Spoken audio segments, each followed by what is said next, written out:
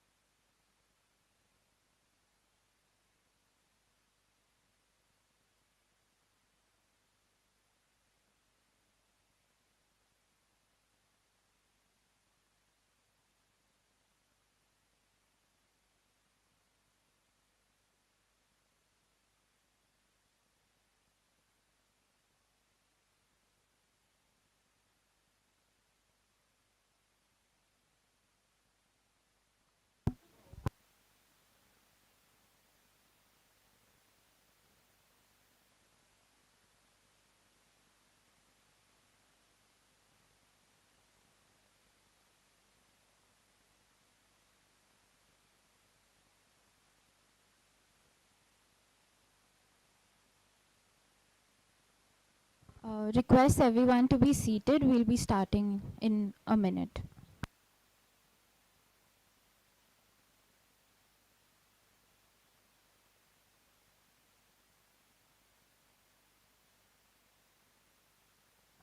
Good.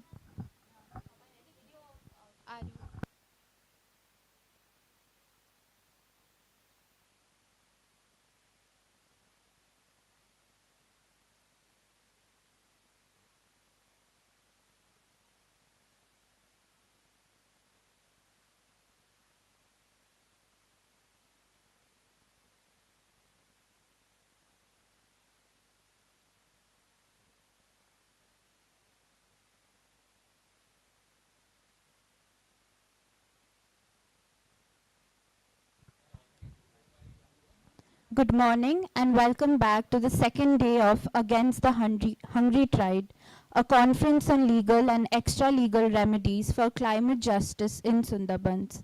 While yesterday's session was more about sharing the lived experiences and talking about the existing legislation, today's session is more about discussing the legal and extra-legal remedies that can be extended to the climate refugees in Sundarbans.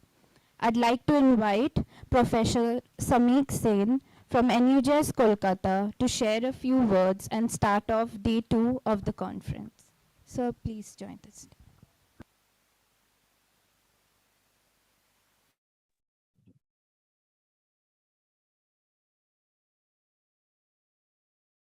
Morning and thank you for giving me this opportunity to address.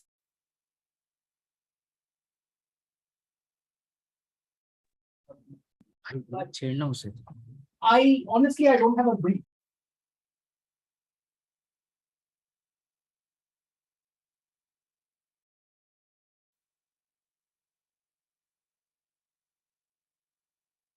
Generally, this is what happens with insiders, generally.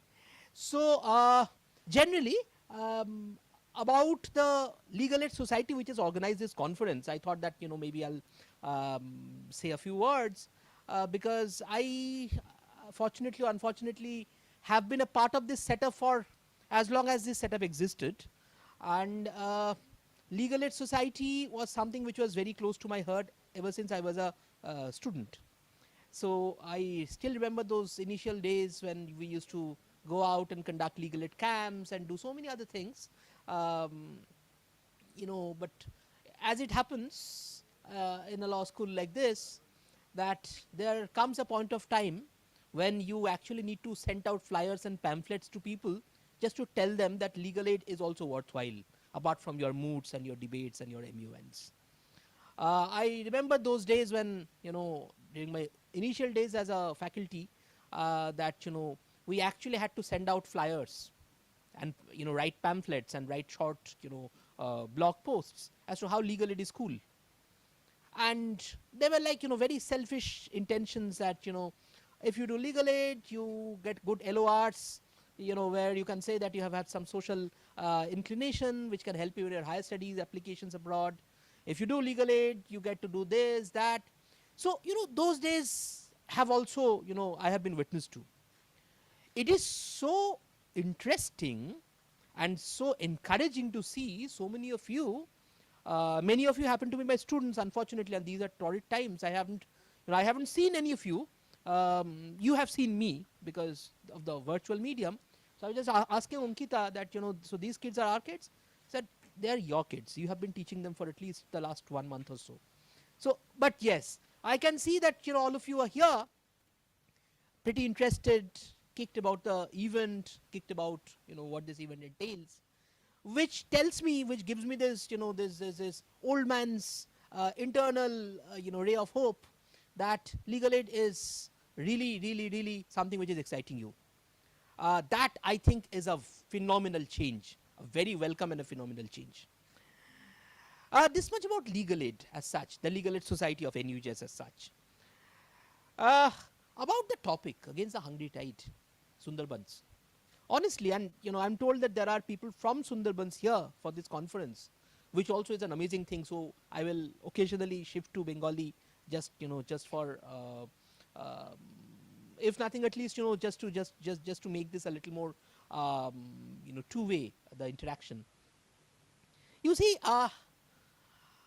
honestly, for us, the urban elite, so-called, quote unquote, Sundarbans has always been an enigma, right? নাগরিক সভ্যতা যেখানে তার সীমানাটা টানা হয় সেখানে হয়তো সুন্দরবন আসে, কোথায় আসে? ওই অরণ্যের দিনরাত্রি টাইপ, আমরা শহর থেকে যাই, লঞ্চে থাকি, ইলিশ মাছ খাই, রাত্রিবেলা আদিবাসী নৃত্য দেখি এবং ফিরে আসি, কিছু সেলফি তুলি, বাঘের ছবি তোলার চেষ্টা করি, যেগুলো তুলি সেগুলো বাঘ নয়, যাই হোক মনে করি বাঘ, তুলে বাড়ি ফিরে আসি, দিয়ে ফেসবুকে পোস্ট করি। আমাদের কিন্তু সুন্দরবনের সঙ্গে ইন্টারাকশনটা সেখানেই শেষ। একাধবার আইলা আমফান যখন আসে তখন আমরা বলি, ইস, সুন্দরবন যদি না থাকে আমরাও থাকবো না। Our care and concern for Sundarbans ends there. This is so unfortunate, but this is true for us, the quote-unquote urban elite. It is for this reason that I think that this is a phenomenal initiative that the Legal Aid Society has taken, and King's College and everybody else who are associated with this project have taken. That, the whole discourse needs tangible academic, interactions, solution building, because this is the crisis is right at our next door. Sundarbans has always been, like I said, an enigma for all of us. When Sir Cyril Ratcliffe drew that line, he had no idea as to what he was doing. So a line that, a completely fictitious, a completely imaginary line that passed through people's houses, divided people's property into two, passed through kitchens. So you have some weird stories of the partition which says that a person's house has been divided into two countries. So his bedroom is in India, his kitchen is in East Pakistan. So this line was drawn, and Sundarbans was also divided into half. And this border dispute, this border crisis have taken newer dimensions, every other passing generation. I was some days back I was reading this fabulous, I didn't know that it happened, but I was reading it online, that there's this border dispute. There was this border dispute between India and Bangladesh, right, with respect to one particular island in Sundarbans. So India used to claim that island as the new Mood Islands, whereas Bangladesh used to claim that same island as South Talpatti Island. It is right at the border of India and Bangladesh, and everybody used to claim that this is our territory. And there are also rumors and speculations that that particular island is rich in oil and natural gas reserves. Naturally, you can understand that there's a race for the occupancy of that island. Very interestingly, that island, the genesis of that island is interesting. That island was created after the 1970 Bhola cyclone. So after the cyclone happened, suddenly, all of a sudden, this island sprang into existence. Before that, this island was not there, not to be found. Now, when India and Bangladesh were clamoring over the occupancy of that island for 20-30 years, a matter that eventually reached the permanent court of arbitration to be settled, in favor of Bangladesh, but that's a different story. 2010, this island submerged. This island is not to be found anymore. It submerged because the ocean waters rose. Why did that island submerge? This island submerged because of climate change. Maybe a bone of contention was resolved in a very natural way, but it gives us unnatural signals for our existential, day-to-days. That if yesterday it was the new Mood Islands, tomorrow it could be Calcutta, and probably only then our quote-unquote urban elite, which likes to visit Sundarbans for the purpose of, weekend trip, will get alarmed. Sundarbans, like I said, even though there is an artificial distinction of an international border, Sundarbans has a very, very secular tradition. And I'm sure people from Sundarbans will relate to this. So the fishermen and the people who go out to, bring the honey, they collect the honey and everybody, they worship the presiding deities. The two presiding deities, Bono Bibi and Dukhin Rai. And people, irrespective of their religion, Hindus and Muslims alike, they pray at the altar of these two presiding deities before they go out deep into the forests. This is our country, this is our culture. No international border can divide it. And this is our collective crisis. The hungry tides are engulfing us. They are engulfing Sundarbans to begin with. It is creating, you can see the monsoon cycles have changed. These are all results of climate change.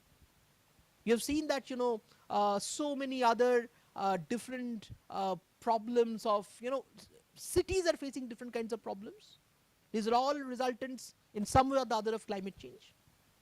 And if Sundarbans doesn't exist today, if it doesn't exist in the near future, and we're doing no good actually. We are kind of urbanizing parts of Sundarbans. We are trying to reach out the quote-unquote, urban civilization to Sundarbans. In the process, we are killing the natural habitats. And when we are killing the natural habitats, this is something we have done to our cities, and now we are taking it on to our, the basic source of our, existential oxygen, the Sundarbans. This killing of the natural habitats is something which requires very, very serious legal and extra-legal interventions. A top-down imposition of, certain laws. We know how laws can be flouted. We know how, despite there being environmental laws, the EIA norms can be subverted. We know how, piecemeal, ad hoc permissions can be granted for the sake of development, quote unquote, and industrialization. So this top down, we can't wait upon our, we can't wait for our legislators and the honorable members of the executive and the sensitive judiciary to intervene from time to time. Because by the time the interventions will be done, things would have probably reached an irretrievable end. So what we need to do is, from the level of the society, from the level of the activists, from the level of the people who are facing those crises, from those, ladies and gentlemen, from Sundarbans, who have come here, who have been brainstorming with the best in the business for these 2 days, to actually evolve remedies. I'm reasonably certain that NUJS Legal Aid Society will be acting as a cog in the wheel in kind of evolving, tangible legal remedies, constitutional remedies. Because let's understand and appreciate this, that this is not for them alone, this is for us, this is for the humankind. So if we are sensitive to, the crisis, if we are sensitive to what awaits the human civilization, if we are sensitive to the fact that just like, my kids go and watch Jurassic World and get excited every other day, some million years later, the then inhabitants of this planet Earth will probably have a Jurassic World where they will look at human beings as an extinct species. That is the scale of the crisis that Sundarbans is facing. And if Sundarbans are facing those crises, naturally the crisis is upon us, on the human civilization. So I think, I do not wish to end on a pessimistic note. I would just give you one ray of optimism that we are all here. Thankfully, we are all here. We are all sensitive to this problem. We have, I would say a very fascinating platform that we have created, where we have people from all around the world brainstorming on a particular issue, interacting with the local community, interacting with the people from that area as to the real scale of the problem, and probably, evolve remedies. Institutionally, NUJS will help in acting as the platform and also recommending remedies. I'm certain. I'm sure the students who are excited about the legal aid and what legal aid has in store will probably be, um, instrumental in evolving these remedies. On that note, thank you so much.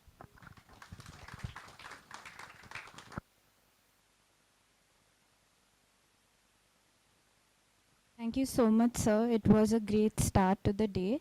Up next, I'll call Shushovan, who is the LS coordinator, to summarize yesterday's event before we begin with panel 1.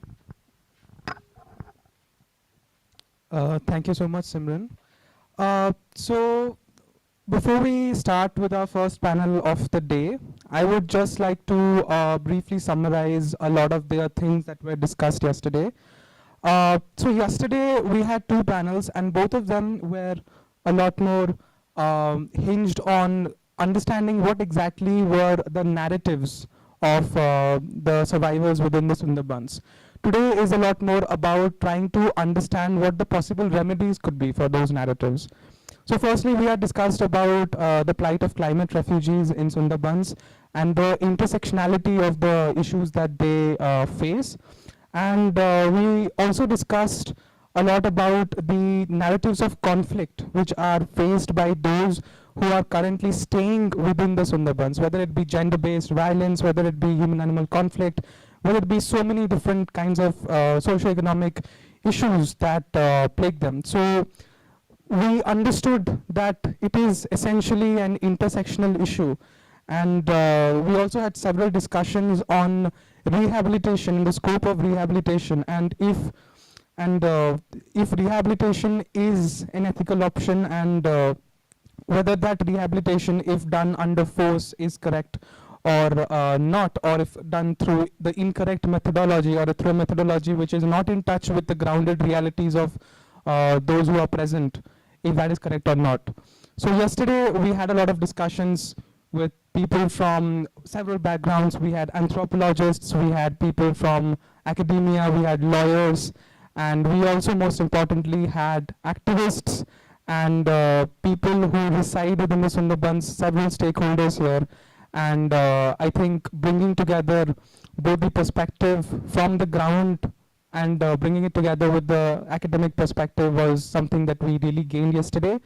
And with this, I believe we can start with our first panel today. Our first panel, which is titled Grounded Legal and Extra-Legal Remedies in the Sundarbans and What Are the Challenges Ahead. So I'll just be welcoming all the guests right now who are on the panel. So firstly, I would be welcoming Mr. Shantanu Chakravarti, sir, who is the lead researcher at the Society for Direct Initiative for Social and Health Action, to join the panel.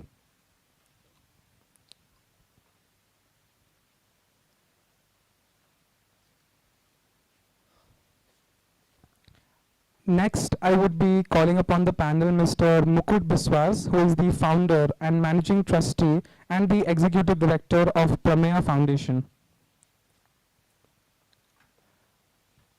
Then I would like to call upon the panel Mr. Sankar Haldar, who is the president of Mukti Foundation. And I would also like to call upon the panel Mr. Shantanu Chakraborty, who is going to be the moderator for this panel, and he is the representative of the Society for Direct Initiative for Social Health and Action. Apart from that, I also wanted to note that this panel will also be joined by Upasana Ghosh ma'am, who is an assistant professor at the Public Health Foundation of India. She will be joining us virtually. So up to you, Shantanu, sir. Thank you, Shoshovan. That was a very good summary of yesterday's proceedings. We have with us in the panel distinguished guests, and I think ma'am has joined us online. Upasana ma'am. Hi everyone, am I audible? Yes ma'am, you're audible. Okay, thank you. Welcome ma'am, virtually though, but we are great to have you here. To start off the panel, this is called Grounded Legal and Extra-Legal Remedies in the Sundarbans Challenges Ahead. My limited understanding is that we are looking at a session where speakers are going to bring their experience about the kind of work they or their organization or together in collaboration they are doing, and the kind of challenges they are encountering on ground, respective subject matters that they have taken up. Yesterday it was more about problems, identifying the issues. Perhaps today we can get a little closer in terms of looking at how these problems can be looked at or targeted or worked upon. I invite Shantanu Chakravarti, Lead Researcher, Society for Direct Initiative for Social and Health Action, to start with a presentation. Just a reminder to all the panelists here, 15 minutes for each presentation, so we can have more interactive sessions and perhaps take some of the ideas deeper. Shantanu, over to you.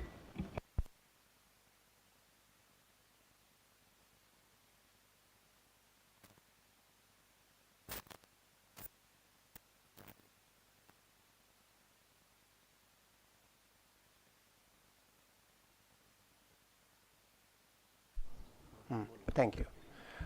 Hi and good morning to everyone. Before we go into the remedies, possible remedies for the Sundarbans, it would be perhaps opportune to take a look at the problems confronting these remedies. For example, let's start from a very common remedy that is suggested, mangroves. We see the Sundarbans is facing erosion. Islands are getting eroded. Sagar, some of the islands that are facing the sea and are getting eroded by due to being buffeted by the sea, like Sagar, G-Plot, Moshuni, portions of Namkhana. We see these islands being very rapidly eroded. And mangrove is considered to be a very important bioshield solution for protecting these islands. Now, interestingly, if we look at the islands that are already forested, covered with mangroves, it would have been fine if you could have just looked at the map, but I don't have a map with me right now. So I just name a few of the forested islands, like say Bulcheri, like Dalhousie, like Dhomchi. These are islands, and of course Jombudeep. These are Sundarban islands right in the sea, in Bay of Bengal, and they also face the same erosion. And if we look at the rate of erosion there, these are mangrove densely forested islands. If we look at the rate of erosion there, then we see that the rate of erosion is higher than in the islands without mangroves. So you see, actually, erosion or loss of land to the sea or to sea level rise, that's a very important reality in Sundarbans nowadays. These solutions are not so easy. There are various factors that promote erosion. Just planting mangroves is not going to solve it. So when we think of the problems of Sundarbans and their solutions, we need to look at the various aspects of the place we are trying to protect. The geophysical situation, how much silt it is getting. For example, the islands which are directly in front of the Hooghly, at the mouth of the Hooghly, they are getting silt, a very large amount of silt. So besides erosion, we see islands even growing. For example, Noyachor Island. This has been growing. So you see, the problem is not only that there is erosion and we need mangroves. That is not the approach. Approach is we have to find out where the problem arises and how to solve it. So that is just one aspect I wanted to mention. 13th of July, only a couple of weeks ago, the people of the Sundarbans got a fright. 13th of July was a full moon, and the waters had risen. All the rivers were flowing in full flood, and in most places people were badly frightened that the embankments would be breached. I happened to speak to a few people from Hingalganj and from Bashanti, and all of them said that we are extremely frightened. Incidentally, the breach did not happen in many places. Mollakhali had a breach, and a few other places had a few breaches, but generally the embankment stood. There was no major breach in the Sundarbans as far as we can tell, but people were badly frightened. Incidentally, 13th of July, most people could not see the moon because it was cloudy, but it was what we call a perigean moon. The moon was slightly more closer to the earth than it usually is. The moon goes through apogee and perigee. We know it's occasionally in its orbit, it's slightly away from the earth, and occasionally it's slightly nearer the earth. It was that day, it was nearer the earth, and it was a full moon, So the thing is that the rivers had risen in full flood. Sundarbans is a place. The planet is governed by the sun and the moon. The most important gravitational influences on our planet come from the sun and the moon. Incidentally, Sundarbans is one of the places where the entire life cycle is governed by the sun and the moon, the two most important gravitational forces on this planet. And there was a time when people going to work in the Sundarbans from Calcutta, we used to laugh that these are people who go out to Sundarbans, they consult an almanac to do while going, because they would need to know the phases of the moon. This was a terrain governed by tides. This was a terrain that was already facing a host of problems even before the effects of the climate change kicked in. It is important to get a sense of Sundarbans before even we think in terms of climate change, because the effects of the climate change start kicking in mostly in the 20th century. For example, just give we have titled this conference The Hungry Tide. In fact, Amitav Ghosh's The Hungry Tide can be translated in Sundarbans language as the Bhukha Kotal. Achinta Rup, who translated it in Bengali, translated it as Bhatir Desh. Bhati means low tide. Sundarbans is the land of the tides. And incidentally, what I was trying to say is The Hungry Tide, this book, another important book came out in 2010. Hungry Tide came out in 2006. In 2010, another important book came out, The Forest of Tigers by Anu Jale. In both of these books, if you read these books on the Sundarbans, you will see that they don't refer to climate change at all. In this period, 2006, Kyoto Protocol was many years old.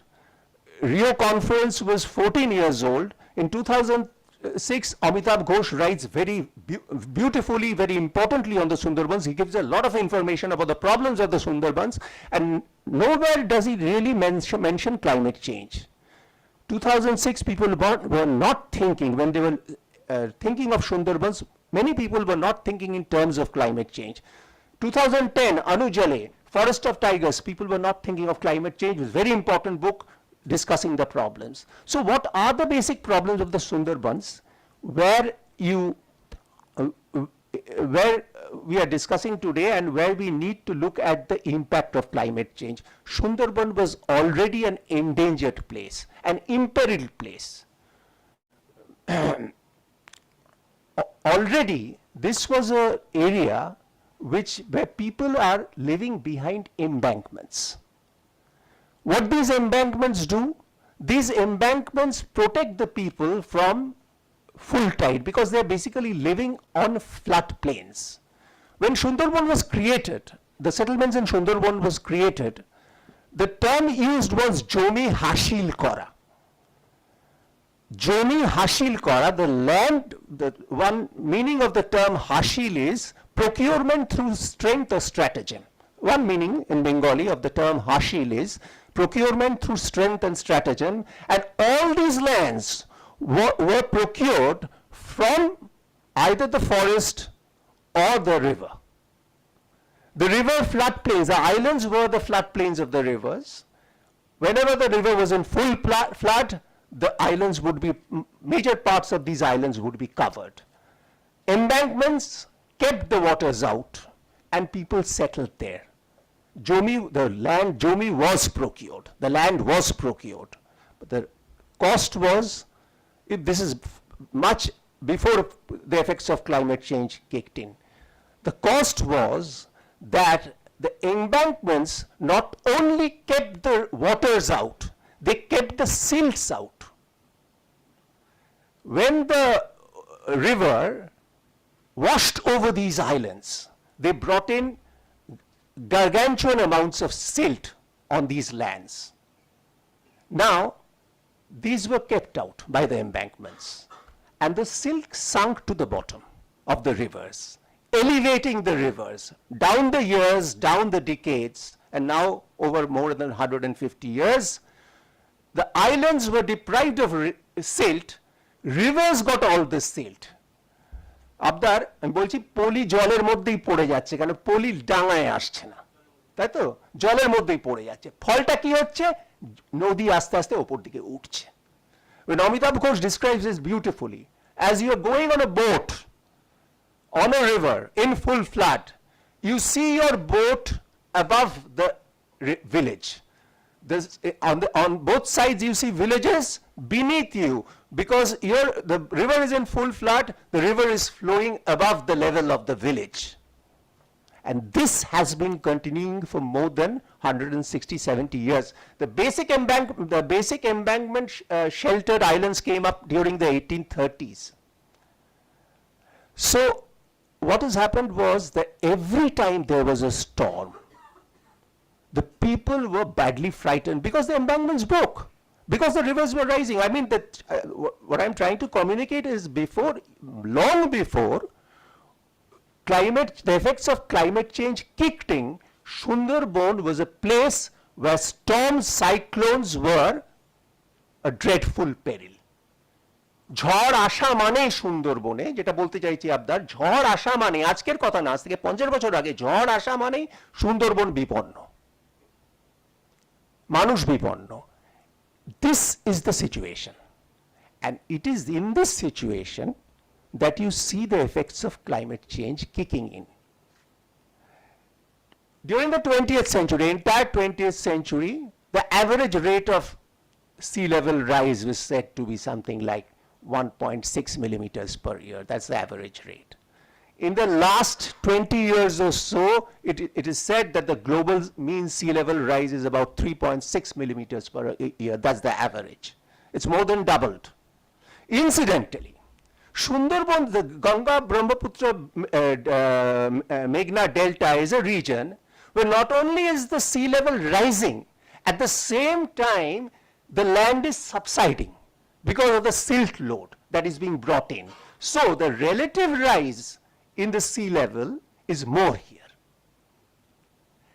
Therefore, the land is sinking again while the sea is rising. So now you have people from Sagar. Effects of climate change are no longer, theoretical statistics. সাগর জমি চলে যাচ্ছে।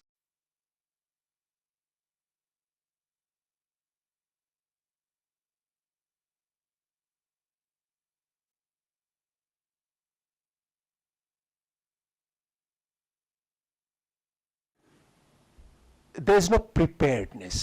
We do have a coastal plan, right? Last year, 2021, July, the state government has prepared a coastal plan. It's the report, the committee has been created, and they have prepared a report. But the report is, as far as I can tell, the report is pretty comprehensive. Unfortunately,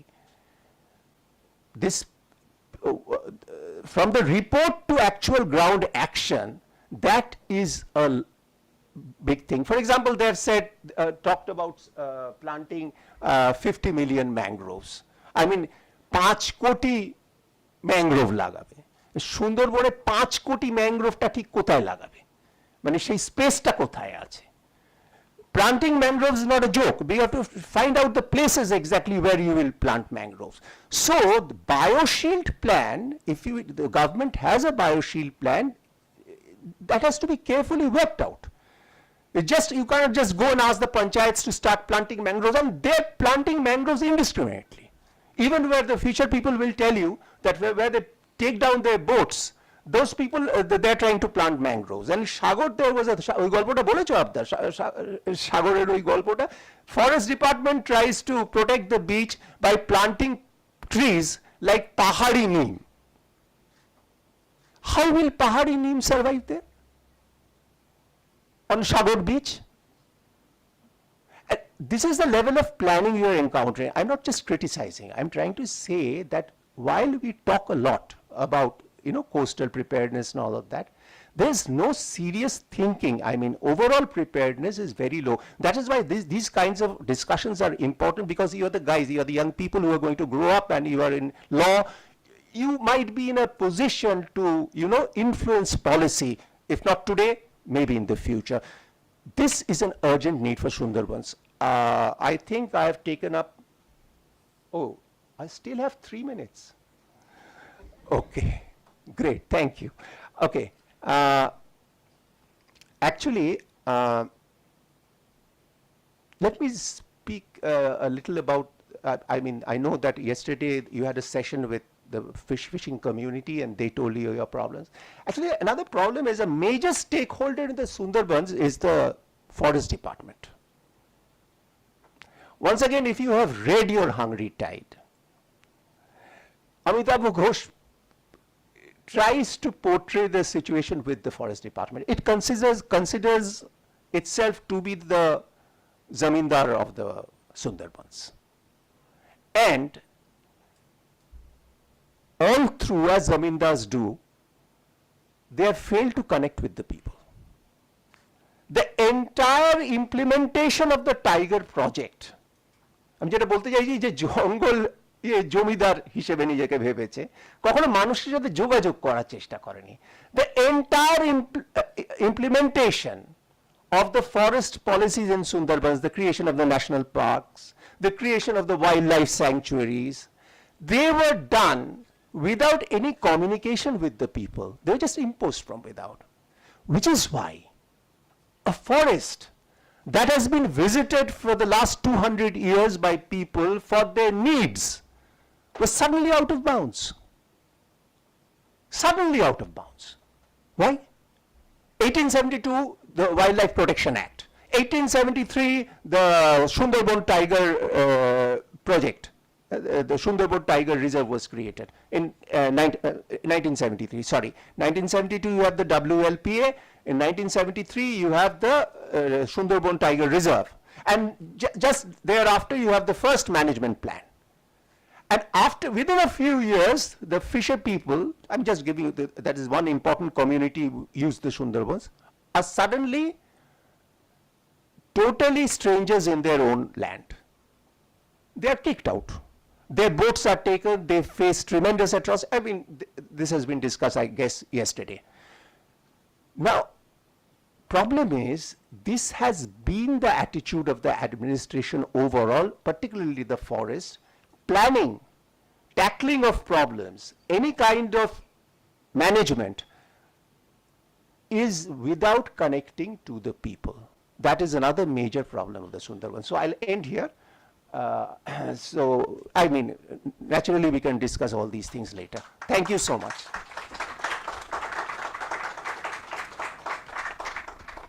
Thank you, Shantananda. I invite now Mukut Bishwas sir, apart from being the founder, managing trustee of Prameya Foundation. Right. Sorry. Shantananda, if you could বাংলাতে যদি একটু highlight করেন। কোনটা রে? আমি যেটা বললাম, আচ্ছা, থ্যাংক ইউ। আচ্ছা, এটা অঙ্কিতা ম্যাডাম খুব ভালো বলেছেন। এটা বললাম কিছুটা তোমরা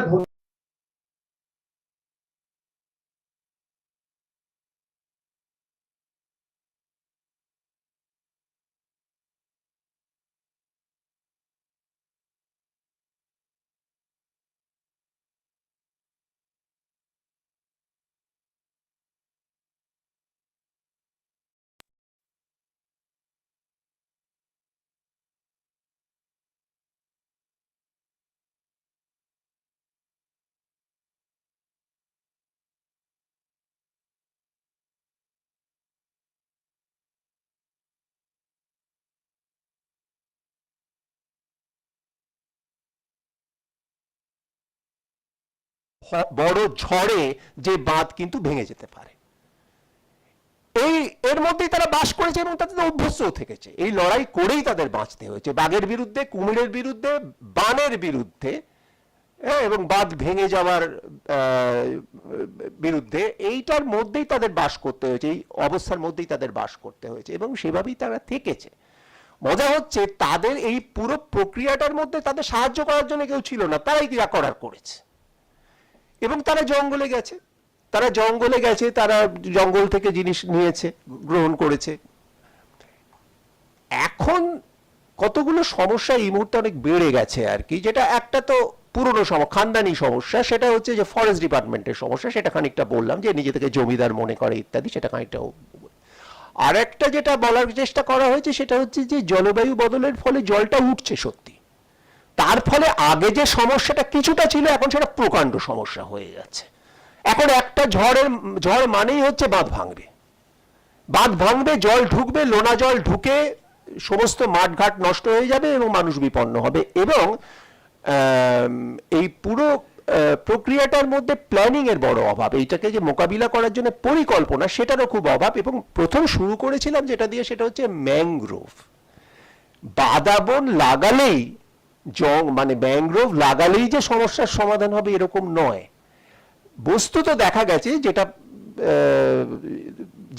যে দ্বীপগুলো ম্যানগ্রোভে ঢাকা, ধরো তোমাদের জম্বুদ্বীপ, এখন তো জম্বুদ্বীপে অনেকটাই ম্যানগ্রোভ, হ্যাঁ, তারপরে বুলচেরি, ডালাউসি, ধনচি, বঙ্গদুনি, এগুলো তো ম্যানগ্রোভে ঢাকা। তো ম্যানগ্রোভে ঢাকা সত্ত্বেও ওখানে তো ইরোশন হচ্ছে, জল ঢুকছে এবং আস্তে আস্তে ছোট হয়ে যাচ্ছে দ্বীপ। তারপরে ম্যানগ্রোভ দিয়ে আটকানো যাবে তা না, ম্যানগ্রোভটা খুব ইম্পর্টেন্ট হতে পারে, কিন্তু ম্যানগ্রোভ অ্যালোন, মানে ম্যানগ্রোভ একাই সমস্যার সমাধান করতে পারবে না। এই ধরনের কিছু কথা বলার চেষ্টা করা হয়েছে আর কি। Thank you. Thank you, Shantananda.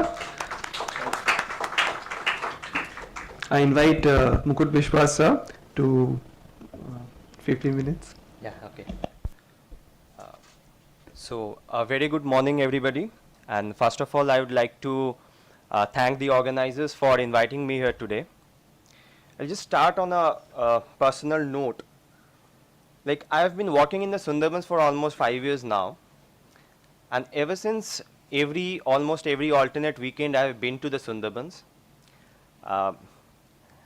But at times, I've spent days, weeks, even months.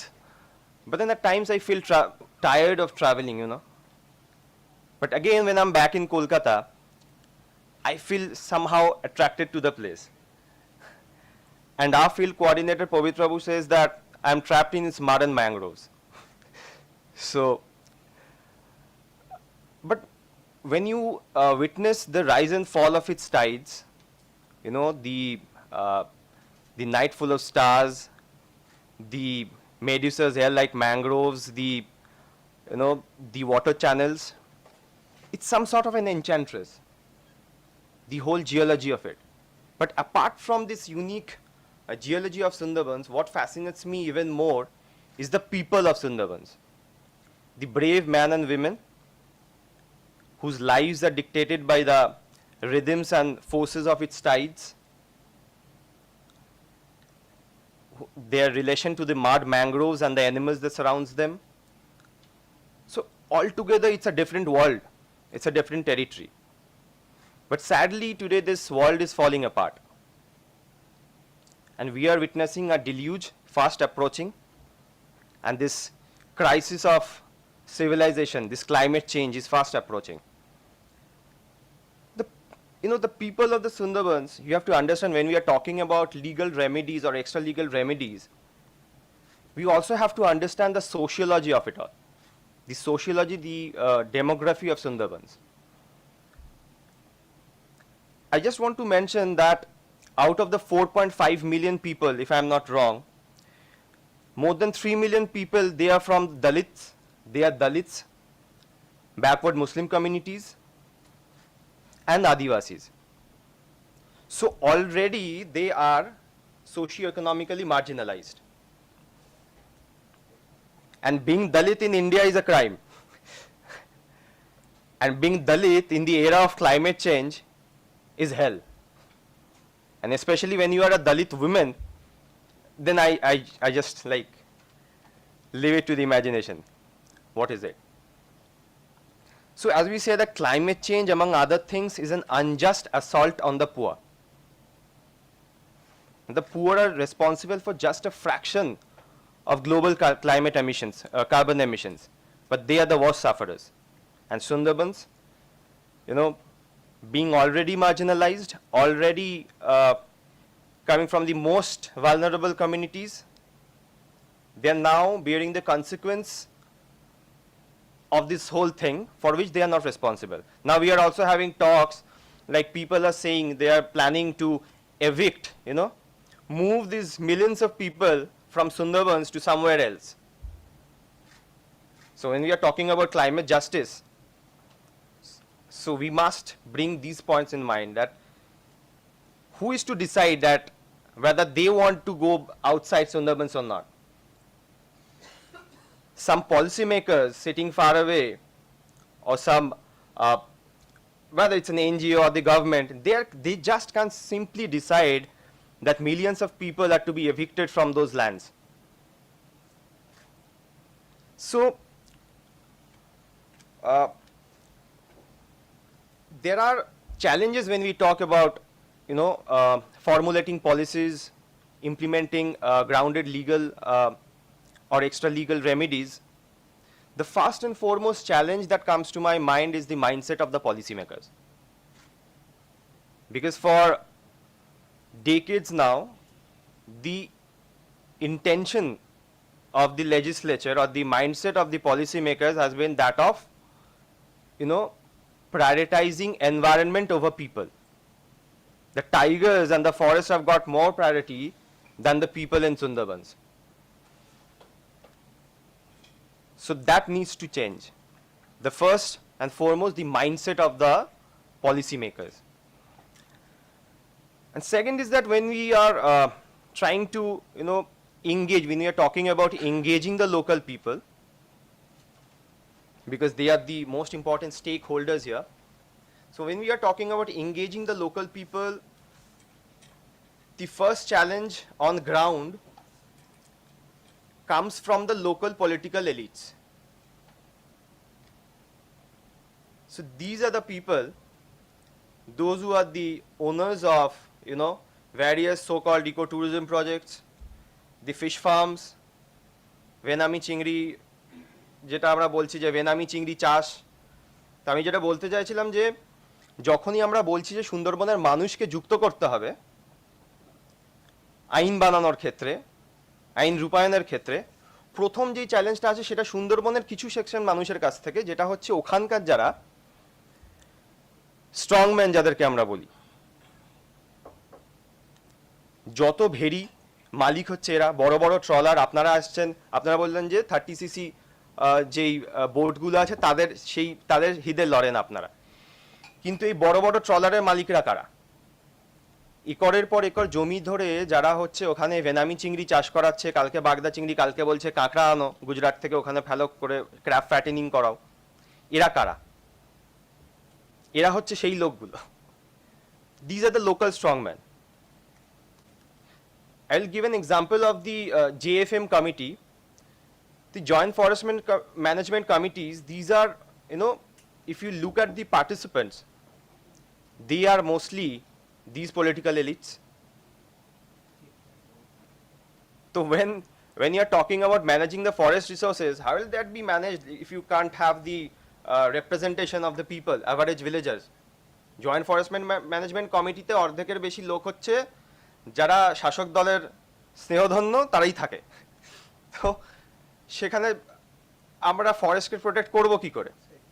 তো আজকে আপনারা বলছেন যে ফরেস্ট রাইট ইমপ্লিমেন্টেশনের কথা। ফরেস্ট রাইটস ইমপ্লিমেন্ট হলে তো তাদের ক্ষতি। The first challenge in the hindrance of the forest right, in the implementation of the Forest Rights Act, is these people. They are everywhere, they are omnipresent. And they have already considerably damaged the local ecology by encouraging mass tourism and aquaculture farms. And they are hand in gloves with the forest department. তো আবার আমি বলবো এই forest ডিপার্টমেন্টে যে জমিদারি, তো এই জমিদারি is there. It started since the colonial times. আর এই legislation যেটা colonial times থেকে হয়ে আসছে, it has not changed ever since. Forest Act, Indian Forest Act থেকে শুরু করে পুরোটাই সুন্দরবনে যা হয়েছিল যে reclamation of the land, this process started with the colonial masters. They had only one purpose, to reclaim the land and get revenue out of that. So but then after so many years of independence, it's still there. So we need to also talk about that. Also there is a widespread flouting of environment rules in building of this so-called ecotourism projects. And when it comes to, you know, when there are certain schemes of the government in promoting alternate livelihood through homestays and all, what we have witnessed is that whenever there are some funds, they somehow get disappeared midway. হোমস্টের জন্য fund আসছে, alternate লাইভলিহুডের কথা বলছে forest department যে জঙ্গলে যেও না, জঙ্গলে গেলে তো পারমিট রাজ সিস্টেম, ওখানে না গেলে যেতে পারলে তোমাকে বোট ধরবে, যাক সেটা কালকে আপনারা বলেছেন। তো অল্টারনেট লাইভলিহুডের কথা বলা হচ্ছে, তো অল্টারনেট লাইভলিহুডটা হবে কি করে? হোমস্টে বা এইসব সরকারি প্রকল্পগুলো ভালোভাবে আসলে তো। হোমস্টের ফান্ড আসছে, আমরা কি দেখছি হোমস্টের ফান্ডটা কোথায় কে কার পাওয়ার দরকার সেই পাচ্ছে না। পাশে আমি দেখছি সেই লোকটা তার বাড়ি দুতলা হয়ে গেল, তার বাড়ির পাশে আর একটা ঘর হয়ে গেল। এক তো ইন্দিরা গান্ধী, মহাত্মা গান্ধী, সব গান্ধীর প্রকল্প পাচ্ছেই, কিন্তু তার সাথে সাথে আবার হোমস্টের ফান্ডটাও সেখানে কে স্টে করছে? ট্যুরিস্ট না, সে স্টে করছে, সে তার পরিবার। So the these are the complications on ground. And another important thing is that there's no coordination between the various departments in Sundarbans. The number of departments, there's lack of coordination between the forest department, the mafia of Sundarbans. Forest department ki bolchi, the Sundarban development board department, irrigation department, backward classes welfare department, there's zero coordination between them. So for an average villager, it's easier to approach a party office or these same people, these local strongmen, and get the relief. একটা গ্রামবাসীর কাছে তো ওই সারা এই চক্কর কাটবো এক একটা ডিপার্টমেন্টের, সেটা না করে আমি পার্টি অফিসে গেলাম, কিছু কাটমানি দিলাম, হয়ে গেল আমার কাজ, এটাই সুবিধা। This is how these people are, getting more involved in the political ecology of Sundarbans. So that needs to change. আর সেটা তখনই সম্ভব যখন মানুষকে আরো যুক্ত করা যাবে। We need the actual stakeholders, the average villagers, to take part in the political ecology of Sundarbans. And that can be done through filing PILs maybe. We need to identify certain areas, যেটা কালকে Hrithik sir বলছিলেন, যেটা আমলা মেথিতে যেটা হয়েছে বিচের পাশে hill resort, তো সেই ধরনের কাজগুলোকে বন্ধ করা, এবং সেখানেই দেখবেন কিন্তু সেই স্ট্রংম্যানগুলোর পয়সা ওখানে ঢুকে আছে কোথাও না কোথাও। They are mainly invested through various back channel shell companies. They invest in those projects. So if we can hit them where it hurts the most, their source of funds, their source of income, that will hurt them the most. And we need to keep on hitting them. So we need to identify certain areas যেখানে ওরা এই ধরনের কাজগুলো করছে, এই ধরনের প্রজেক্টসগুলো। First হচ্ছে এইটা। তার সাথে সাথে অবশ্যই we need to engage the local communities in various conservation efforts directly. You know, I will just give a case study. একটা কেস স্টাডি আমি বলবো যেটা আমাদের গ্রামে আমরা করতে পেরেছি। It's about that we at Pramea, we have been able to mobilize 100 women from the local communities and form a mangrove action committee. And as part of that mangrove action committee, we had established a nursery which subsequently supplied around 2 lakhs of mangrove saplings which were planted along the mud embankment of the village, and that secured the 2-kilometer long mud embankment. And also we could restore a mud flat. It was totally, previously it was a bheri, so we could restore that. It was around 5.11 acres, and along with that we could also conserve an area of about 34 acres of mangrove forest, and that was possible only through initiating a grassroots village level policy. And according to the policy, no one is to allow, you know, goats enter into that mangrove zone. তো আমরা যখনই দেখছিলাম mangrove গাছগুলো আমরা পুঁতছি গত কয়েক বছর ধরে, ছাগল এসে খেয়ে নিচ্ছে, গাছগুলো বড় হতে পারছে না। তো according to that policy we imposed a fine. We means the villagers together, us, we imposed a fine of minimum rupees of 1000 for the first time offense, and for the second time the goats will be confiscated and the meat will be distributed among the villagers, the committee member. So this what Jharkhali, Tridip Nagar Game, and this what, and this also prevented villagers from entering that forest and কিছু গাছ কাটা যেগুলো ছোট ছোট দরকার হয় সেগুলো বন্ধ করা গেছে। So what my point is that we need to engage the villagers, and now these 100 women along with their families, they have become a decisive factor in the village. The local strongman বা যাই হোক তারা কিছু করার আগেও দুবার ভাবে। তো when we engage the local people, you know, empowering the very grassroots people, these local strongmen, they will also have a second thought. So 3 minute আর বাকি তো না হয়ে গেছে। হ্যাঁ, তো I just like to conclude by saying that, you know, the need of the hour is to do historical justice to the people of Sundarbans. They have suffered a lot, and it must be done in alignment with the conservation goals. And at the same time, we need to bridge the gap between lawyers, policymakers, bureaucrats, you know, academicians, students, and of course the local community members. Only then the dream of a climate resilient Sundarbans is possible. Thank you very much.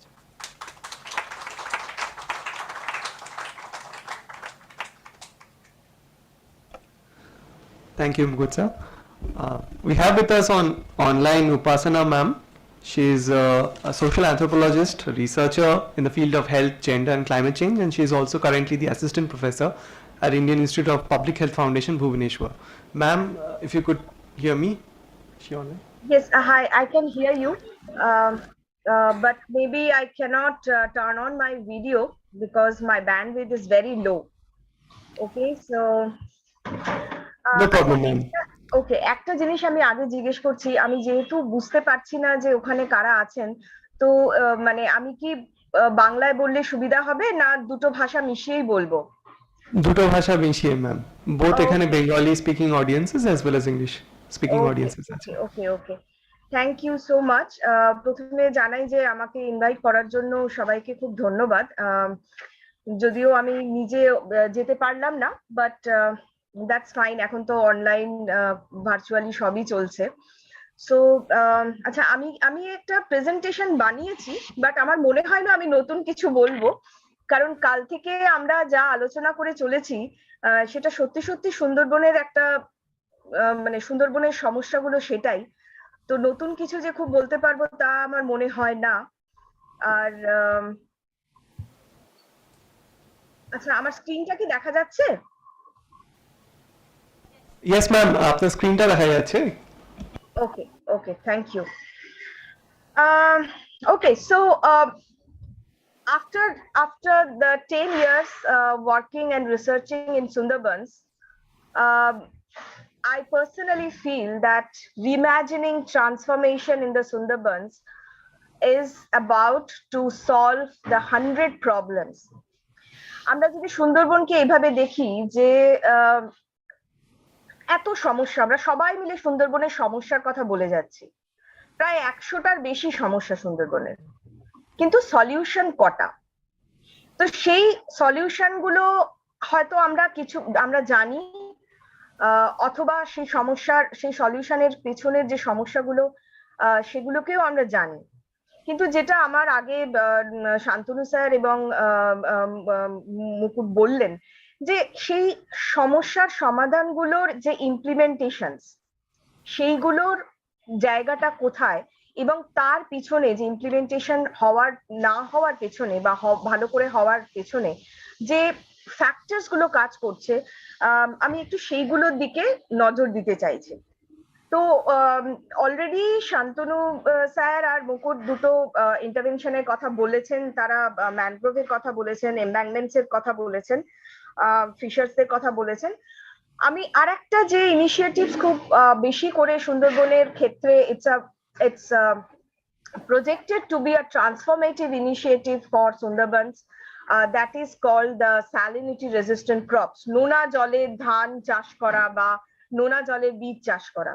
তো সেই ইনিশিয়েটিভটা নিয়ে আমি একটু বলবো। এটাকে সবাই খুব বলছেন যে this is a very climate resilient agriculture, that is a most sustainable things. তো সেটার পিছনের একটু ঘটনাগুলো যদি আমরা দেখি, আরো লিস্টেড ইনিশিয়েটিভস রয়েছে, brackish aquaculture, crab cultivation, stream farming, sack gardens. There are a lot of initiatives. There is no dearth, which is very good. There is no dearth of initiatives that people are taking in the Sundarbans. So most of these initiatives are basically co-produced. So which is a very good thing, কারণ co-produced মানে যেখানে অনেক stake holder একসাথে আছেন, civil societies লোকেরা আছেন, government departments আছে, agriculture, environment department, disaster risk reduction department, সায়েন্টিস্টরা আছেন, ন্যাচারাল সায়েন্টিস্ট, এগ্রিকালচারিস্ট, অ্যাকোয়াকালচার যে ডিপার্টমেন্ট তারা আছেন, এবং কমিউনিটিও নিশ্চয়ই আছেন। তো এরা যে অ্যাকশনস গুলো নিচ্ছেন, যে মেইন যে প্রবলেমটা হচ্ছে যে লাইভলিহুডের ওপরে যে চাপটা আসছে সুন্দরবনের ক্ষেত্রে due to the increase salinity and in soil and water, so it's affecting the subsistence and livelihood. তো এই জিনিসটাকে ওভারকাম করার জন্য, যেটার জন্য মানুষ বাইরের দেশে খাটতে যাচ্ছেন, তো সেইটাকে বন্ধ করার জন্য যে ইনিশিয়েটিভ গুলো নেওয়া হচ্ছে। So definitely it's a co-produced initiative যেখানে অনেক স্টেক হোল্ডাররা একসাথে মিলে কাজ করছেন, that is very welcoming. So main যে জায়গাটায় আবার আমরা যদি ওই ইয়েতে ফিরে আসি, যে স্যালিনিটি রেজিস্ট্যান্ট ক্রপস, এটা বাংলাদেশেও এই ইনিশিয়েটিভস গুলো নেওয়া হয়েছে বাংলাদেশ সুন্দরবনের ক্ষেত্রে। তো আমরা এটাকে একটা ক্রস বর্ডার ইনিশিয়েটিভ হিসেবে দেখা যেতে পারে। মানুষ ট্যাংরা শালটাকে খুব বেশি করে চাষ করছেন, এবং সেখানে আরো অনেক ধরনের সিডস যেগুলোকে রাখা হচ্ছে, প্রিজার্ভ করা হচ্ছে, এবং সেখানে সব থেকে যে জায়গাটা গুরুত্বপূর্ণ বলে আমার মনে হচ্ছে, সেখানে এই যে seeds, the women became the seed keepers. So that is a very important, as the male farmers are most of them are out migrated, so the female farmers are taking that initiatives and they became the seed keepers. মহিলারা আজকে সুন্দরবনের মহিলারা তারা এই সিডটাকে রাখার কাজ করছেন, seed bank created হচ্ছে। So now this context of interventions, this context of adaptive interventions, এর মধ্যে একটা ডাইনামিক্স তৈরি হচ্ছে। সো এই ডাইনামিক্স গুলো কি না, এই যে পুরো ইনিশিয়েটিভসটা চলছে, ক্লাইমেট চেঞ্জ, সেইটার থেকে আসছে হচ্ছে ক্লাইমেট চেঞ্জের দ্বারা ক্ষতিগ্রস্ত আমাদের জীবন জীবিকা, এবং তার সাথে সাথে কিছু সোশ্যাল চেঞ্জ আমরা দেখতে পাচ্ছি, কিছু সোশ্যাল ট্রান্সফরমেশন বা সোশ্যাল কিছু চেঞ্জেস ডাইনামিক্স আমরা দেখতে পাচ্ছি। তো সেই কনটেক্সটটা কি? প্রথম যে স্ট্রাগলসটা চলছে সেটা বোধহয় হচ্ছে যে এই উমেন হেডেড হাউসহোল্ডস আর তাদের তাদের যে নতুন সোশ্যাল রিলেশনস তৈরি হচ্ছে তাদের বাড়ির লোকেদের সাথে। সো ওয়ান prominent point আমরা যদি বুঝি যে women headed households means the women became the de facto household heads. So they are gaining the new kind of empowerment and very kind of aspirations. All over the time, Sundarbans women are very aspirational. I have high regards for them. We all have.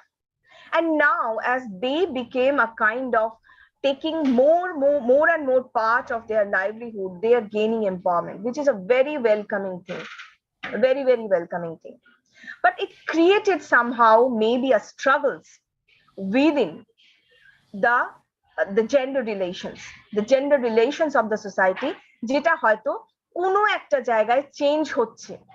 এখনো তার results আমরা জানি না, but কোথাও কোথাও হয়তো domestic violence, কোথাও কোথাও হয়তো কোনো কোনো ক্ষেত্রে হয়তো দেখা যাচ্ছে ডেলিভারিড সেলফ হার্ম, বা কোনো কোনো ক্ষেত্রে আবার সেটা খুব ওয়েলকামিং হিসেবে দেখা যাচ্ছে। সো এই স্ট্রাগলটা ongoing struggle between the genders. Next স্ট্রাগলের কথা যদি বলি, that is between the land owner and the landless. So who is going to be included within these initiatives is a very, very important aspects of being these initiatives to be sustainable and effective towards the adaptation and transformations for Sundarbans. Religion under the present political regime, এটা নিয়ে বেশি কথা না বলাই ভালো, কিন্তু জিনিসটা তো আছে, and that leads to the political dynamics of ruling versus the oppositions. আমরা বাঙালিরা যথেষ্ট পলিটিসাইজড, আমরা সব কিছুতে পলিটিক্স দেখি, পলিটিক্স নিয়ে ভাবি। সুতরাং এই ট্রান্সফরমেশনস বা অ্যাডাপ্টেশন বা যে কোনো initiative, it's not beyond the politics, and that is very much prevalent in this kind of grounded adaptation projects. Then another struggles may be the people living in the island pockets as well as the people versus the people living in the mainlands. So একটা dynamic সুন্দরবনে যদি আমরা অ্যাডাপ্টেশনস কে দেখতে চাই, সেই adaptation islands Pockets এর জন্য এক ধরনের, আবার মেনল্যান্ড যে যারা থাকেন তাদের জন্য আর এক ধরনের। সো এই যে দুটোর মধ্যে যে একটা ডাইনামিক, কোনটাতে গেলে মানে কোন জিনিসটা সফল হবে, সেই নলেজটার বোধহয় এখনো একটা গ্যাপ আছে। তো এই যে এন্টায়ার কনটেক্সট অফ অ্যাক্টরস, সেই অ্যাক্টরস এর মধ্যে দিয়ে গিয়ে স্লাইড কি চেঞ্জ হচ্ছে? No, ma'am, there isn't. Okay, just a minute. আচ্ছা, আমি আমার প্রেজেন্টেশনটা পাঠিয়েছিলাম, কেউ কি আপনাদের দিক থেকে শেয়ার করলে বোধহয় ভালো হয়।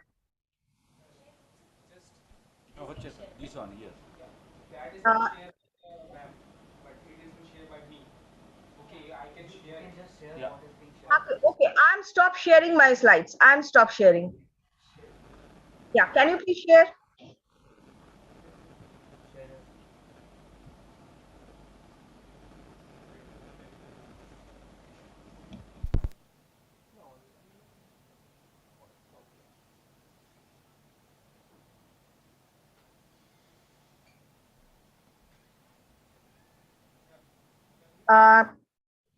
পরের স্লাইডটায় যান। হ্যাঁ, তারপরে এর পরেরটায় যান প্লিজ। ওকে, সো হ্যাঁ, যে স্ট্রাগলস গুলোর কথা বলছিলাম, তো সেই স্ট্রাগল গুলোর যেটা ultimate results, the end results of this continuous struggles is leads to the inclusion and exclusions of the Sundarbans people within the initiatives, the adaptation initiatives, the co-produced initiatives are ongoing in the Sundarbans. So inclusions are definitely the women, because they are available within the island as the male folks are out migrating. So the next part of the inclusions are people who still have land, who still have something to do with.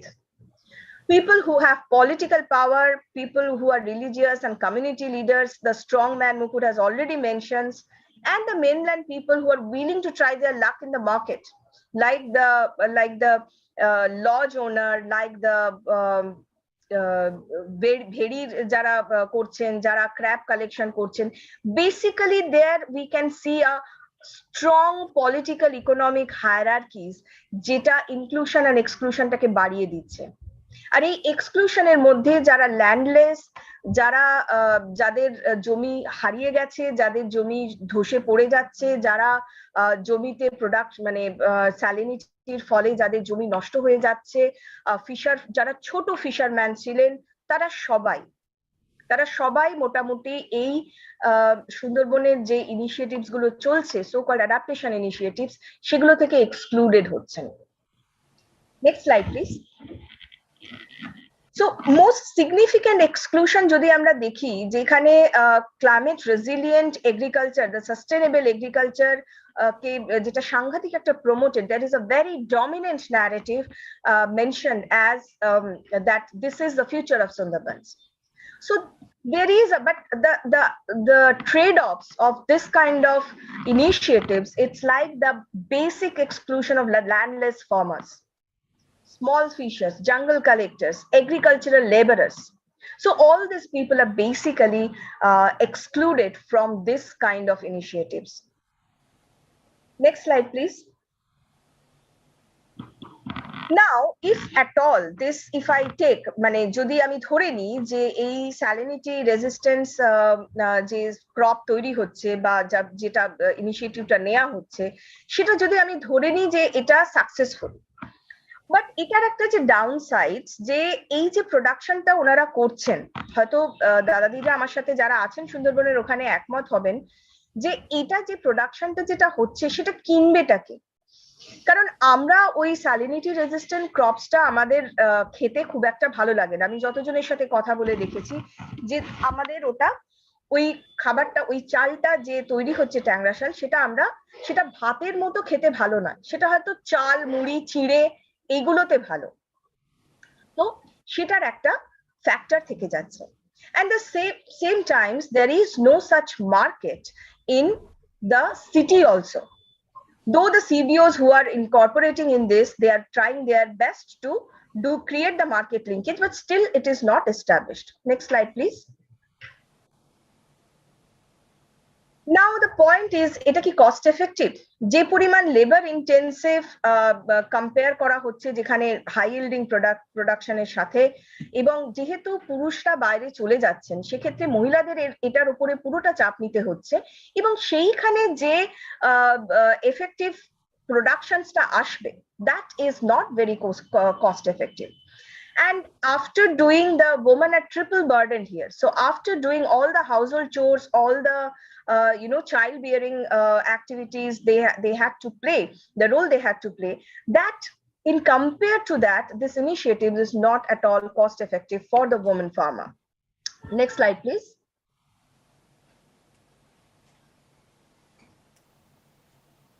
So policy challenges, I have just 2-3 slides more. So the policy challenges are like local administrations are encouraging this salinity resistance crop productions. They are distributing the seeds also. However, যখন কেনার কথা বলা হচ্ছে, তখন এই যে salinity resistance যে crops গুলো তৈরি হচ্ছে, সেটা কিন্তু গভর্নমেন্ট কেনার জন্য রেডি নয়, কারণ তাদের কাছেও that is not marketable. At the same time, this agricultural lands, as we know that most of the lands are reclaimed from the forest, and Shantanu sir already forest rules এর কথা mention করেছেন. So the compensations, যদি আমার crops নষ্ট হয় ডিজাস্টারের ক্ষেত্রে, তো সেখানে আমি ক্রপটাও কিন্তু সেই কম্পেনসেশনটাও কিন্তু আমি পাচ্ছি না। So further, it is not, these initiatives are not very cost effective for the farmers. Next slide, please. Now the questions we have, like if we are imagining transformations or adaptation for Sundarbans, for whom is the transformation? কার জন্য এই transformation আমরা ভাববো? সবার জন্য কি সমান transformation ভাবা যায়?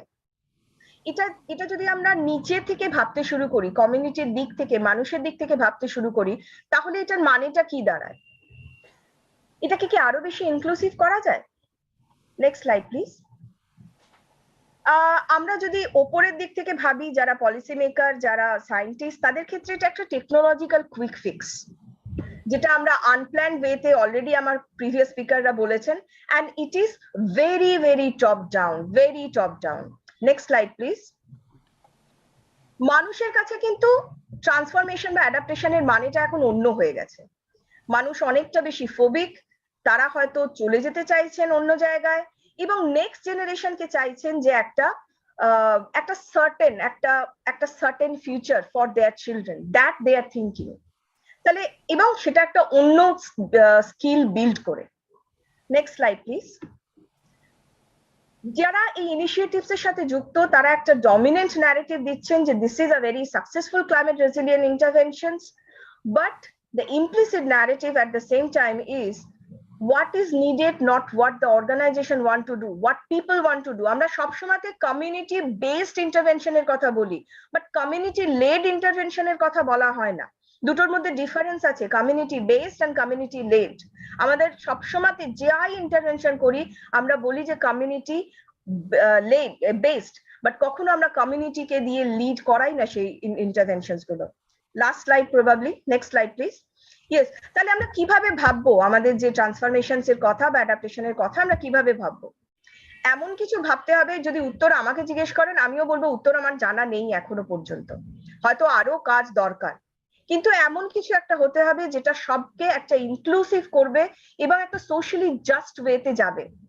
এবং আমরা কখনোই we cannot think of just one transformations, we need to think of many transformations for the different sections of the populations within the Sundarbans, যেটা human and ecology কে একটা co-benefit দেবে for their well-being.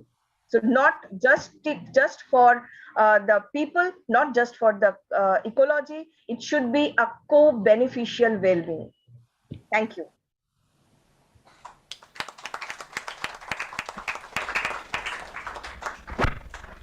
Thank you, ma'am. Ma'am, we'll take the question and answers at the end of the session. So please stay with us. Yeah, sure. Definitely. Now we have with us Shankar sir. Shankar sir is not just the president of Mukti Foundation, he is from Sundarban. He and his organization is committed to taking up the social concerns and challenges of Sundarban and fighting for it. Shankar sir, apnake request korছি।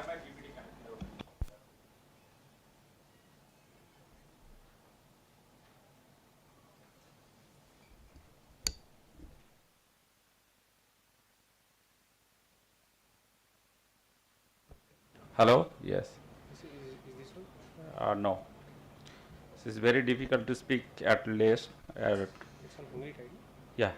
So, because whatever preparation you have done, that might have already covered by you, you know. Yes. But the advantage of that, now you know what to speak. So, yeah, just go up on that. Where to start?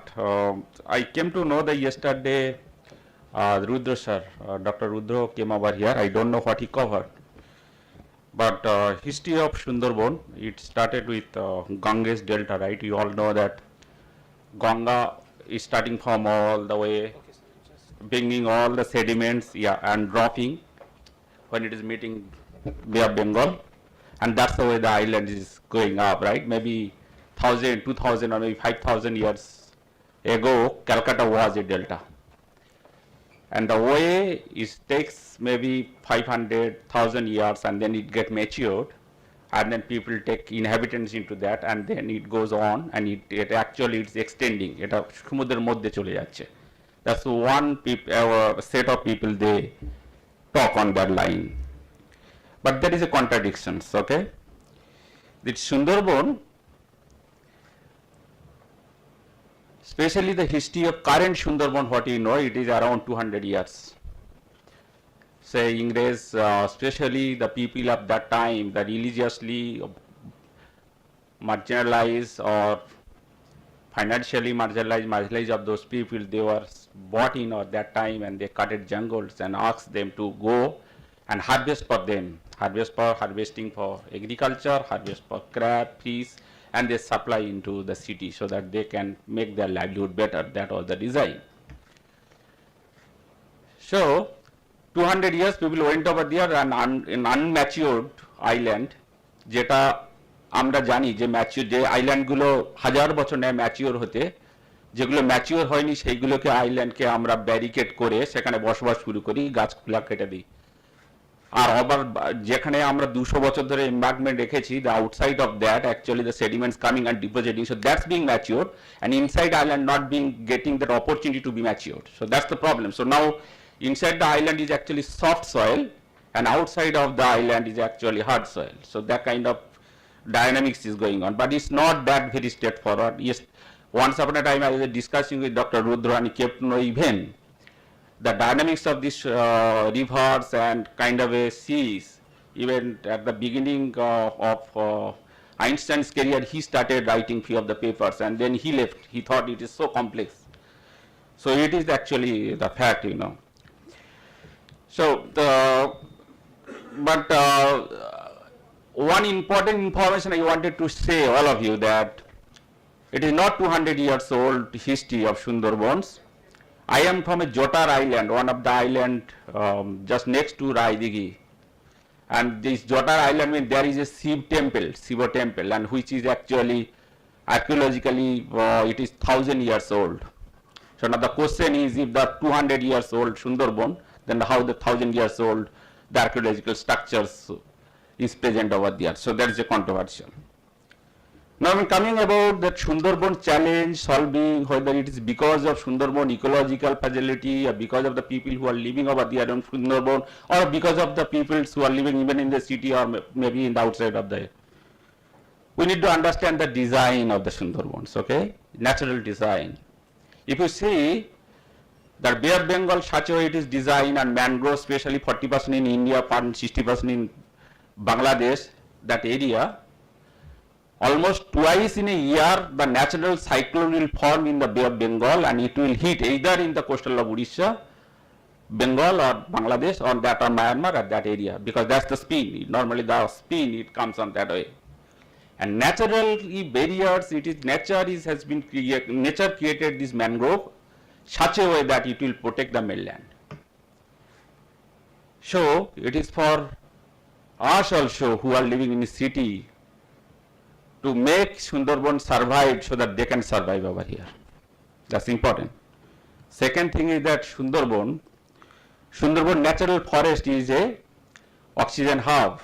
If Sundarban goes away, very soon Kolkata will be the city like Delhi, maybe you cannot breathe over here.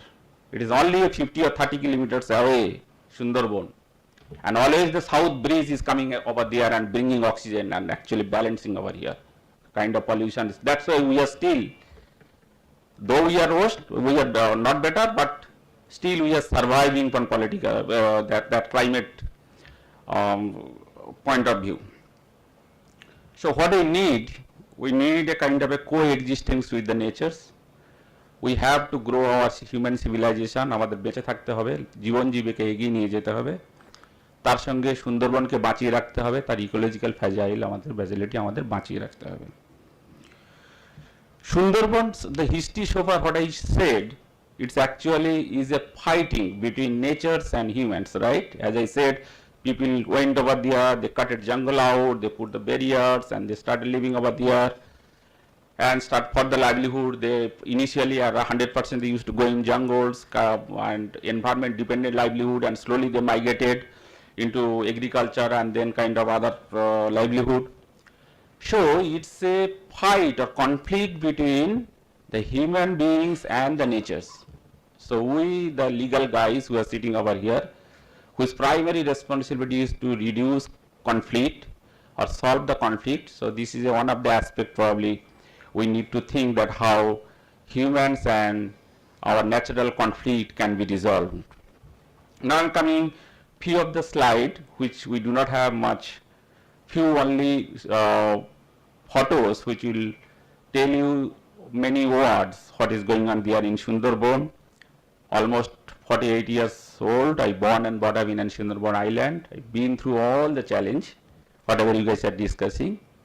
Mostly you might have learn through your academically, and it was not, I was so fortunate that it was my opportunity to been through the problem, so I learned this problem. I need not, or the academically requirement was not for me. So that's why I said it's a climate injustice going on in Sundarban. Sundarban people living over there, we are hearing climate change, and because of climate change, because of sedimentation, because of many other things, Sundarban's inhabitants are going below, sea level coming up, and many other almost cyclone is twice in a year coming now, hitting last 2 years 4 cyclone hit. So is the Sundarban people are causing that? No, right? They are the effect, they are actually victim of that. So now there is a conflict, who are causing this problem and who are the victims. So you are the legal guys, need to have a aspect to solve this conflict, because Sundarban people deserve justice because they are victim. Here is one study which we have made.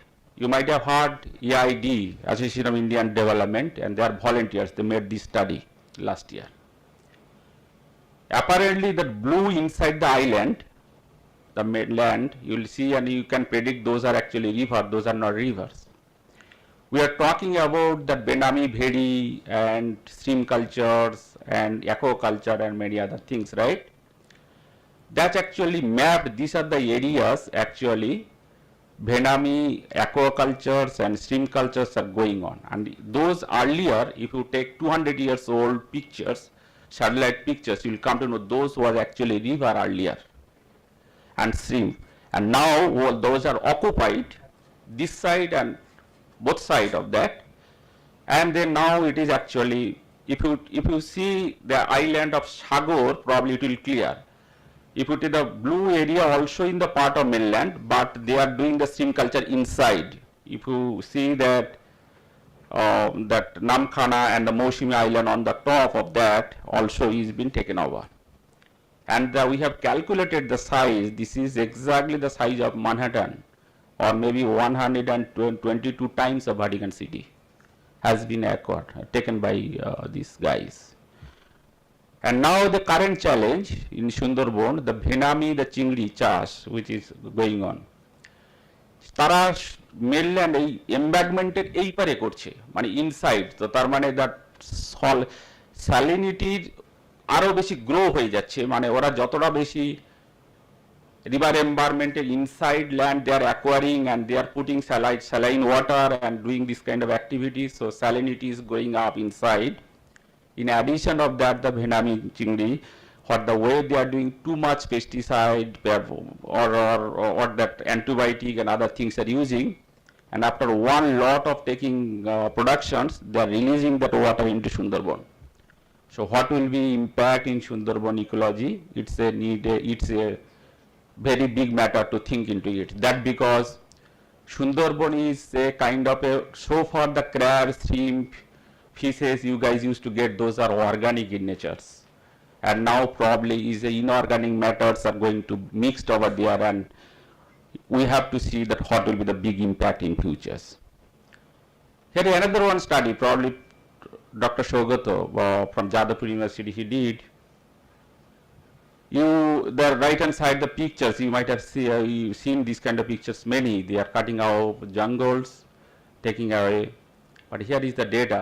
In last 20 years, 10 square kilometers of mangrove destroyed, 20 square kilometer of mudflat used for aquacultures, and here is the important 240 kilometers of being used for valleys, which I have shown you earlier. কয়েকটা picture এখানে অনেক কথা বলবে আপনাদেরকে, প্রত্যেকটা স্লাইডে আমি দুটো করে পিকচার রেখেছি। In every slide we have two pictures, one is problem and one is probable solution, which is the topics of today to discuss, right? This is the pictures taken at the time of Yaas, the last cyclone. The river water flowing inside the cultivative lands, the agricultural lands, and it started from Isla in our time we have seen, and it's every time it's going on. So river environment is made in such a way that it cannot tolerate the high tide or especially a little bit of cyclone. I will come over there later. So what it can be done from 2000 after 2009 ILA, our organization which I founded Mukti and AID Association of Indian Development, we started climate resilient agricultures and how fast we can convert those saline soil into a fertile soil so that we can again restore cultivations. So we use the methodology which our parents or our grandparents used to do.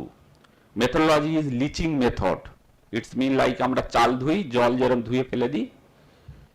So we have to do kind of a soil first when the rain will come, first 6 inches of soil we have to mix it with water and then the drained water out, and then we have to do couple of times, and then you can do the agriculture or especially the paddy on the same year itself. It is tested. That time soil resistance variety will play better, but even if it is not there, but still is kind of our এখন আমাদের যেগুলো চলে দুধের শহর and others ওই রাইসগুলো ওখানে ভালো মতো চলে. Important thing is that paddy takes only 6 inches of the top soil. So if we can make 6 inches of the top soil is somehow it is better, we can start cultivation even in the same year. And year after year we are doing, and this is a part of climate resiliency. I cannot stop your climate change and the flood which is coming up, that's not our part, but we are trying to make our people climate resilient. This is the way we are doing successfully, and for your information, good to declare that this year FICCI declared Mukti is the #1 NGO across India. After evaluating 200 NGOs, that we are #1 in climate resilient and organic agriculture. Here is another one problem and maybe probable solution. Right hand side problem you might have seen this river embankment. River embankment is kind of a border or kind of a lifeline of Sundarbans. Whatever development you are thinking, it's maybe physical development, mental development, education, whatever, it can be erupted or it can be destroyed within 10 minutes of through the natural calamity. So it's mean, so Sundarban embankment is such a huge role, এতটাই role আছে ওর যে ও যদি it cannot protect the 15 feet of high tide, then ওই water চলে এসে ওদের সব কিছু মুছে দিয়ে দিতে পারে, এন্টায়ার সভ্যতা মুছে দিয়ে যেতে পারে মেবি 10 মিনিটের মধ্যে, এবং হয়েও ছিল হয়তো। যখন আমরা ইন এ পার্টিকুলার আইল্যান্ড, যখন আমরা 1000 বছরের টেম্পল দেখতে পাচ্ছি আর 200 বছরের হিস্ট্রি দেখতে পাচ্ছি সুন্দরবনের, maybe in 1000 years old, that time a huge this kind of natural calamity covered the entire land, and it took another 800 years to actually reinvent that positions and to get it. Okay, so what it can be, কি ধরনের সমাধান হতে পারে এখানে আমরা অনেকেই discuss করছি, maybe concrete embankment and this that political issue, money, big budget going on. Let us come into the fact. 400 kilometers of river embankment making a concrete is a dream in our country. It's not possible. And in addition, being in Sundarban, আমরা সুন্দরবনের মানুষ হয়ে we do not think the concrete is the solution. কিছু কিছু জায়গাতে concrete ব্যবহার করা যেতে পারে, but overall concrete is not the solutions. So what we are doing in the left hand side, আমরা যেটা বলছি যে river embankment should have a especially the way they are making river embankment, it's not a durable one. We can make the earthen river embankment and 3-4 types of protection layer we can put into it, make it kind of cyclone or flood resilient or tolerant. How it is? Few of that আপনারা দেখেছেন যে is kind of a, when these people the milk van, earlier the milk people used to carry, and inside the milk pot they used to put এই যে আমাদের কিরকম পাম পাতা দিয়ে দিত, খেজুরের পাতা টাইপের এইরকম. It's mean that palm pata actually it has the if there is a wavy, it can actually protect that and it will not come out of that kind of. So the naturally Sundarban actually designed for গোল পাতা. গোল পাতা is kind of a খেজুরের পাতা দেখবেন, বুঝতে পেরেছেন? So দুধের মধ্যে যেমন আমরা ওটা দিতাম না যাতে চলকে না বাইরে বেরিয়ে আসে, সো এইরকম ধরনের জিনিস ওখানে আমরা যদি দিই ফার্স্ট লেয়ার, এবং ম্যানগ্রোভ অবশ্যই অন্যান্য type of mangroves, first layer of ওই যে ওয়েভ, হিউজ ওয়েভ প্রোটেক্টেড হয়ে যায়। Second layer of protections where from Sundarban, তোমরা এটা বুঝতে পারবে, আমরা এটা সাকসেসফুলি করেছি, তোমরা ওটা করে দেখো। এখন যে ম্যানগ্রোভ যে এই যে প্লান্টেশন চলছে না, ম্যানগ্রোভ চারদিকে, এটা একটা mindset of doing a project of আমার এই ধরনের এই শিল্প সভ্যতার শিক্ষা নিয়ে এগিয়ে যাওয়ার ফল।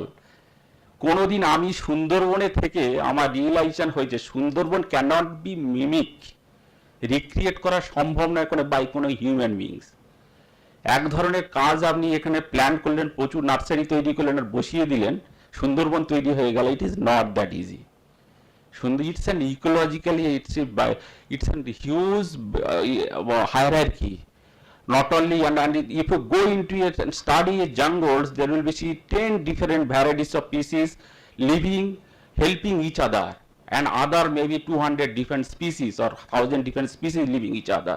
So it's an entire ecology, and that cannot be mimicked using one or two type of monocrop or monotype of trees. So what you need to do, initially of course few of that, যেখানে একদম blood হয়ে গেছে, মাথা নেড়া, সেখানে কিছু গাছ বসানো যেতে পারে, বা নেচারের হাতে ছেড়ে দিতে হবে যে ওটা তারা কিভাবে মিমিক করবে। এই জন্য আমি ওখানে বলছি, গেও বলে একটা গাছ আছে, যারা সুন্দরবন নিয়ে রিসার্চ করছে আপনারা জানেন, ওর ফল জলে ভাসে। সেই জলে ভাসার ফল ভেসে ভেসে নদীর একদম এই রিভার এনভায়রনমেন্টের ধারে চলে আসে, যেহেতু ভাসে। কিছু ফল আছে ভারী, সঙ্গে সঙ্গে পড়ে যায়, ডিজাইনিং সাচ ওয়ে দ্যাট কিছু ভারী ফল যেটা সেটা ওইখানেই পড়বে, পড়ে একদম নদী গর্ভে তৈরি হবে বা একদম ডিপে তৈরি হবে, একটা ভেসে এসে ধারে তৈরি হবে। রিভার এনভায়রনমেন্টে যেখানে জলটা এসে ধাক্কা মারছে, ওইখানেই একদম সারিবদ্ধভাবে গেঁয়ো গাছ লাগিয়ে দাও, কারণ ওটা এমনিতে নেচারের ডিজাইন, ভেসে আসে। জল দ্বিতীয় প্রোটেকশন হচ্ছে এখানে এসে মারতে পারবে না। আর ওইটার অ্যাডভান্টেজ হচ্ছে কি, বিউটি দেখুন, ওই গাছটা ক্যাটেলে খায় না, ওর ভেতরে একটা দুধ মতো জিনিস পাওয়া যায়, তেতো, খায় না, আর মানুষের কাজে লাগে না, ওটা খুব সফট, সে হিউম্যান অ্যাটাক করবে না ওটাতে, মানুষকে কেটে নেবে না, কোনো কাজে লাগে না মানুষ। এই দেখুন ডান দিকে করছে। তারপরে একটা ভেটিভার ঘাস, ভেটিভার আমরা এই নদিয়া রিভার, এই যে গঙ্গা নদীতে অনেক নামাতে লাগাতে দেখেছি, আমরা কোনোদিন চেষ্টা করিনি যে এটা নোনা জলে সার্ভাইভ করে কিনা। We have done last year and successfully we have done. 2 kilometers, we will invite you to come and see how the vetiver successfully we have done in saline soil and most adverse saline soil. So যখন প্রথম বছরে saline soil দিয়েছে সেখানেই আমরা এটাকে success করেছি। Of course একটু করতে হয়েছে, মেনটেনেন্স করতে হয়েছে। So I am wrapping up. This is a earthen embodiment with a measurement, it can be done. Without concrete is may not be the solution in Sundarban. আমরা এখানে লিগাল জিনিস নিয়ে অনেক ডিসকাস করছি, right? We can, it is very easy to say that in breeding time 4 months is a dry time and fishermen cannot go into river and do fishing. But did you ever see calculated that how their family they will be running it? Because on the daily basis whatever they go in the river and they collect, that is they sell in the market, and then only they run their family, right? So how that will be? So we are making policy without thinking people's livelihood. That's the problem with. So we are not saying that this guy will go and kill at the time of breeding time, but we have to find out the solution. At the same time as the city guys or maybe are thinking about take the 4.5 million people out of Sundarban and then put Selton somewhere. Show me in the entire world this kind of rehabilitation has been done successfully. You can bring people from one place to other place, but you bringing their livelihood from one place to other place, it's not difficult. If the people of Sundarban know how to catch crab and fishes, if you migrate them into city, what is the fish and what the crab, how they will maintain their livelihood. Let us think on that. Here is the things which you already, another one, every cyclone, the houses are building down, collapsing, right? Last 2 years we are making a cyclone tolerant housing research, and we have successfully done prototype, and 100 such piloting we are doing this year. So it's kind of a 15 feet height water, we can stay still in our home, need not to go into cyclone center. It can withstand against 200 kilometer speed cyclone, and it using local material to recycle economy locally. So that's the way we may think. So we are doing on that. Here is probably you heard the last 1 year, almost 20 times the tiger came into mainland, right, and killing people left and right. So the conflict which human rights, human and the animals are going on. So you, the legal guys, have to solve that. Because maybe if we enter into the jungle, the tigers, the king, they are punishing us because that is their legal. They know how to take care of this. Maybe this is the challenge for the, or signal for the animals. They are now coming in the mainland and asking for justice. Maybe it is they do not have water, they do not have enough food. Maybe the climate is changing. They are saying that we have to migrate the land. Something they want to say. If you want to be a green activist, you need to understand what they are talking, and you need to talk into the language. If you cannot say, then it's a problem. Definitely they want to say something, otherwise these 20 times they could not come into the mainland. It has never happened in history. They want to say something, listen them, and we have to give justice to them. Here is the things, what else solution? The solution is so many people, livelihood challenge and many other things. We successfully restored food for work. They are working for the community, mangrove, restoration, many other things, daily on 500 families, and we are giving them the rations, free rations, so that they can survive. Maybe that can be a model. We are not giving cash outs. There is no option that their husband will come and they will take the money and spend on liquor. So that's the way actually we are taking. Took 1 or 2 minutes extra. Sorry about that. Thank you very much.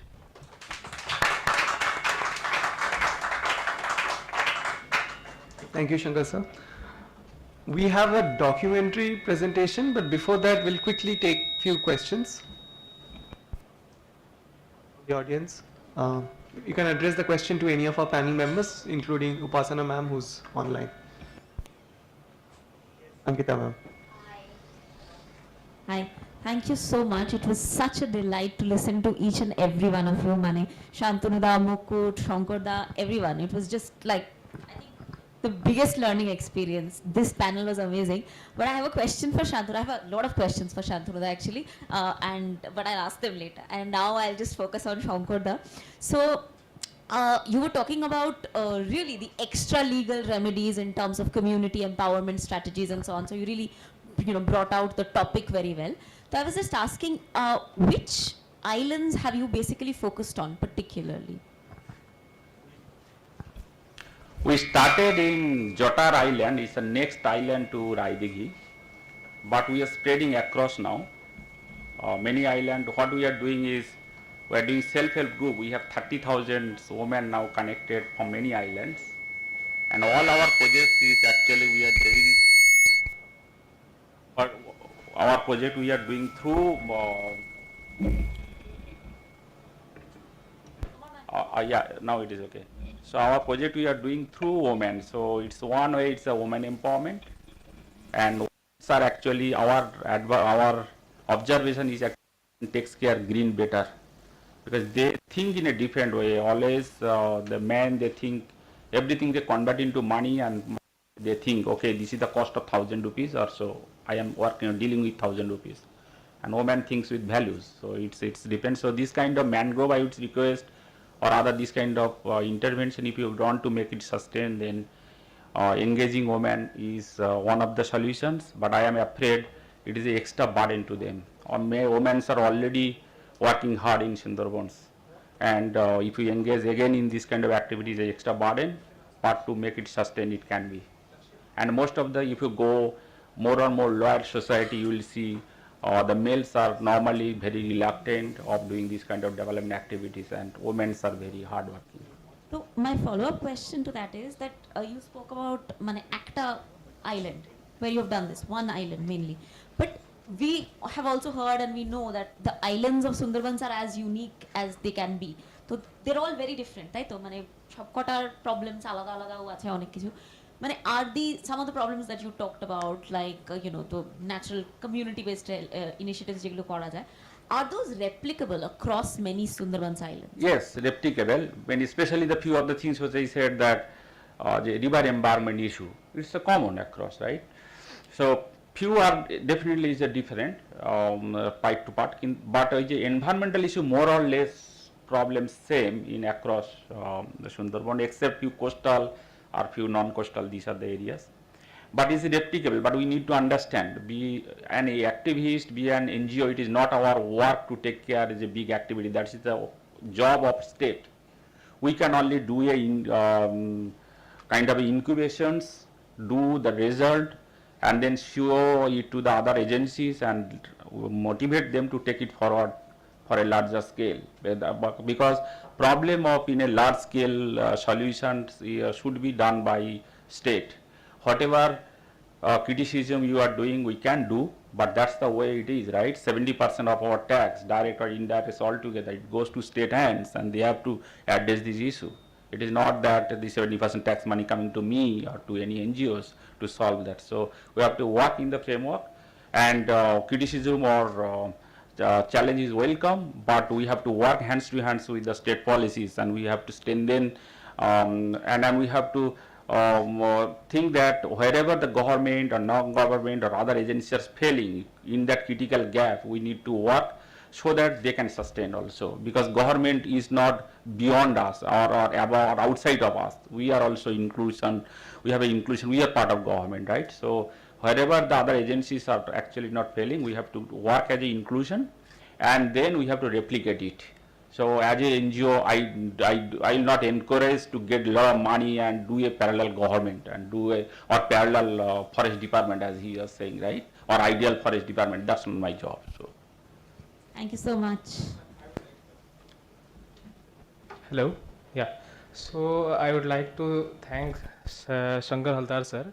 As for 2 days we are talking about the human rights and the violation and all things, but Haldar sir has talked about the justice for animals, and he said that a lot of times we spoke about the justice for human rights for humans being, but the animals in the Sundarbans also require justice, and justice is not only for human. So that message is comes to my heart, so I would like to thank him. Animal do require justice also. Yeah, so it's mean, yeah, so we would, if the environment is not sustaining, if the development is not sustainable, if we are not thinking holistically, taking animal environments and even the whole planet in all together for any design, I do not believe that's just sustainable. In fact, the way, I would say once again, the kind of this civilization is going ahead, it cannot sustain. So probably the next 10 or 20 years is a tipping point to think sustainably, or otherwise we have to perish. There is no other way.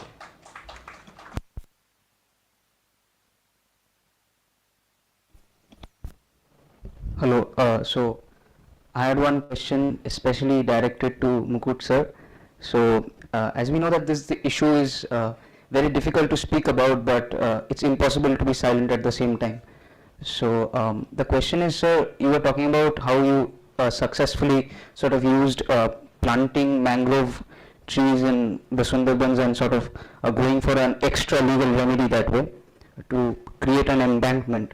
But sir, the issue with that is that it's a very short, it's not very useful in a short-term manner. It takes time for the trees to grow, at least, I mean, a minimum of 10 to 20 years. So how do you deal with that issue primarily? No, what I meant to say was that is just an example of community engagement. Okay, so mangroves, plantation of mangroves might be a very complicated issue, you know, as sir was stating, there are various species of mangroves that needs to be, you know, planted, not just a monoculture of mangroves. So that's the ecological part of it, you know, securing the embankment that will take at least 5 years, you know, for the trees to mature enough. So that's a long-term process, but we need to act today.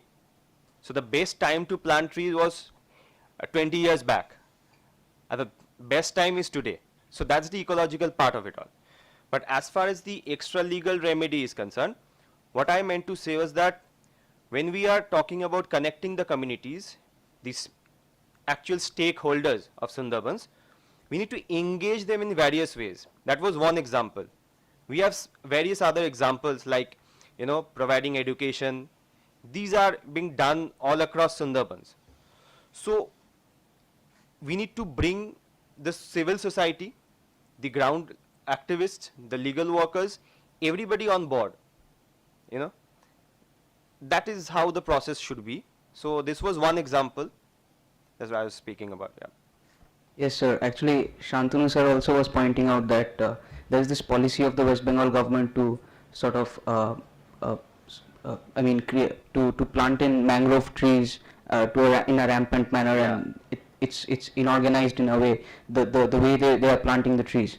So, if we are going for planting mangrove trees at this point of time, then we don't get the immediate results that we should get. It takes a lot of time. Yeah. So that was my question, predominantly as in how do we go for a short-term sort of a solution to this problem? Like, is that even possible? Short-term solution too, as in what? Like, you mean? Since it's mostly the Sundarbans people are unprepared about the storms coming in. They come in any time and they completely destroy their homes. So Yeah. how do we tackle that situation? See, the first and foremost thing is that Sundarban people, they have been living with the storms for almost centuries. That's the ecology of the Sundarbans. So now what is happening is that the intensity of the storm is increasing. So for that we need disaster preparedness. We need scientists on board who will prepare them, will give us the information prior that we need to evacuate this part of the village for a certain period of time before the storm hits. So that is the immediate, because other than that, the storms, the intensity, they are growing day by day. And Bay of Bengal is as you have heard yesterday also, is the fastest warming sea in the world. So you cannot, as we are saying, that you cannot stop climate change. For that you have people, you have the protocols after protocols failing. The international leaders, they are doing nothing regarding that. So what we can do on ground is that we can adapt. So climate change is a reality, it's now. It's not a future thing. So it's now, it's here. So we have to adapt to it. We have to make the people resilient. Sir was also speaking about there are various, architectures, climate resilient architectures that we can initiate. These are the steps, these are the small steps, these are the, that is why we need brainstorming, we need people from various, fields come together on board. Thank you, sir. Hello, sir. Yeah. So I'm all the way from I am Rohtak. So my question is primarily to Shankar sir, and my follow-up question is to everyone in this room per se. So my first question is, when we saw this on newspapers and etc. that about the island Brojavallabhpur, which is kind of drowned already, and at the same time we also read about the island, I guess, Ghoda. Hello. Yeah. Yeah, hello, thank you. So we also read about this, apart from Brojavallabhpur, we are also aware of islands like, I guess, I am not, it's getting out of my... Ghodamara. So what about the people who were living in this island? What are the rehabilitation plans and what they are basically doing? And at the same time, my follow-up question is, although we are talking about extrajudicial remedies today, India is a textbook example of states' inactionness. So my question to everyone in this room, is there any chance for judicial activism, right, a writ petition or any suo motu cognizance, which can make the state work for the people to rehabilitate these people or to work on this? Because I am again reiterating this fact, India is a textbook example of states inactionness. So that's the question. I request you to speak and then I Yeah, Protonic.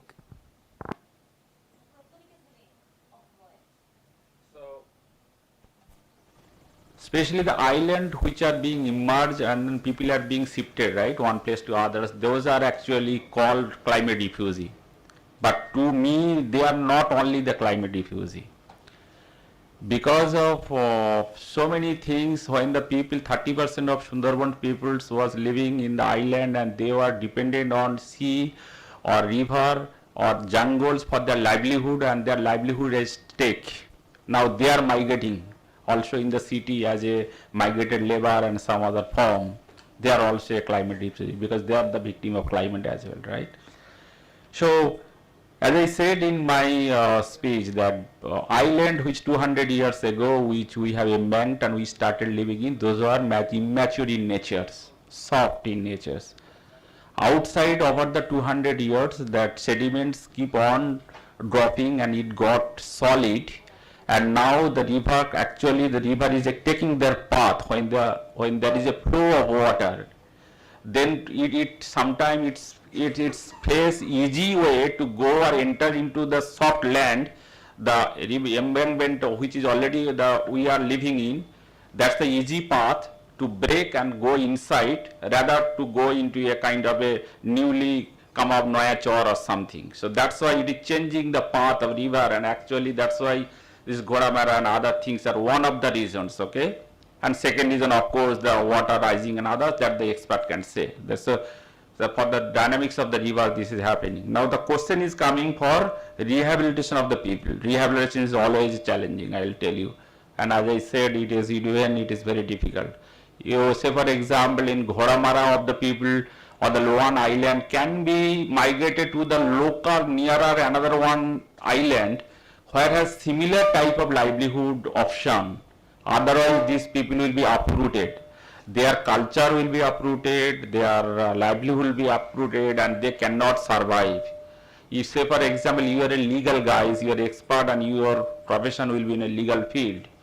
If you can take you and put into a software, or maybe in Sundarban for agriculture, it will be difficult for you to survive in that field, right? It is exactly the same way. So probably that would be the answer for you. And the second part probably will be answering. Not the second part. Ghodamara specifically, as he pointed out, Ghodamara is very close to Noyachor Island, which has been growing since the 1930s. Okay, so considerable migration from Ghodamara was to Noyachor. If you go and just make a survey of the Noyachor people, you see a section coming from Ghodamara. Okay, some of them went to Kagdeep, which is nearby. Actually, this movement is not entirely unplanned at the community level, because there is some sort of planning people do, because they see their island sinking.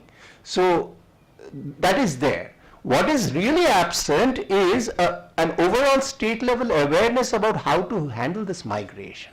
So that is one thing.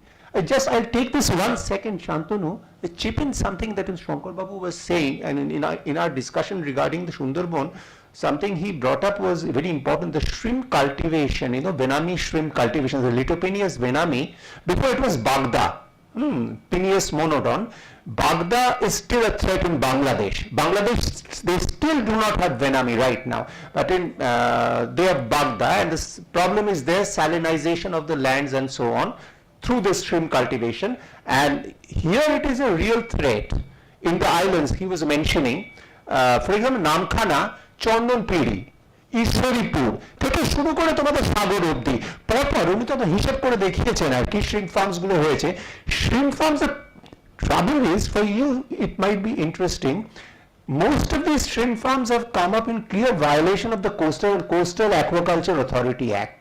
So this is of some significance, something you could examine. Thank you.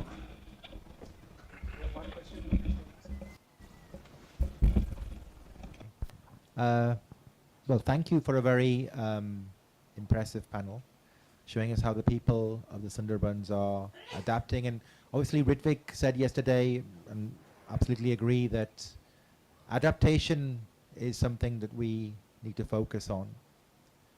And when we think about adaptation also, it's not just a question of, scientific adaptation. It's also a question of value adaptation and lifestyle adaptation and expectation and aspirational, of which the people of the Sundarbans are leading the way because they've been having to adapt for a number of decades. So my question to you all is, if you could give one or two things that you would say that the people of Sundarbans are showing the rest of the world in terms of how to adapt to climate change, either in terms of their value judgments or their resilience or their way to live together or their lifestyle changes or their sustainability, what would that be? So we can take it to other parts of India, to other parts of the world and say, this is what you need to learn from these people.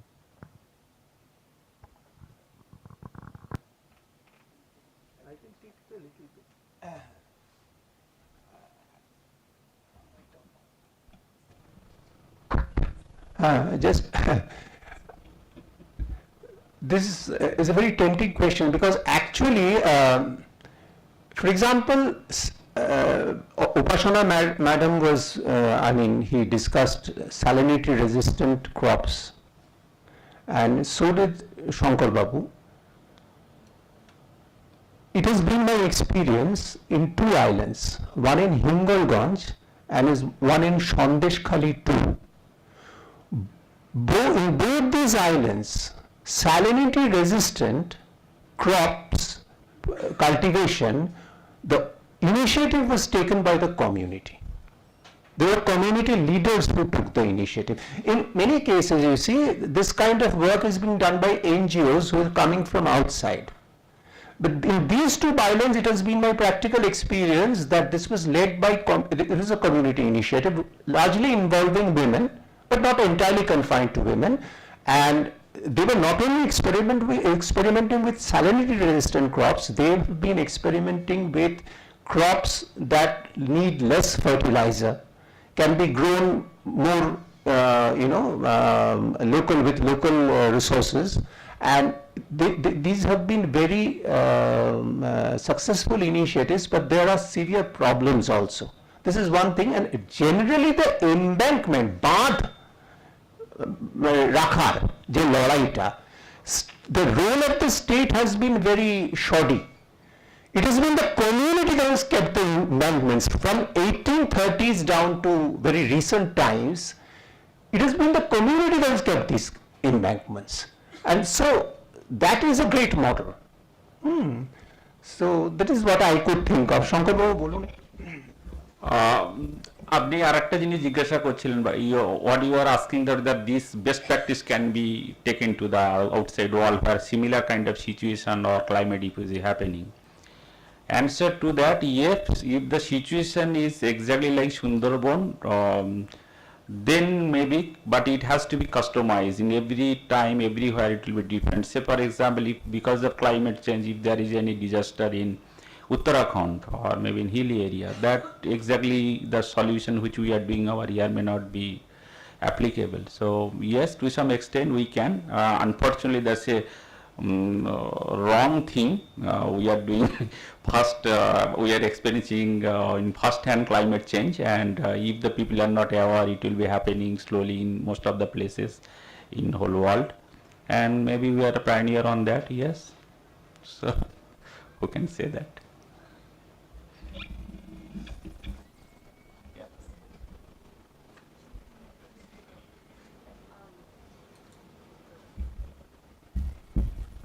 I only speak about 10 words of Bangla, so please could somebody translate my question so that everyone can understand.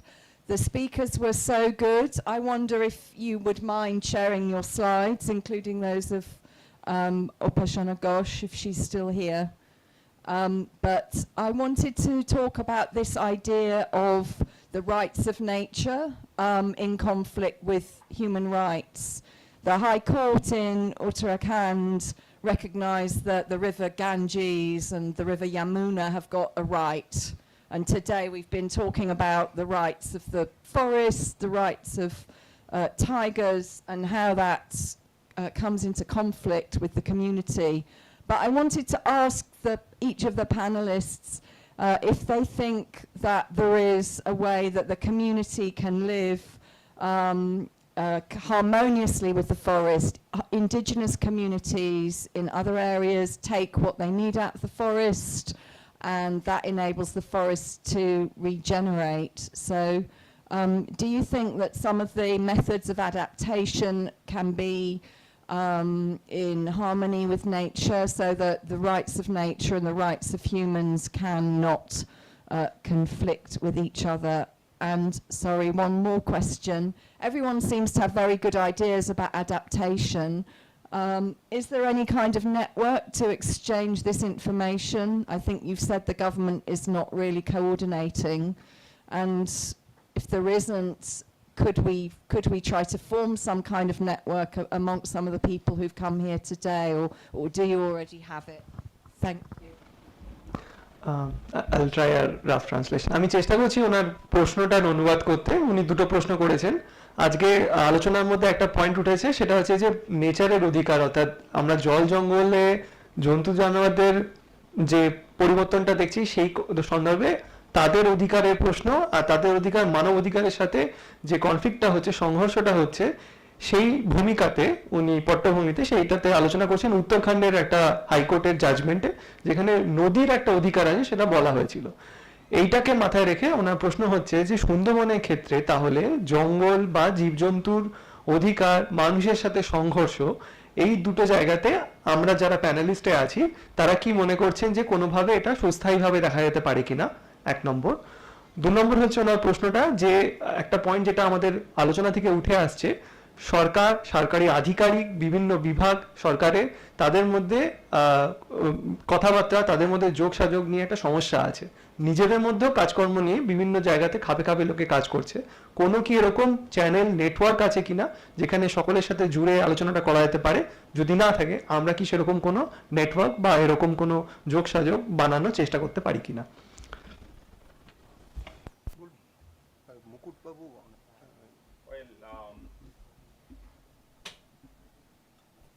আর যেটা network, সেটা তো আমরা সবাই মিলে আলোচনা করতে পারি, ওটা আগেই অ্যাড্রেস করি। And this the network, I will tell you specially,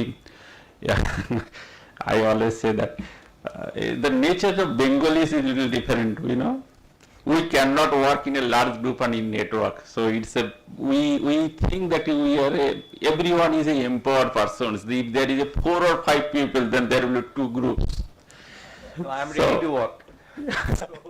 It will be good to have network. Yes, we love to and we have to, because as I said, it is 10 to 20 years is the tipping time, and this is the time to work together.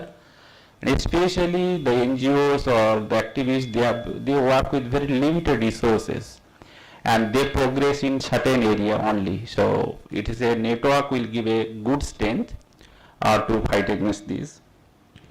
As far as harmony point of view, yes, that is the only way, right? So that's why UNESCO also declared that this is anything and everything has to be a sustainable way, and then environment sustainability is required, it's cutting across. So sustainability to me, it's two-way. One is the people who are dependent their 100% livelihood to environmental produced. It's like natural চিংড়ি, মাছ, কাঠ, এইগুলো মধু, শিকার মধু নিয়ে আসা, এইগুলোর উপরে। So যেটা করতে হবে সুন্দরবনের লোকগুলো, যদি তারা যতটা কাঠ উৎপন্ন হচ্ছে প্রত্যেক বছরে, say for example x metric ton, তারা যদি x metric ton can extract, তাহলে there will not be deficits, because that natural resource always, and natural resource always growing, but there should be the demand and supply balance, and we have to do so. Natural productions and our extraction should be always lower than that, and it should be the way normally and that is one thing. And second thing, even though if it is required for our industrial civilizations to cut it up few trees or take it forward, we should have kind of a sustainability study. I would mention one sustainability study here. আমরা অনেকেই নাম শুনেছি American the red Indians, right? American red Indians, we heard them. Their community, they had a practice of even to cutting a tree or even making an embankment, they used to have 7 generation of sustainability study. What will be the impact after 7 generation? 7 generation পরে তাদের কি impact হবে সেটা তারা ভাবনা চিন্তা করে তবে ডিসিশন নিত যে এই গাছটা কাটা হবে, এই গাছটা বসানো হবে, এখানে ঘর বানানো হবে কি হবে না। So I'm not cherishing their entire cultures, but this is one of the example what I want to mean. Just for grabbing our temptations, for flourishing our needs, if we continuously bug on this environment, then definitely it is not as sustainable. The whatever we are seeing, this electricity, this big building, this comfortness, car and everything, it is only 200 years civilization progress. So this is not even a drought of our entire human civilization, right? And definitely if you do extrapolations, not as sustainable. We have to think in a different way. That much I can tell you. Like to add anything? Just a bit, that was a very interesting question, ma'am. As far as the Uttarakhand's judgment is concerned, right to life under Article 21 of our Indian Constitution, it was extended to nature also, nature as well. So yes, see, the indigenous people all around the world, they have been living sustainably for centuries, for thousands of years. And it is not an exception to the Sundarbans also. The Sundarbans, they are an ancient land because traces of civilization can be, found, traced back to the Mauryan eras. And it's less talked about. So now the question arises, just like we had this discussion yesterday, what is the jurisdiction of Sundarbans? There's a legal question regarding that. We also don't have a particular definition pertaining to the indigenous communities in India. We have the tribals, Adivasis, because who is indigenous to India? It's a very big question. So we already have the Forest Rights Act, which guarantees these indigenous communities their rights. But these are not, they have a large debate regarding its implementation in the Sundarbans. So we need to sort those issues, legally from the jurisprudence point of view. Who is the indigenous community in Sundarbans? The people particularly residing, whether they are Dalits or the Chandas, there are various castes, subcastes in Sundarbans. Whether they are from, whether they are the indigenous to Sundarbans, the history, if we can trace it back, it is, as I have stated, it's, there was this civilization in Bengal called the Gangadharai tribes. So they also halted the advance of Alexander. So it's very less talked about. So we have also these ports and ancient citadels all around Sundarbans. So if we can relate that these people, those who are living now in Sundarbans, they are the, they are the forebears of those ancient civilizations, then we might be able to solve this puzzle of indigenous community in Sundarbans. That's how we can, because they have been living sustainably without any detectable species lost. The water buffalo and the Javan rhinoceros was found in Sundarbans, but it was only after the colonial period that they got exterminated. So people have been living here sustainably for centuries, and they have this custom also. Before going to the forest, they worship Bono Bibi, which is a mixture of, as someone was talking also, mixture of Islam and Hinduism. So that's an interesting thing, and the culture, the tradition of Bono Bibi also prohibits people from entering the forest without, without any weapons. They should enter the forest without weapons. They should not smoke. There are certain cultures which are present in every indigenous culture all around the world. So this is present in Sundarbans. We are just imposing the outside culture into the culture of Sundarbans. So We have Upasana ma'am with her hand raised, if we can have her. Yeah, Please go ahead, ma'am. hi. So, yes, am I audible? Yes, ma'am. Okay. So I would like to comment here about the network we were talking about. The first thing I think that, yeah, definitely in not only on Sundarbans, but in every manner, the multi-sectoral dialogues we lack, and the interdepartmental network we also lack. But the way forward could be for Sundarbans, maybe to think Sundarbans as an unified region with the India and between the India and Bangladesh. So Bangladesh has started this climate actions far ahead of us. They have made their climate action plans. They have many initiatives which have already been failed, like the like the stream cultivations, the aqua geophonics, which we are trying now. Bangladesh has already tried and they failed. But there is no learning between these two countries in terms of Sundarbans is concerned. So that is a transboundary,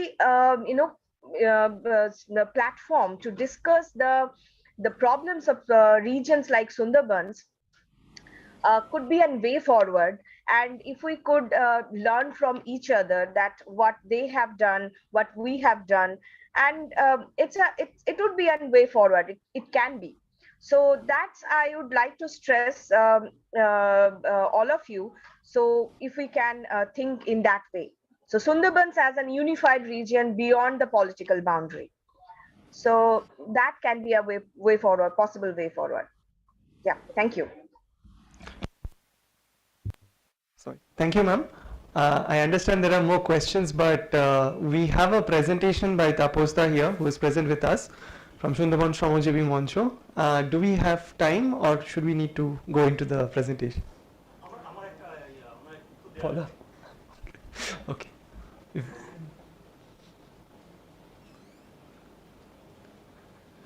Fathers, the questions could be taken up in the breakup after. আমি বাংলাতেই বলছি, দরকার হলে শান্তনু একটু ইংরেজি করে দেবেন। একটা হচ্ছে যে আমরা সবাই মনে করি যে একটা যৌথ মঞ্চ হওয়া দরকার, যতই বাঙালির মধ্যে থাকুক, দাদা বলেছেন।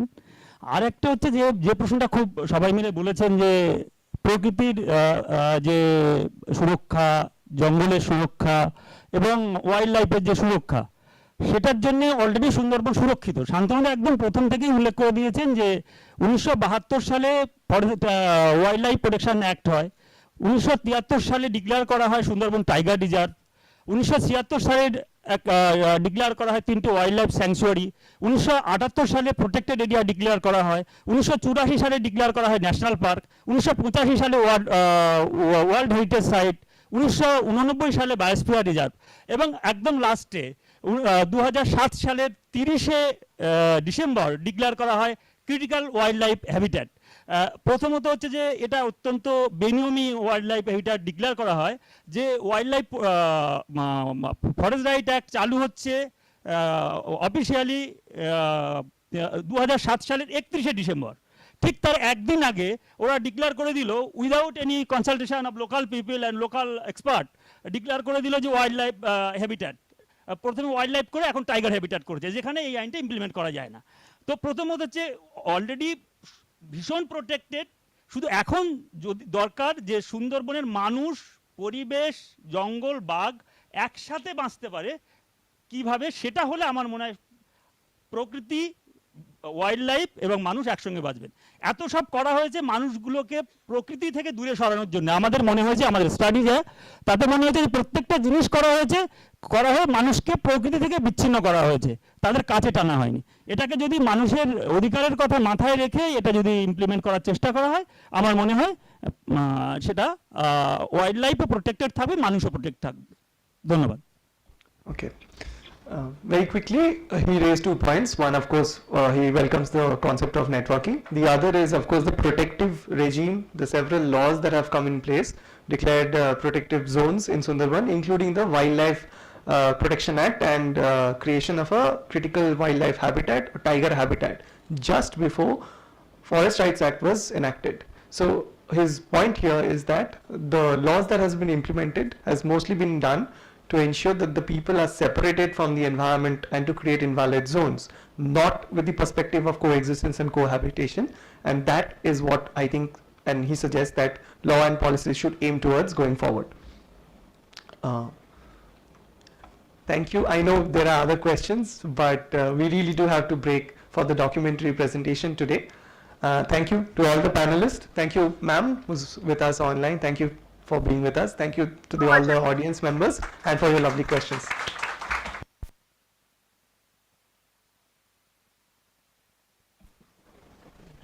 তাপসদা, I invite you for the documentary presentation যদি আপনি একটু কনটেক্সটটা তুলে ধরেন, আমরা কি দেখতে চলেছি যদি একটু কনটেক্সটটা তুলে ধরেন।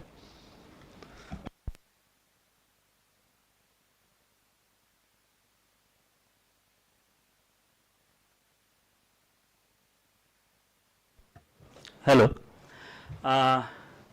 ধন্যবাদ অর্গানাইজার যারা, তারা আমাকে দ্বিতীয়বার সুযোগ দিয়েছেন এখানে একটা ডকুমেন্টারি ছবি দেখানোর জন্য।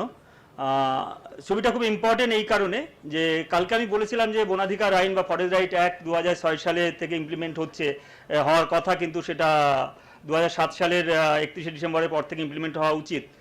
কিন্তু কোন পার্সপেক্টিভে এটা হওয়া উচিত, সুন্দরবনের মানুষের কাছে এই আইনটা কতটা জরুরি, সুন্দরবনের মানুষ কিভাবে প্রবলেমের মধ্যে ফেস করছেন, ফরেস্ট ডিপার্টমেন্ট এটাকে কিভাবে কোন কোন লজিক থেকে বিরোধিতা করছেন। কালকে আমাদের গীতাদি প্রশ্ন তুলেছিলেন যে টাইগার উইডোদের প্রবলেম নিয়ে সলভ করা হচ্ছে না। এই যে এতগুলো ইস্যু রয়েছে, সেই ইস্যুগুলোর জন্য সাধারণ মানুষ কি বলছেন। আমার ছবিটার নাম ভয়েসেস অফ দ্য সুন্দরবন, মানুষের কণ্ঠস্বর, এবং ছবিটা দেখার পরে কিছু ইন্টারাক্ট করার দরকার হবে। প্রথমত আমি বলে দিই, একটা সুবিধা হবে আমি একটু বলে দিলে, ফরেস্ট ডিপার্টমেন্টে এমন একটা ব্যবস্থা করে রেখেছেন যে সুন্দরবনে কেউ জঙ্গলের মধ্যে ঢুকতে গেলেই তাদের একটা পারমিশন দরকার হবে। সারা ভারতবর্ষে এরকম কোনো জঙ্গল নেই, মানুষ জঙ্গলে যেতেই পারেন, তারা মাছ কাঁকড়া ধরতে পারেন, অন্যান্য জঙ্গলে মানুষ যারা বাস করেন জঙ্গলের মধ্যে বা জঙ্গলের আশেপাশে, তারা তার লাইভলিহুড কালেকশন করার জন্য যেতে পারেন, তার জন্য কোনো পারমিট বা পারমিশন লাগে না। একমাত্র জঙ্গল যেটা সুন্দরবন, যেখানে প্রত্যেকটা মানুষ যদি জঙ্গলের মধ্যে যেতে চায় তাকে তার একটা পার্টিকুলার লাইসেন্স দরকার হবে। লাইসেন্সটার নাম কি? BLC, board licence certificate. আমি বলে যাই, board licence certificate BLC. BLC আছে কতজনের কালকে কথা হয়েছে, তবু আমি একদম মানে আরটিআই করার তথ্য হিসাবে আপনাকে দিচ্ছি। সেটা হচ্ছে যে বিএলসি আছে মাত্র টাইগার প্রজেক্ট এলাকাতে মাত্র 923টা, এবং দক্ষিণ 24 পরগনা ডিভিশনে দুটো প্রশাসনিক ডিভিশন আছে। একটা হচ্ছে সাউথ 24 পরগনা ডিভিশন, আরেকটা হচ্ছে এসটিআর বা টাইগার রিজার্ভ। এসটিআর এর মধ্যে যে বিএলসির সংখ্যা, সেটা বোর্ড লাইসেন্স সার্টিফিকেট আছে 923টা, আর অ্যাকর্ডিং টু আরটিআই দক্ষিণ 24 পরগনা ডিভিশনে আছে মাত্র 1919টা। কালকে 3000 সামথিং বলছিলেন, ওটা লোকাল হিসেব, কিন্তু আরটিআই হিসেব অনুযায়ী ওনারা বলছেন যে 1919টা। একটা বিএলসিতে লোক যেতে পারেন মাত্র 3 থেকে 4 জন, এবং সেই এই টোটাল আমি হিসেব করে দেখেছি মাত্র 10,000 মানুষ জঙ্গলের মধ্যে ঢুকতে পারেন। অথচ প্রত্যেক দিন মানুষ প্রায়, আমাদের যে হিসাব তাতে প্রায় 6 থেকে 7 লাখ মানুষ প্রত্যক্ষ বা পরোক্ষ উপর জঙ্গলের উপর নির্ভরশীল। কেউ কিন্তু উইদাউট বিএলসি যেতে পারেন না। যেতে পারেন কতটুকু জায়গায়, সেটা হচ্ছে এর মধ্যেও আবার ডিভিশন আছে, কোর এলাকা, বাফার এলাকা। টাইগার রিজার্ভ এলাকায় কোর এলাকা কতটা? কোর এলাকা হচ্ছে 1700 স্কোয়ার কিলোমিটার মধ্যে 2500 স্কোয়ার কিলোমিটার হচ্ছে টাইগার রিজার্ভ এলাকা, তার মধ্যে 1700 স্কোয়ার কিলোমিটার আপনার কোর এলাকা, আর 850 স্কোয়ার কিলোমিটারের মতো আপনার বাফার এরিয়া। এই বাফার এরিয়ায় যেতে গেলে আপনাকে কোরের মধ্য দিয়ে যেতে হবে, আর কোরের মধ্য দিয়ে যখন যাবেন তখনই আপনাদেরকে নানা রকম অত্যাচার শুরু হবে। কোরের মধ্যে গিয়ে আপনার বিএলসি আছে, অথচ আপনাদের টাইগার অ্যাটাক হয়েছে। আপনি এসে জঙ্গলে গ্রামে এসে বলতে পারবেন না যে জঙ্গলে গিয়ে আমার হয়েছে, যেটা আমাদের গীতাদি বলছিলেন। যেহেতু বলতে পারবেন না, সেই জন্য থানাতে আপনি কোনো ডায়েরি করতে পারবেন না, আপনি অফিসিয়াল কোনো ডকুমেন্টস পাবেন না, ফরেস্ট ডিপার্টমেন্ট কোনো দেবে না। তাতে দুরকমভাবে ক্ষতি হচ্ছে। একটা হচ্ছে যে ইন্স্যুরেন্স যেটা ছিল, সেই ইন্স্যুরেন্সের টাকা তো আপনি পাচ্ছেন না, উপরন্তু গভর্নমেন্ট যে ক্ষতিপূরণ দেওয়ার কথা সেটা দিচ্ছে না। আমরা একটা আরটিআই করেছিলাম, একটা হাস্যকর তথ্য একটু শেয়ার করা দরকার। আমরা 2006 সালে বনাধিকার আইন পাশ হওয়ার পর আমরা 16 সালে 10 বছরে আমরা একটা আরটিআই করে জানতে চেয়েছিলাম এই 10 বছরে কতজন মানুষ বাঘের আক্রমণে মারা গেছে। হাস্যকর উত্তর, আমি আরটিআই কপি আপনাকে দেখাবো আপনাদের। সেখানে বলছেন যে মাত্র এই 10 বছর মাত্র 9 জন লোক টাইগার অ্যাটাকে মারা গেছেন। গীতা দিয়ে আপনারা যারা আছেন তারা শুনুন, সরকারিভাবে তথ্য হচ্ছে 9টা লোক মারা গেছে। এই 9টা লোকের জন্য মাত্র কম্পেনসেশন দেওয়া হয়েছে 9টা লোকের জন্য 15 লক্ষ টাকা, অথচ এখন একটা লোক মারা গেলে 2.5 লক্ষ টাকা ক্ষতিপূরণ দেওয়ার কথা। মধুর দাম ক্রমশ আমরা যখন শুরু করেছিলাম তখন 45 টাকা থেকে এখন একটু বেড়ে গেছে। শেষ করে দিচ্ছি। এই যে এত কমপ্লিকেসি রয়েছে, এই জায়গায় একমাত্র সমাধান আমাদের মনে হয় ফরেস্ট রাইট অ্যাক্ট যদি ইমপ্লিমেন্ট হয় এই অঞ্চলে, কারণ ফরেস্ট রাইট অ্যাক্টে কোথাও বলা নেই যে জঙ্গলের মধ্যেই মানুষ বাস করতে হবে। জঙ্গলের উপর নির্ভরশীল মানুষ যারা, তারা তাদের জন্য এই আইনটা প্রযোজ্য। তো আমি ডিটেলে যাব না, আমার ছবিটা একটুখানি দেখুন। আমি এই কনটেক্সটটাকে ধরিয়ে দিলাম, কারণ আমি আর ওখানে কোনো ভয়েস ওভার নেই। ওখানে কিছু কার্ড আছে, ইনফরমেশন কার্ড আছে, আর বাকিটা ইংরেজি বাকিটা বাংলাতেই আছে, ইনফরমেশন কার্ড আছে।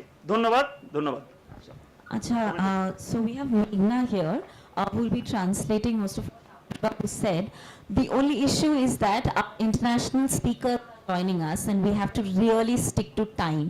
Karon onader pokhe সম্ভব নয় এরপরে, otherwise we'll be very late because we have to do lunch and so on. So if we get time, maybe we'll show the documentary at the end of the day, but right now we don't have time because our next session will get very, very delayed. So instead of that, I think Meghna will just translate what Taposh Babu said, and yeah, the BLC thing she'll just clarify. So just very briefly, because we're running extremely late, but Tapushta has been keen to explain some of the things that Geeta Di and others yesterday who do the jungle, that are honey collectors, crab collectors and fishermen. So it is actually a little bit complicated, but the Sundarban Tiger Reserve has a core area, a buffer area and a sanctuary area. You need a boat license certificate, which is a colonial license. Historically, we actually can't even trace when these were issued. The earliest, the document we have is from 1923, but their files are in the Khulna, in the Bangladesh side. We don't know when. I mean, they predate 1923. The number of official BLCs, boat license certificates, currently functioning are 923. Now, Shantanu-da, not the lawyer Shantanu-da, the other Shantanu-da here who also spoke, has done an excellent sort of documentation on the issues on this, and from there it's very hard to tell how many exact actual fishermen there are, because people do Java Asha, they go in, they come out, people spend 7 to 10 days in the forest collecting crabs and fish, and during March and April there's obviously honey collecting. Now the issue is that the legal license is supposed to be owned by a fisherman. So if Geeta Di is a fisherman, she should own a BLC, but actually BLCs are rented. They have to be rented. They are rented from big men who once perhaps maybe were fishermen. They are not so today. So they are these big men who live in Canning, Sonakhali, in Kolkata. It's 40,000 rupees to about 50,000 rupees to rent a BLC. So someone like Geeta Di will pay somebody else living in Canning to have a license to actually go into the jungle. Now with the BLC, officially you can only go into the buffer area, which is where it's legally permitted to fish. However, there is illegality incorporated into the system where with a BLC, people go into the core area, they still get fined. They often get, there are different kinds of fines by the forest department, the rangers on patrol. Sometimes their sort of fishing equipment is totally confiscated. Now people who don't have a BLC just go in, it's called churi kore, or they basically are going in without any license, and they're constantly afraid of being harassed and being stopped by forest rangers, patrol boats, and of course the fear of the forest department is what drives them into kind of interior creeks, and they often get into accidents by a tiger because there's the tiger on one side and the forest department they're trying to escape from. So just in summary, the whole system of the forest department is a system of illegality in which the forest department itself has incorporated a way in which people are constantly breaking the law. They are getting fined for doing so, and there is a sort of atmosphere of deep fear and surveillance because nobody is actually going in except 923 people who are only allowed to go to the buffer area, but they're all going into the core area where they're not allowed. And the image I showed of the cruise ship yesterday, by the way, goes into Neti Dhopani and areas of the core area. So you have tourism allowed in regions of it, technically not supposed to, but you don't have these fishing boats that are allowed to go in. So Tapushta's film is about the Forest Rights Act, and it is about the details of the kind of injustice from the forest department around the licensing. This is something that lawyers in this room, please do take up. It is really, I mean, Shantanu, the other lawyer, and I have been discussing these issues forever. So if you want more details, we can provide them to you. please watch Taposh Das film. Unfortunately, we're running very late, and so Ankita has requested me to summarize this instead of show the whole film. But at the end of the day, hopefully, Taposh Da, there'll be time to do so. Thank you. Thank you, ma'am. We'll break for lunch now. Request everyone to proceed to room 006 and request everyone to be back in the hall by 2 p.m. sharp, please. Thank you.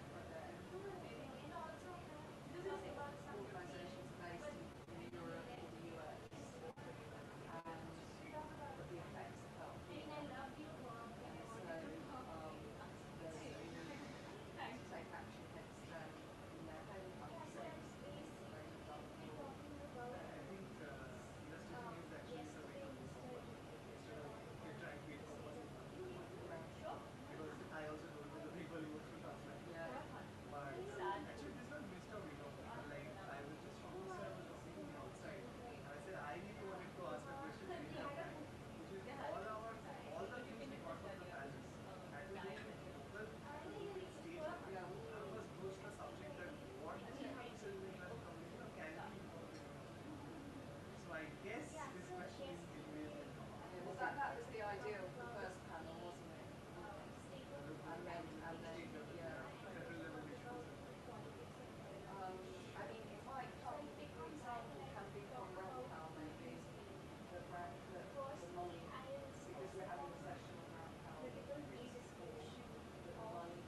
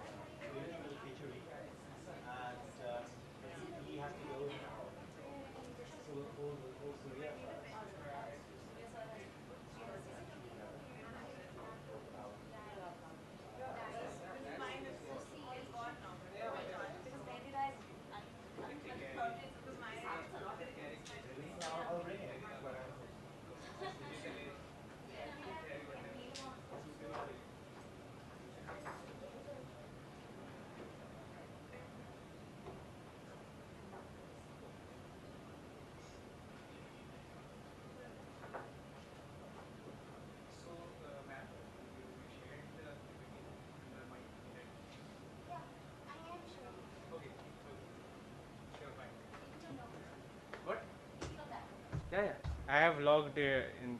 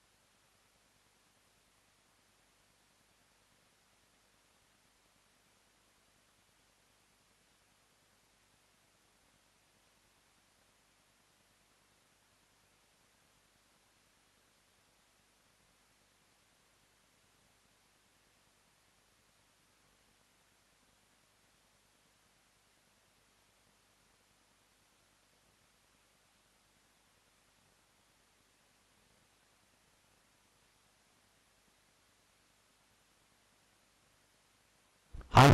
Who?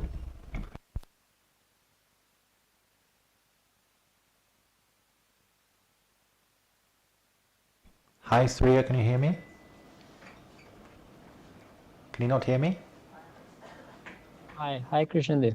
Hi. I can hear you. How are you? I'm very Thanks good. for How are you joining doing? early. Thanks. Good, thanks. Good to see you. Not a problem. Good to see you. Same here. We're just waiting for a I can few. hear you well. Can you hear me as well? Yeah, I can. We can. Thank you. Okay. So then it should be all good. Thank Good. you. Brilliant. Thanks, Surya. Thanks, Surya. Yeah. We're going to.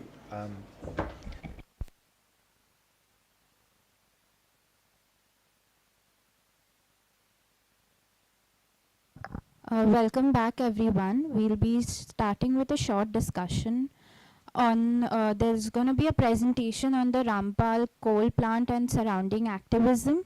And the speakers for the panel would be Mr. Mehdi Hassan. He's the member secretary of Bangladesh Working Group on External Debt. We have Mr. R. Sridhar, earth scientist at Environics Trust.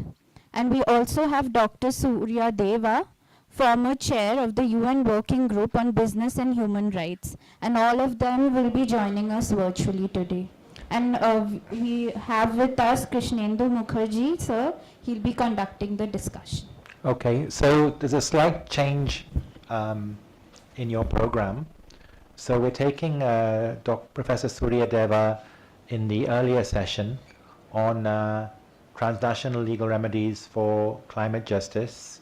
And then we're going to have the presentations by Mehdi Hassan and Sridhar.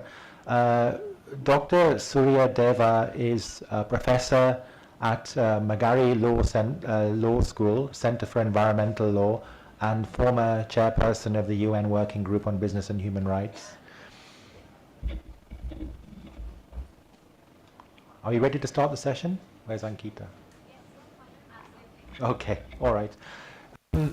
So I just wanted to say a few words before Professor Deva makes his comments about this session.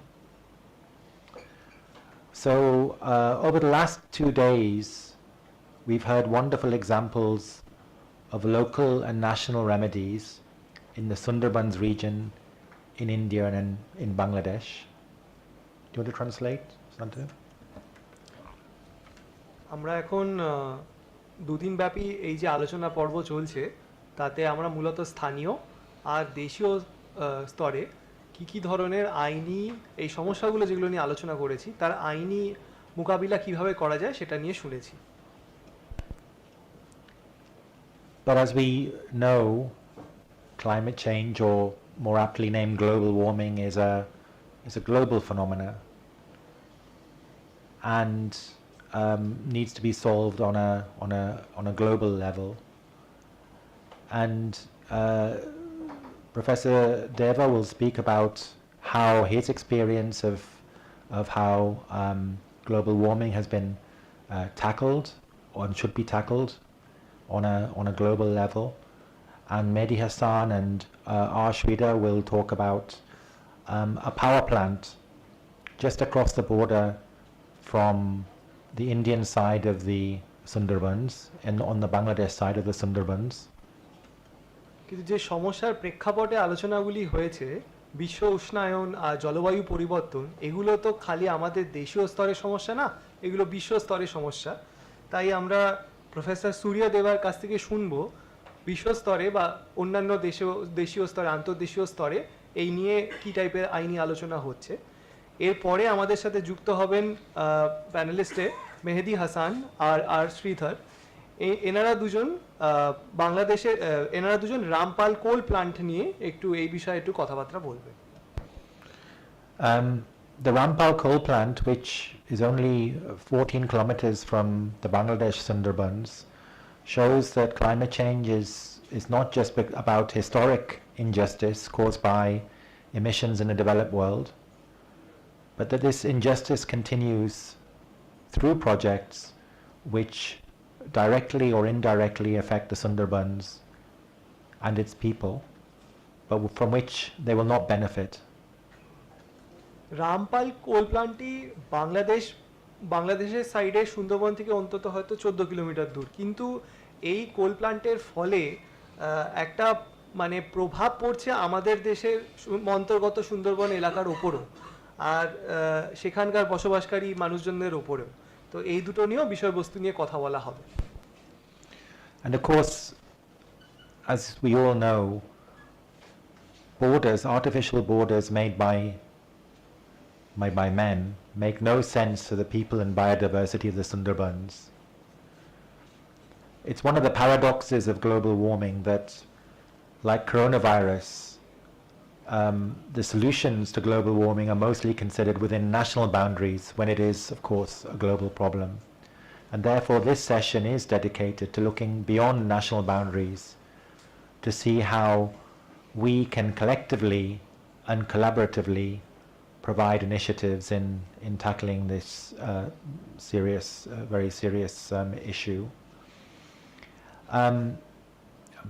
Part of the discussion will be about legal remedies. Obviously this is a conference about climate justice and obtaining justice through legal remedies as well as non-legal remedies. And this is a concept which is being increasingly considered because of the difficulties in sometimes in bringing cases in the countries where climate effects are most seen. And so we'll try and simplify those concepts so that everyone can understand fully. So I'll bring in to begin with Professor Surya Deva, who will talk about his experience of tackling global warming. Maybe about 10 or 15 minutes, Professor Deva? Is that okay? Yeah. Thank you very much, Krishnendu. I hope people can hear me. We can hear you. Krishnendu, before I start, I would like to thank, of course, the organizers for the conference and the invitation, but I would like to know two things. First, whether there will be translation in Bangla, so I should give that chance. I want to get this clear first. That is one. And second, Krishnendu, if you can clarify a little bit about the profile of participants in the room so that I can pitch my interventions accordingly. How many Yes. people are there? Who are those people mostly? So that, because I don't see many people online, so it would be useful for me to know who are the people in the room and what is their profile. Thank you. So Surya, yeah, we first of all, to your first question, we'll have a sort of summary translation for after a while. And the profile in the room, actually, we're very proud of the profile in the room. We have 35 or so people in the room who are basically students from NUJS, but also people who are from the Sundarbans, who are involved with NGOs, which campaign on various issues directly or indirectly to do with climate change. So for instance, the rights of fisher folk, the rights of forest dwellers, and so on. And then we have some academics here who will talk about an LLM that is being a partnership which is being formed. And then essentially, and other academics and other activists. So that's essentially the profile of the room. Thank you very much. This is extremely useful for me. So thank you everyone for listening to me. As Krishnendu mentioned, I will share my experiences as part of my mandate on the UN Working Group on Business and Human Rights. I completed my 6 years in April this year. And currently I'm a professor at the Macquarie Law School, where I established recently an Access to Justice Lab or on corporate accountability. So something similar to what you're trying to achieve in this particular project. I also recently took over as the director of Center for Environmental Law in Macquarie Law School. So I would be very keen to explore later on after this conference how we can collaborate and do some kind of remediation for the people on the ground in Sundarban. Should we just have that translated, Surya? Would that be okay? Yeah, that's why I paused. Yeah, thank you. So I will keep doing that. So I will speak for a while and then I will pause and give the chance for translation. Thank you. Brilliant. Thanks. Doctor Suriya যুক্তরাষ্ট্রের ব্যবসা ও মানবাধিকার নিয়ে একটি group আছে যুক্তরাষ্ট্রের, সেই গ্রুপের সাথে উনি জড়িত। উনি ওই গ্রুপকে চেয়ার করেন, উনি হেড করেন। আর উনি আমাদের কাছে আজকে কিভাবে আমরা এই আন্তর্দেশীয় আইনে এই সমস্যা নিয়ে যে আলোচনা হয়েছে তার সমাধান দেখতে পারি সেটা নিয়ে একটু প্রস্তাব করবেন। আর তাছাড়া উনি আলোচনা রাখবেন গ্রাউন্ড লেভেলে, মানে একেবারে স্থানীয় স্তরে কিভাবে আমরা একসাথে কাজ করতে পারি সেটা নিয়ে একটু কিছু পয়েন্টস হয়তো উনি শেয়ার করতে চাইবেন। Thank you. So I would like to focus on two aspects. First is the mapping, which is the groundwork that is needed to ensure that remediation is possible. There are several components of this mapping exercise, but I would like to highlight three aspects. First, what does remediation look like for the communities on the ground? What are they expecting? Because we should not assume that remediation means the same thing for everyone. Does it mean compensation for them? What are they looking for? Are they looking for rehabilitation? Are they looking for restoration? Are they expecting apology? Or are they expecting all of this? So I think we need to get clarity, first of all, on this, that what are the expectations of communities on the ground for which we're talking about remediation.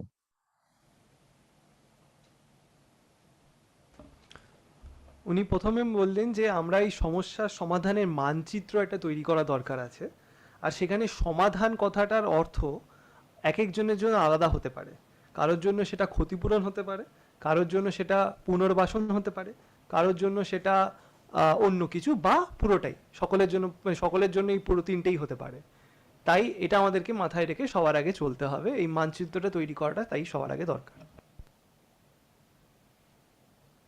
I think the second element of this mapping is that we need to understand who are the key actors who we wish to hold accountable.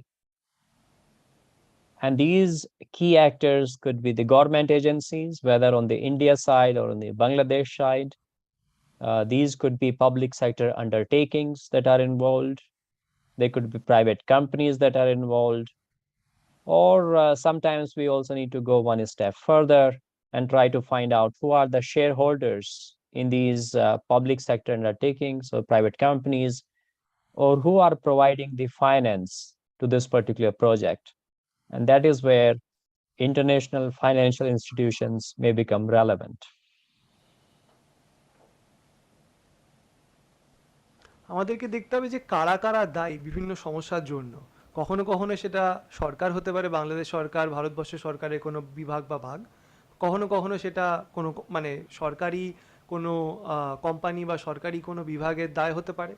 আবার কখনো কখনো সেটা কোনো private concern বা কোনো বেসরকারি সংস্থারও তার জন্য দায় হতে পারে সমস্যার জন্য। কারা কারা এর থেকে এক ধাপ পেরিয়েও আমাদেরকে বুঝতে হবে যে কারা কারা লগ্নি করছে, টাকা দিচ্ছে, এই জায়গাটাও আমাদের হয়তো জানা দরকার সমাধানের রাস্তা খোঁজার জন্য। The third aspect of this mapping is what I call pressure points. How do we put pressure on these actors? What are the pressure points that we can exploit?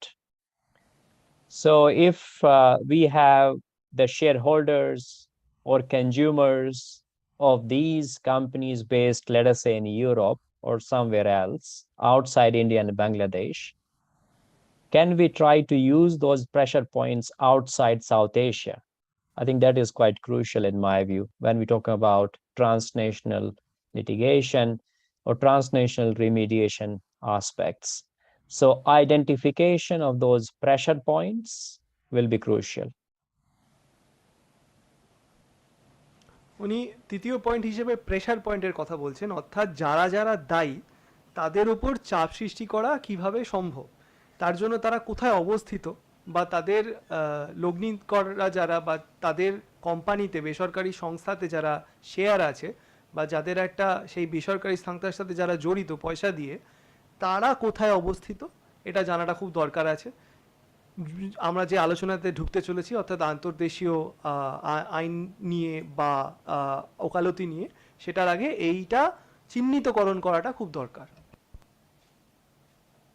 Now, I would like to briefly talk about the remediation pathways, non-judicial remediation pathways at the transnational level that could be relevant in the context of this case. And very briefly, I will mention 4 possibilities here. The first one is national contact points under the OECD guidelines for multinational enterprises. And in recent years, there have been several successful cases taken by the NCPs, national contact points in short, related to climate change.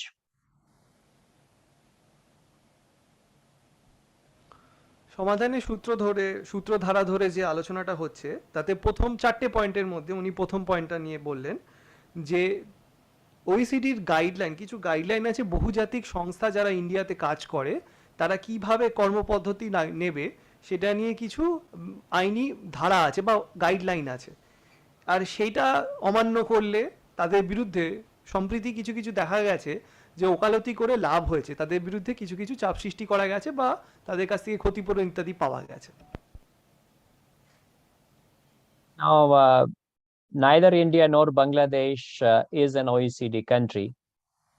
But if some of these companies have connections with an OECD country, then national contact points in those countries can be used. And I think there are 2 successful cases in recent times about climate change being taken up before national contact points. One case relates to ING Bank and the funding provided by the ING Bank to certain projects which contributed to climate change. And that goes back to my earlier point about the mapping. So we need to understand that who are the companies, who are the financiers behind the Rampal coal power plant. এই যে গাইডলাইনের কথা বললাম, OECD মেকানিজমে এই কর্মপদ্ধতির মধ্যে যে যে দেশগুলো আছে সেই দেশগুলোই কিন্তু এই বহুজাতিক সংস্থাকে অমুক জায়গাতে মানে তাদের উৎসস্থানে তারা সেখানে তাদের বিরুদ্ধে ওকালতি বা মামলা নিয়ে আসতে পারে। এখন যদিও সেটা নাও হয় তাও কিছু পদ্ধতি আছে। উনি একটা উদাহরণস্বরূপ আইএনজি ব্যাংকের কথা বললেন, যারা ফান্ড করছিল একটা কোনো মানে সংস্থাকে, বেসরকারি সংস্থাকে, তাদের বিরুদ্ধে মামলা আনা গেছে।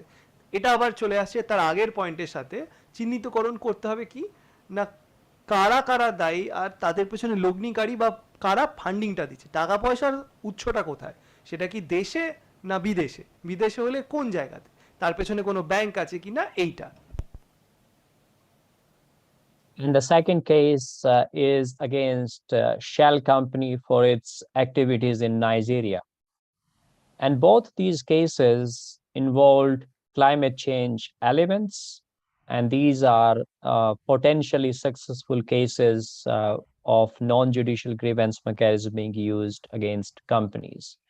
So these 2 cases provide some inspiration in my view for what the affected communities may look for in Sundarban, provided you can find some kind of a linkage with an OECD country.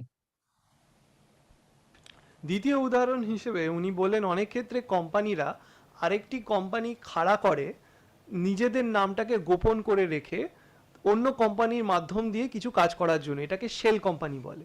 তো এরকম shell company নিয়ে Nigeria দেশে কিছু case হয়েছিল তাদের বিরুদ্ধে, এই মানে আমরা যে আলোচনা করছি জলবায়ু পরিবর্তন আর ন্যায় নিয়ে, সেই সন্দর্ভে। তো এই দুটো কেস, আইএনজি ব্যাংকের কেস, শেল কোম্পানি নাইজেরিয়াতে যে ক্ষতি করছিল, এই দুটো কেস আমাদেরকে একটু হলেও উৎসাহ দেয় যে জলবায়ু পরিবর্তন নিয়ে কোর্টে টেনে নিয়ে এসে কিছু ন্যায় বিচার পাওয়া যেতে পারে? Thank you. Thank you for all the translation. I'm very grateful. The second non-judicial mechanism that is being increasingly used is complaint to national human rights institutions. And a very landmark example here is the Human Rights Commission of the Philippines, which early this year, a couple of months back, issued a landmark report, inquiry report on climate change related to the 49 carbon measures. একটা সংশোধন, উনি আগেরবার নাইজেরিয়ার সন্দর্ভে যে কথাটা বললেন সেটা shell কোম্পানির নামটা আমি অন্যর সাথে গুলিয়ে গেছিলাম। একটা অয়েলের কোম্পানি, তেল নিয়ে তারা কাজ করে, সেই কোম্পানির সন্দর্ভে কথাটা হয়েছিল। এই মুহূর্তে উনি যেটা বললেন সেখানে আরেকটা উদাহরণ চলে আসে, ফিলিপিন নামক দেশে মানবাধিকার কমিশন ওখানকার একটা এনকোয়ারি রিপোর্টের অনুসন্ধান রিপোর্ট পেশ করেছে, সেইটা প্রচণ্ডভাবে আমাদের দেখা দরকার। So both in Bangladesh and India, we have national human rights commissions working. I am aware personally that both have taken up cases related to environmental pollution, but so far perhaps they have not been very proactive on climate justice issues. But based on what the Human Rights Commission in the Philippines has done, that could provide a basis to reach out to these commissions and say, oh, why can't you do something similar? Bangladesh আর ভারতবর্ষ দুই দেশেই এই মানবাধিকার commission গঠন আছে, তারা এই মুহূর্তে তারা কাজও করছে, এই দুটি মানে সরকারের তরফ থেকে বানানো ইনস্টিটিউট। আর যদিও তারা পরিবেশ সংক্রান্ত ইস্যু বা পরিবেশ সংক্রান্ত প্রদূষণ নিয়ে কাজ করেছে, কিন্তু এই জলবায়ু পরিবর্তন নিয়ে হয়তো তারা করেনি এখনো অবধি।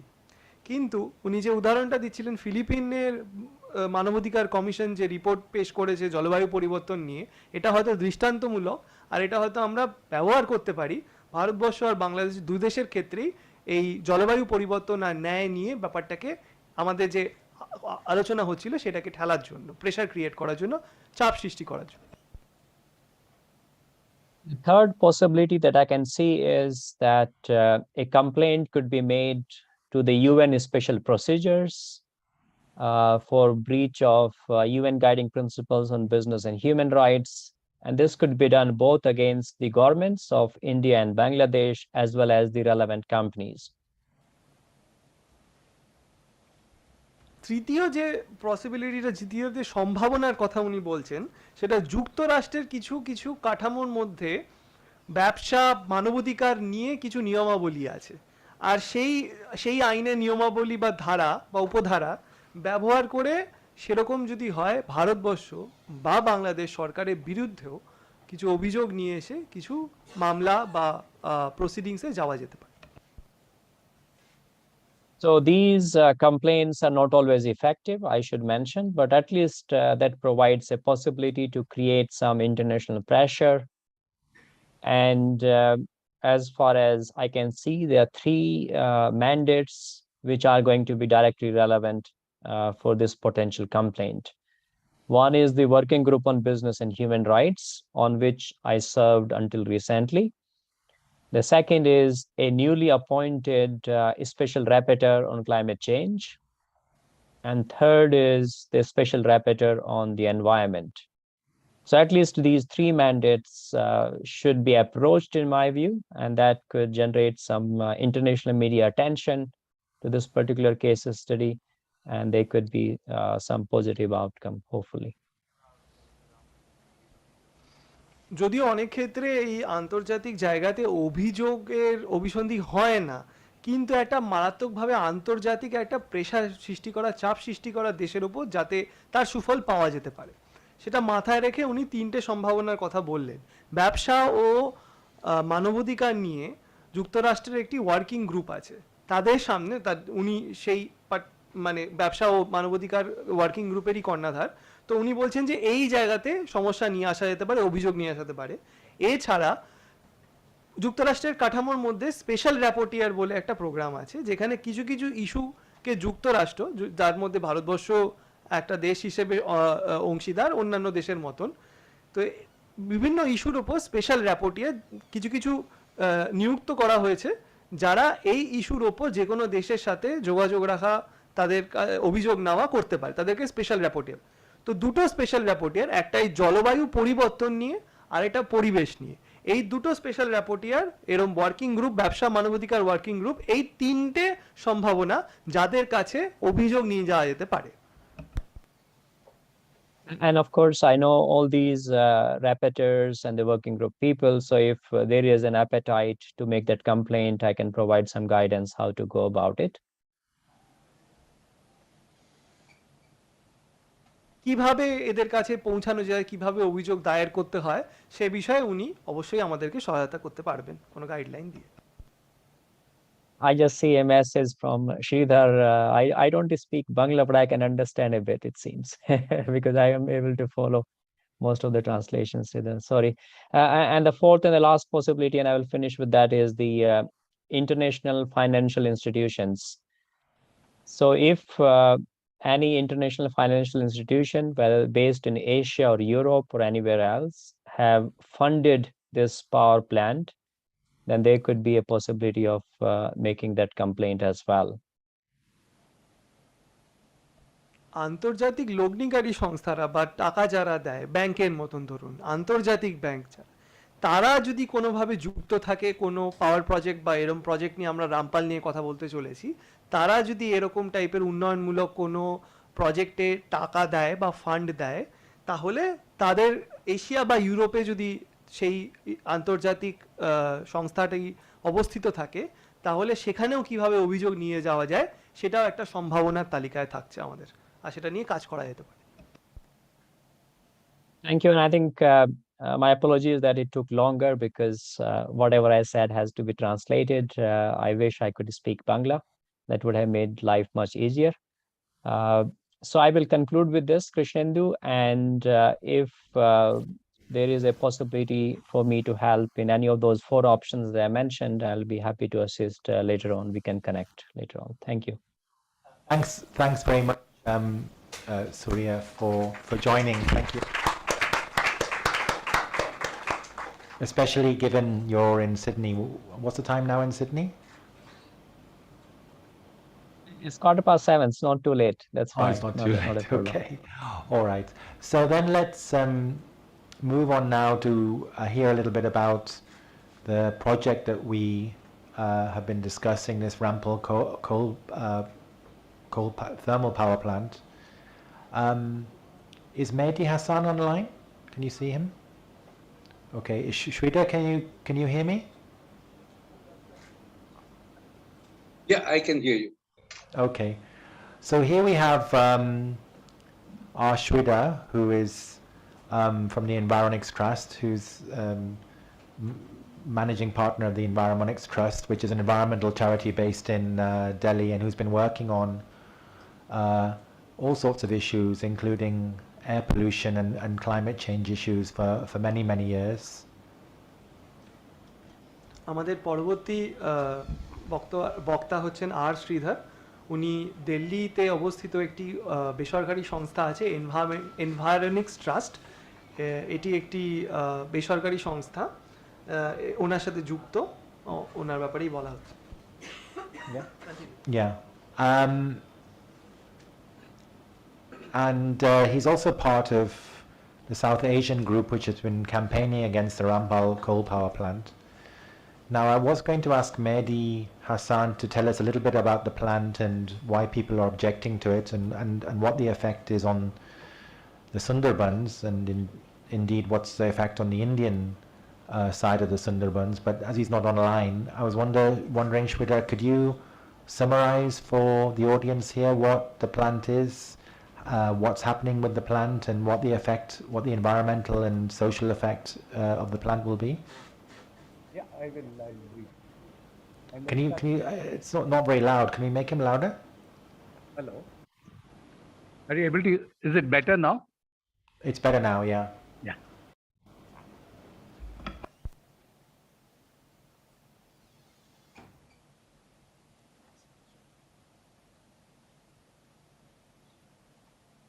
Can I share my screen?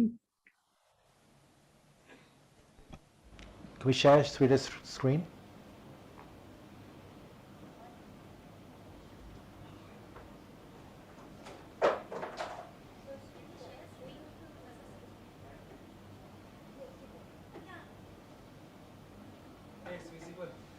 Visible?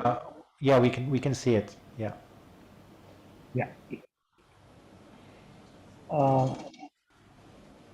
Many thanks to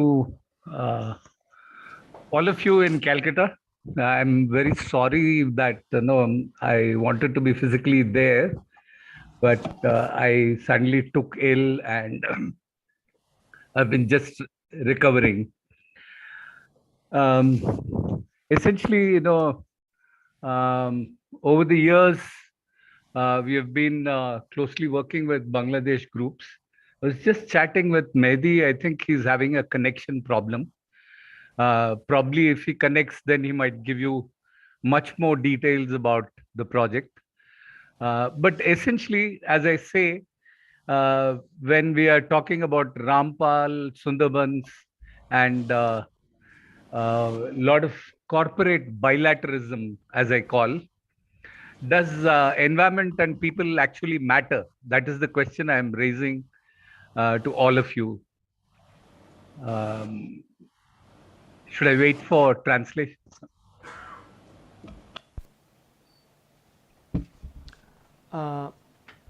Rampal coal power plant Sundarban আর নিয়ে আলোচনাটা কর্পোরেট বাইল্যাটারালিজম দ্বিপাক্ষিকতা এটাকে একটু ফার্দার ব্রেকডাউন করতে হবে।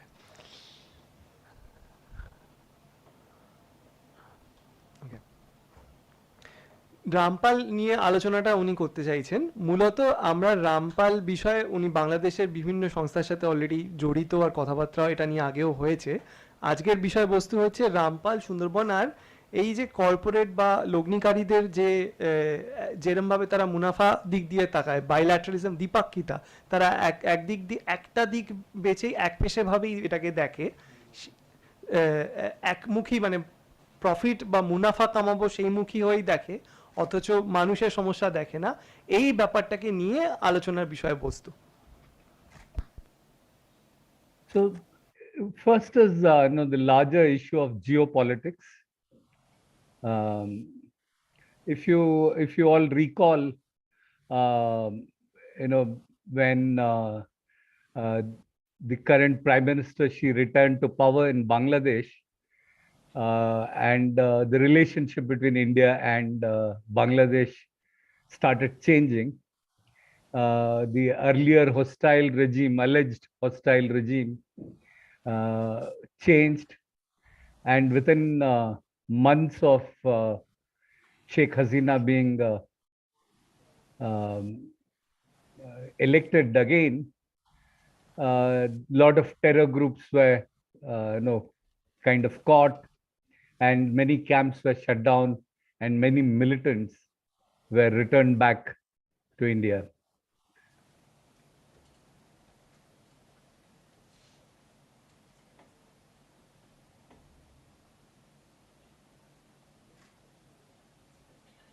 Yeah, just continue, Sridhar, please.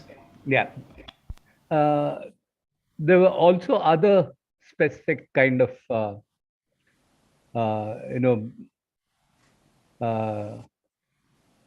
where one of the leaders from Assam, he was also sentenced in the Bangladesh court, and so we found that there was a dramatic kind of change in the bilateral relationship between India and Bangladesh post 2009.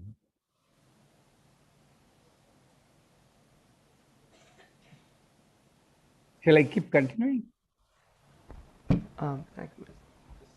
ওকে, রামপাল কোল প্ল্যান্টের ব্যাপারে কথা বলার আগে দুই দেশের সম্পর্ক নিয়ে কথা বলাটা একটু দরকার আছে, বাংলাদেশ আর ভারতবর্ষ, আর এই সম্পর্কের মোড়গুলো কিভাবে বিভিন্ন সময় ঐতিহাসিক সময় বদলেছে। তো উনি বলছিলেন যে আওয়ামী লীগের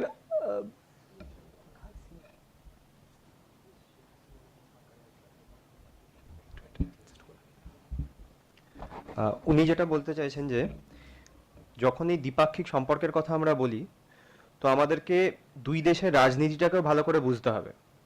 যখন বাংলাদেশে আওয়ামী লীগের সরকার আসে শেখ হাসিনার, তখন বাংলাদেশের সাথে সম্পর্কটা কিন্তু ইন্ডিয়ার একটু আগের থেকে বেটার হয়।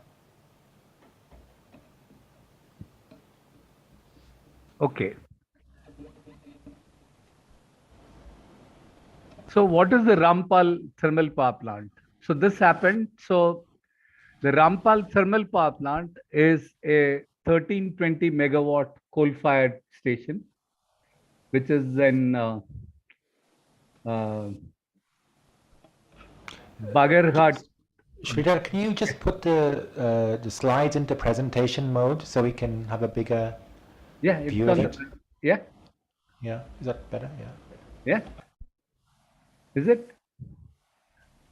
It's better. Thanks. Yeah. Thank you. Yeah. So for this purpose, the this joint venture company called Bangladesh India Friendship Power Company was formed. The project is over an area of 1,834 acres of land and is situated just 14 kilometers north of the edge of the Sundarbans forest.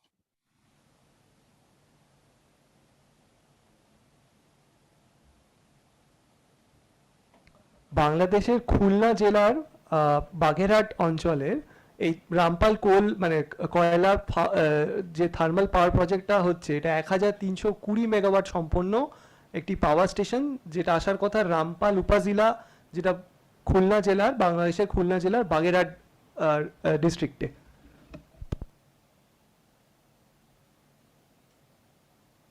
So if you look at the chronology, how the project decisions were made, as I said, 2009, the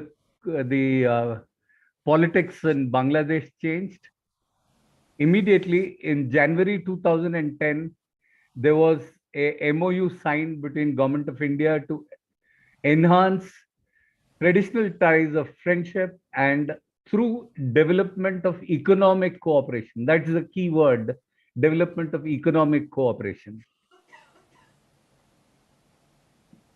আমরা যদি দেখি কিভাবে এই মানে সিদ্ধান্তগুলো নেওয়া হচ্ছে, 2009-এর পরই আমরা দেখতে পাচ্ছি যে ভারত বাংলাদেশ সরকারের মধ্যে একটা চুক্তি কিভাবে আসছে।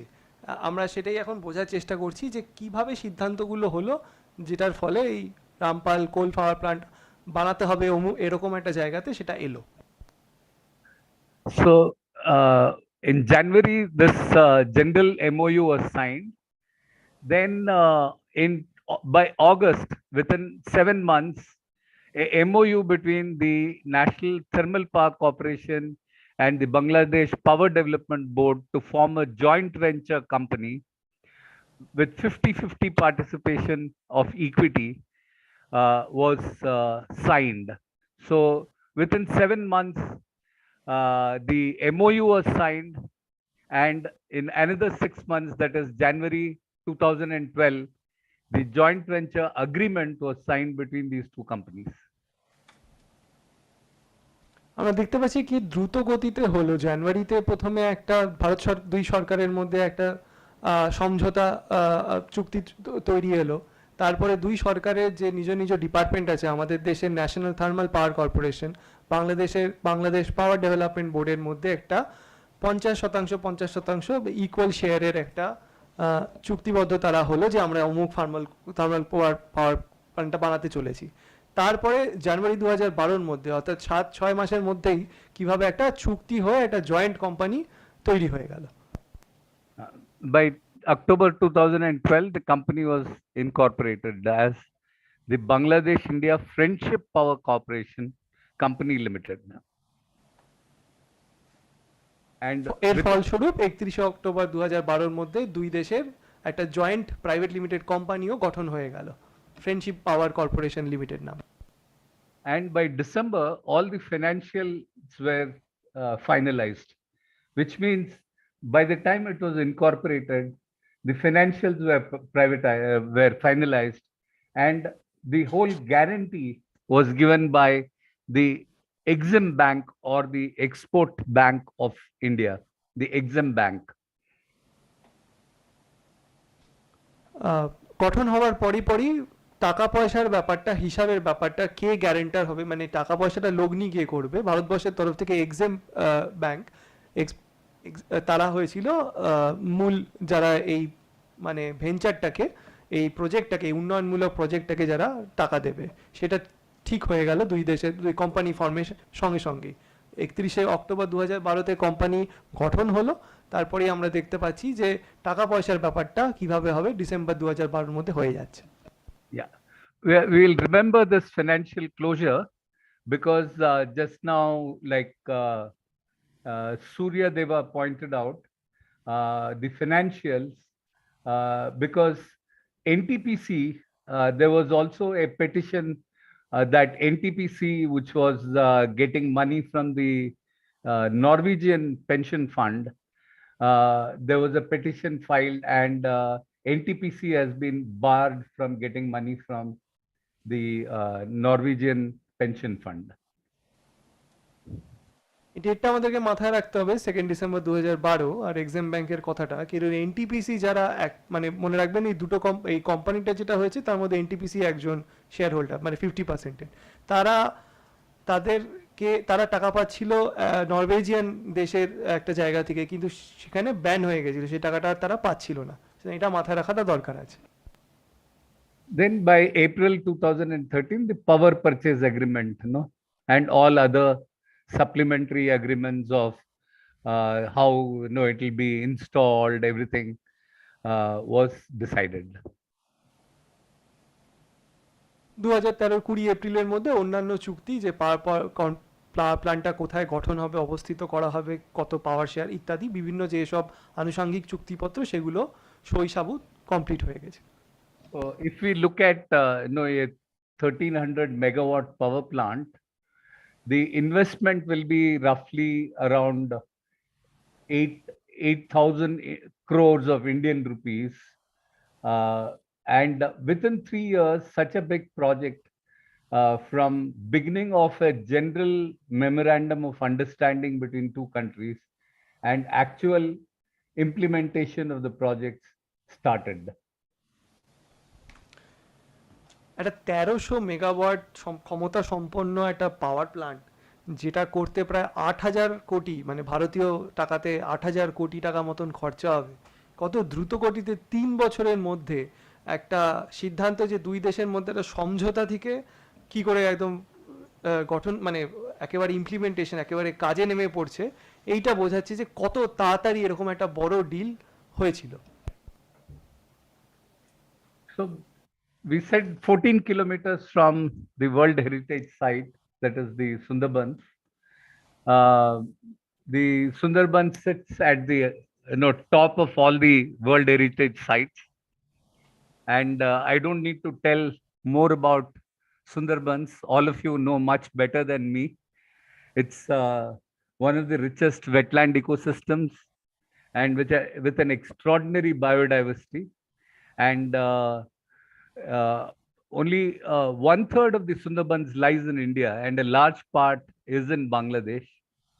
And it is a reserve forest which was pre independence during the British period. So it covers both the countries when it was originally formed. And we find more than 334 plant species and 693 species of wildlife which has been reported from this area. জৈব বৈচিত্র্যতে ভরপুর পৃথিবী বিখ্যাত সুন্দরবনের 14 কিলোমিটারের মধ্যে এরকম একটা power plant, প্রদূষণকারী power plant বানানোর পরিকল্পনা 3 বছরের মধ্যে এসে গেল। সুন্দরবন নিয়ে আলাদা করে কিছু বলার নেই, আমরা সকলেই জানি যে কেন এটি বিখ্যাত, কত ধরনের জৈব বৈচিত্র্য এই জলাশয় অঞ্চল বা এই ম্যানগ্রোভ অঞ্চলে দেখা যায়। What is also happening parallelly is that in September 2011, there is a memorandum of understanding between India and Bangladesh on the Sundarban. And it says, the Article 1 says, both parties recognize the need to monitor and conserve Sundarban, which is a home to rich biodiversity and all these things, and acts as a vital protective barrier protecting mainland from flooding, tidal waves and cyclones. এবার আমরা চুক্তিপত্রটা স্ক্রিনে দেখতে পাচ্ছি বাংলাদেশ আর ভারত সরকারের মধ্যে September 6, 2011-তে যেটা দুজনে মিলে দুই সরকারের প্রতিনিধি সই করেছিলেন। প্রথম ধারা 1 যদি দেখি সেখানে দুই পার্টি বলছে যে তারা এটা মেনে নিচ্ছে, দুজনেই স্বীকৃতি প্রদান করছে আর বলছে যে কিভাবে সুন্দরবনকে বাঁচাতে হবে, তার মনিটরিং করতে হবে, কারণ সুন্দরবন একটি জৈব বৈচিত্র্য ভরপুর একটি রেয়ার স্পিসিস যেখানে আছে সেরকম একটি জায়গা, আর এটার প্রোটেকশন করা, এটা সংরক্ষণ করাটা প্রচণ্ড গুরুত্বপূর্ণ। কিসের থেকে সংরক্ষণ করতে হবে, কিসের থেকে বাঁচাতে হবে না, প্লাবন থেকে, সাইক্লোন থেকে ইত্যাদি। এটা প্রথম ধারা 1-এই বলা আছে এই এমওইউর। The second article says the potential of Sundarbans for development and alleviation of poverty. For alleviation of poverty, to consider and adopt appropriate measures, joint management of and monitoring of resources, explore the possibility of conservation, protection efforts, encourage mangrove regeneration, habitat restoration, rehabilitation program, which will eventually increase the potential of carbon sequestration. এবার যদি আমরা ধারা 2টা দেখি এই চুক্তিপত্রের, তাহলে আমরা দেখতে পাচ্ছি যে কিভাবে দুই দেশ ঠিক করছে বা নিজেদের মধ্যে এই জিনিসটাকে স্বীকৃতি দিচ্ছে যে তারা উন্নয়নের সাথে সাথে সুন্দরবনে যে সমস্যাগুলি আছে পভার্টির, মানে গরিব, এই জিনিসগুলোকে নিয়েও তারা কাজ করবে। তারা দেখবে যে কিভাবে ম্যানগ্রোভকে বাঁচানো যায়, ম্যানগ্রোভকে আরো উন্নত, মানে ম্যানগ্রোভের যে ক্ষয়ক্ষতি হচ্ছে সেটাকে রোধ কিভাবে করা যায়, যদি সেরকম লাগে তাহলে পুনর্বাসন কিভাবে করা যায়। আর দূরবর্তী চিন্তাধারাও তারা রাখছে যে কিভাবে দুই দেশের মধ্যে ইকো ট্যুরিজম, যেটা মানে পরিবেশের সাথে ভারসাম্য বজায় রেখে যে ট্যুরিজম, সেই টাইপের অ্যাক্টিভিটিও কিভাবে দুই দেশ মিলে করতে পারে, এটা তারা এই চুক্তিপত্রে আবদ্ধ হচ্ছে। The Article 3 says the ecosystem is greatly influenced by human use and human beings. The parties will map and delineate the settlements so that a better understanding emerges of the relationship between human settlements and ecosystem.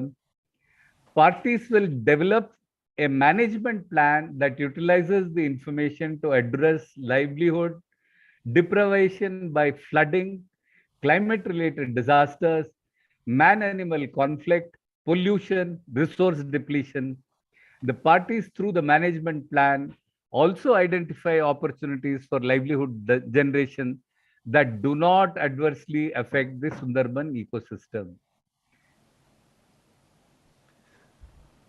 তৃতীয় ধারাটা যদি আমরা দেখি তাহলে দেখছি যে কিভাবে এরা স্বীকৃতি, মানে এখানে বাংলাদেশ সরকার আর ভারত সরকার লিখছে যে তারা মেনে নিচ্ছে যে সুন্দরবনের মতন অঞ্চলে মানুষজন ব্যবহার করছে জীবিকার জন্য, তারা সুন্দরবনের ল্যান্ড মাস, সুন্দরবনের ভূমি, সুন্দরবনের রসদ তারা ব্যবহার করছে, আর কিভাবে করছে সেইটাকে দুই দেশ মিলে চেষ্টা করবে একটা মানচিত্রের মধ্যে নিয়ে আসার, বোঝার জন্য একটা অ্যাকাউন্ট বানানোর অনেক দিক দিয়ে। আর তারা একটা চেষ্টা করবে এই রসদ, এই সুন্দরবনের ব্যবহারটা কি করে তারা ম্যানেজ করতে পারবে, পরিচালনা করতে পারবে, সেটার একটা প্ল্যান বানাতে। আবার এই প্ল্যানের মধ্যে কি থাকবে না, বিভিন্ন ইস্যুকে তারা অলরেডি মনে করছে যে প্ল্যানের মধ্যে রাখতে হবে। জীবিকার ব্যাপারটা, প্লাবনের ফলে ক্ষয়ক্ষতির ব্যাপারটা, জলবায়ু পরিবর্তনের ফলে যে ক্ষয়ক্ষতি বিপর্যয় আসছে সেইটা, জন্তু মানুষের সাথে সংঘাত যে বাড়ছে সেইটা, প্রদূষণ নিয়ে, রসদ যে কমে আসছে সুন্দরবনে, প্রাকৃতিক রসদ, সেই বিষয়গুলো নাকি এই পরিচালনা প্ল্যানের মধ্যে থাকবে, তারা আইডেন্টিফাই করবে, মানচিত্রে গ্রহণ করবে। আর জীবিকার বিষয়টা কি করে তারা বুঝবে আর সেটাকে সুন্দরবনের জৈব বৈচিত্র্য ভারসাম্য বজায় রেখে কিভাবে জীবিকার বিষয়টা উন্নতি করা যেতে পারে, সেটাও এই পরিচালন, মানে সুন্দরবনের জন্য একটা প্ল্যান বানানোর তারা চেষ্টা করবে। Shweta, sorry, sorry to interrupt. We're just a little bit time limited. Yeah. I wonder whether you I'll could, go fast. I'll go. yeah, move on to the Yeah. maybe the effects of the Yeah. power station. So the thing is, while on one hand, at the same time in 2011, both governments have been talking about conservation, saving this place from harmful kind of projects. They are going ahead with it.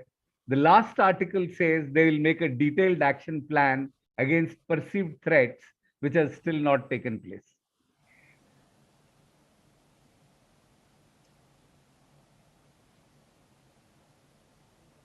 Similarly, a protocol was also signed on the same day to save the Royal Bengal tiger. So when you see what is happening, that at one hand, the project is proceeding at a very quick pace. At the same time, the conservation effort is just on paper. And at the same time, you see that in September, you find that this agreements are signed. In October, the process for clearance of environmental clearance start happening. So from October 2010 applies for a site clearance. Then 2011, by the time they have been issued some certificates, and we are finding by 2013 the project is already cleared with 59 conditions to be fulfilled by the project. So what I want to emphasize here is the talk about environment is only a rhetoric, is on the back, but the business activity or the activity of setting up the plant went on rapidly. Main বিষয়টা হচ্ছে যে একাধারে আমরা যেখানে দেখছি কাগজে ভালো ভালো কথা লেখা হচ্ছে যে বিভিন্ন ইস্যু আমরা দেখব পরিবেশ ভারসাম্য, সেটা কাগজেই রয়ে যাচ্ছে। কারণ যে দ্রুত গতিতে এই কাগজ আসছে তার থেকেও দ্রুত গতিতে তারা অ্যাপ্লাই করছে আর পরিবেশ ছাড়পত্র পেয়ে যাচ্ছে 59টা কন্ডিশন নিয়ে। অর্থাৎ এর থেকে বোঝা যাচ্ছে যে তাদের উদ্দেশ্য বরাবরই ছিল যে ভালো ভালো কথা কাগজেই রেখে দেওয়া, বাস্তবে সেটা নিয়ে কোনো কাজ না করা। মূল উদ্দেশ্যটাই ছিল যে রামপাল কোল প্ল্যান্টকে অবস্থিত করে কিভাবে কাজটা এগিয়ে নেওয়া যায়। So there were protests, the Krishi Jomin Roksha Sangram Samiti in the local people in Rampal. They launched protests, and they immediately in 2011 itself, they went to the High Court in Bangladesh to stop the land acquisition and power plant. বাংলাদেশের কৃষি জমি রক্ষা সংগ্রাম সমিতি এই মানে main মঞ্চ যারা এটা নিয়ে লড়াই করেছেন, তারা 2011 সালে বাংলাদেশ হাইকোর্টে গিয়ে স্থগিতাদেশ চাওয়ার জন্য ভূমি অধিগ্রহণের বিরুদ্ধে মামলা দায়ের করেছিলেন। আমরা দেখতে পাচ্ছি যে মানে কত দ্রুত গতিতে পিপলস মুভমেন্ট মানে বিপ্লব মানে বাট দি হাইকোর্টের মাধ্যমে এই যে ক্ষতিকারক একটা প্রজেক্ট আছে সেটাকে আটকানোর চেষ্টা করছিল। There were other protests also, but when the Samiti went to the court, soon there was a visit by the Indian Prime Minister, and that is the September when the Sundarban agreements were signed. The Bangladesh Advocate General said that it will hurt bilateral ties, and therefore this case has to be dismissed. এই মামলা দায়ের করার পরে পরেই ভারতবর্ষের প্রধানমন্ত্রী সেই দেশে যান। আর এটাও ব্যাপার যে লাইক বাংলাদেশ সরকারের তরফ থেকে যে উচ্চপদস্থ আইনি অফিসার আছে উনি কোর্টে এই বক্তব্যটাও রাখেন যে এই মামলাটাকে ডিসমিস করে দিতে হবে, কারণ ভারত বাংলাদেশের সম্পর্কে চির ধরে যাবে। So Shweta, just to summarize, I mean, at the end of the day, the thermal power plant is nearly built. Yeah. It's cleanly built. Yeah, yeah, And almost built, and it is going to be, in operation very soon. So I will just conclude very fast. I have few more slides only. All right. Okay. Yeah, yeah. Then there were protests all across Bangladesh and in India. The key concerns have been, as you know, there's a lot of carbon dioxide, heavy metals, fly ash, and yesterday also, apart from the fly ash here, Ritvik also mentioned to you about the fly ash that is going through this area into Bangladesh.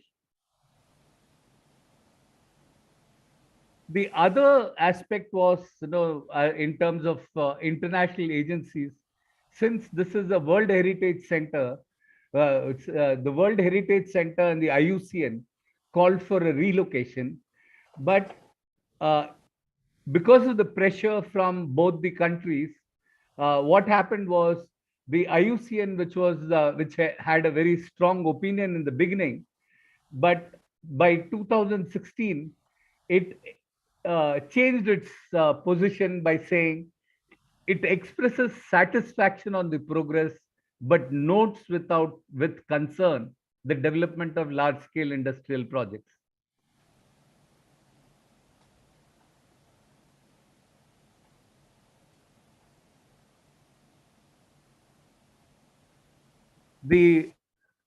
So you find that even international agencies get compromised when bilateral issues are governments are involved and big corporates are involved.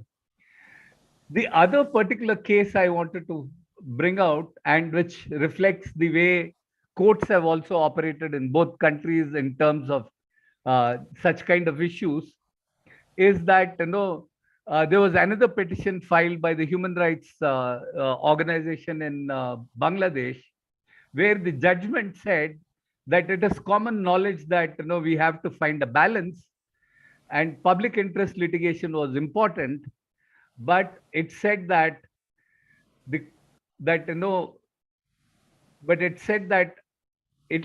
this particular project is very important, and while the Supreme Court will never shrink an inch on its duty and will ensure that the Sundarbans is kept intact, but the project will go ahead, and the court machinery should not be used for PILs. So climate continues to be a rhetoric, and business seems to be real. In conclusion, I would want to say the UN agencies depend on rich nations and their corporates. There are more and more examples of conflict of interest of corporates and spaces they occupy in multilateral agencies. Constitutions, environmental legislations, all other conventions are becoming subservient to economic and corporate interests. Local communities, activists, and those concerned have no option but to use all windows of hope: ground protest, action, administrative, legal action, use of global conventions, treaties.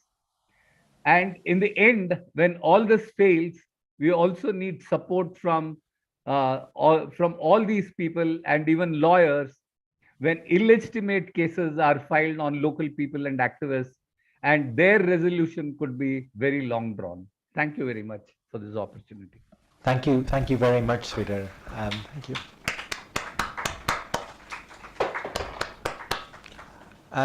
Perhaps as Mehdi Hassan is online. Are you there, Mehdi? Yeah, yes, I'm here. Oh, okay. Thank you. Could we have your video on, maybe, if that's possible?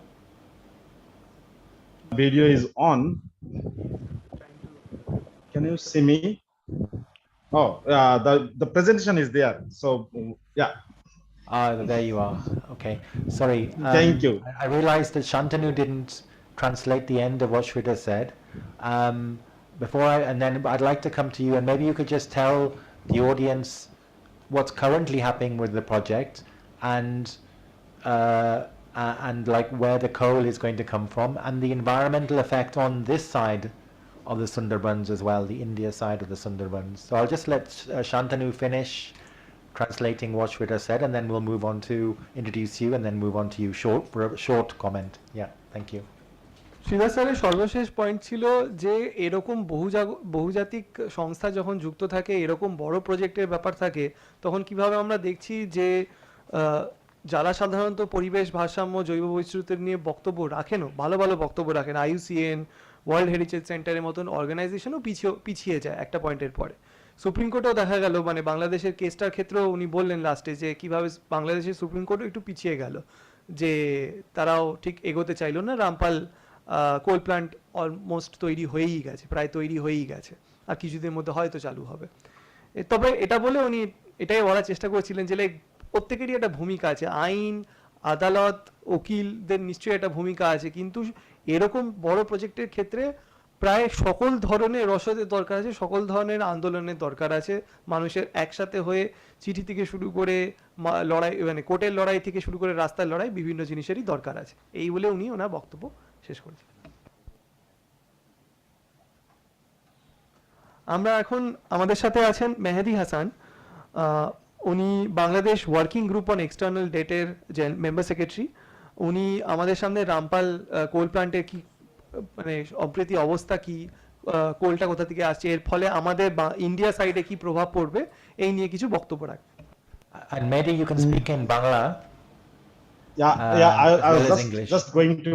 I was just thinking to ask you the ratio of Bengali speaking and non-Bengali speaking people there. Well, you can speak in Bangla. It'll be good. Okay, thank you very much. So অনেক ধন্যবাদ আমাকে আমন্ত্রণ জানানোর জন্য। আমি হাসান মেহেদি হাসান নই, আমি Bangladesh working group on external date বলে একটা ছোট্ট সংগঠন, 43টার মতো অর্গানাইজেশন সারা বাংলাদেশে। আমরা একসঙ্গে স্পেশালি বৈদেশিক দেনা বিষয়ে কথা বলি এবং কাজ করি। তো জ্বালানি একটা বড় সেক্টর সেখানে। আপনারা জানেন যে গত 2008 সাল থেকে এখন পর্যন্ত কয়েকটা বড় দেশ, specially China, Japan, India, south Korea এবং মালয়েশিয়া, এরকম কয়েকটি দেশের বড় ধরনের ইনভেস্টমেন্ট বাংলাদেশে হয়েছে, যা বাংলাদেশকে গত এক দশকে মোটামুটি দেনায় জর্জরিত করে ফেলেছে। তো সে কারণে এনার্জি একটা বড় সেক্টর আমাদের দেখার জায়গা। আর রামপাল সেখানে, স্পেশালি আমার বাড়ি যেহেতু খুলনায়, সে কারণে রামপাল একটি বিশেষভাবে দেখবার জায়গা, কারণ ওটি আমার অস্তিত্বের সঙ্গে যুক্ত। আমি একটু ক্লারিফিকেশন দিয়ে রাখি, রামপাল খুলনা জেলায় নয়, খুলনা বিভাগে বাগেরহাট জেলায়, রামপাল উপজেলায়। উপজেলা বলতে বোঝায় থানা এরিয়া, থানা, পশ্চিমবাংলায় থানা বলবেন আপনারা, বড় পঞ্চায়েতের মতো।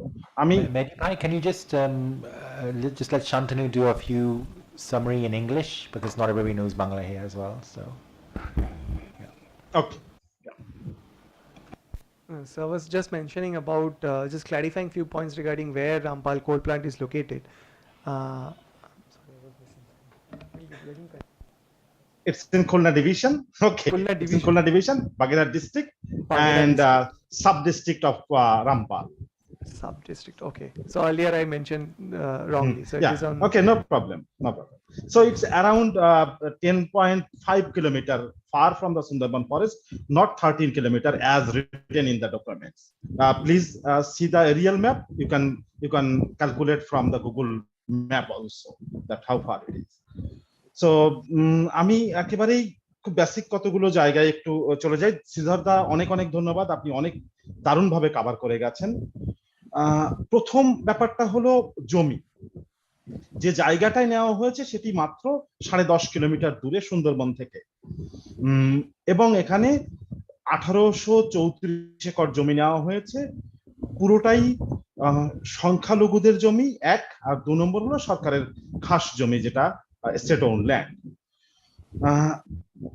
বাজেটের বড় অংশে এসছে, দাদা বলে গেছেন অলরেডি, $1.69 বিলিয়ন এসছে এক্সিমকে ইন্ডিয়া থেকে, where BPDB এবং NTPC was to contribute $350 million each as equity investment.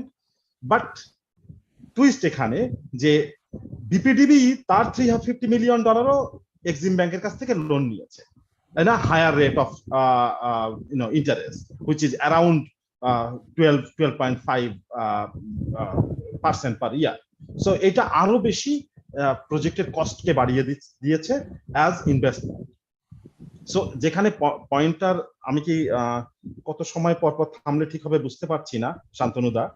So আমি যেহেতু 5-6 মিনিটে শেষ করবো, হ্যাঁ 5-7 মিনিটের মধ্যে শেষ করব। ওটা আপনার ইন্টারাপ্ট করতে চাইছি না স্যার, আপনি বলে যান, আমি সামারিটা ট্রান্সলেট করব। সো বলা হচ্ছে যে এখানে কয়লা ব্যবহার করা হবে 5000 কিলো ক্যালোরির বেশি, অর্থাৎ অস্ট্রেলিয়া, ইন্দোনেশিয়া বা সাউথ আফ্রিকা থেকে আনা হবে।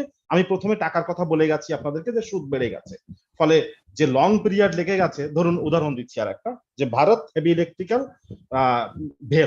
ভারত হেভি ইলেকট্রিক্যাল লিমিটেড, তারা পেয়েছে ইপিসি কন্ট্রাক্টরের দায়িত্ব।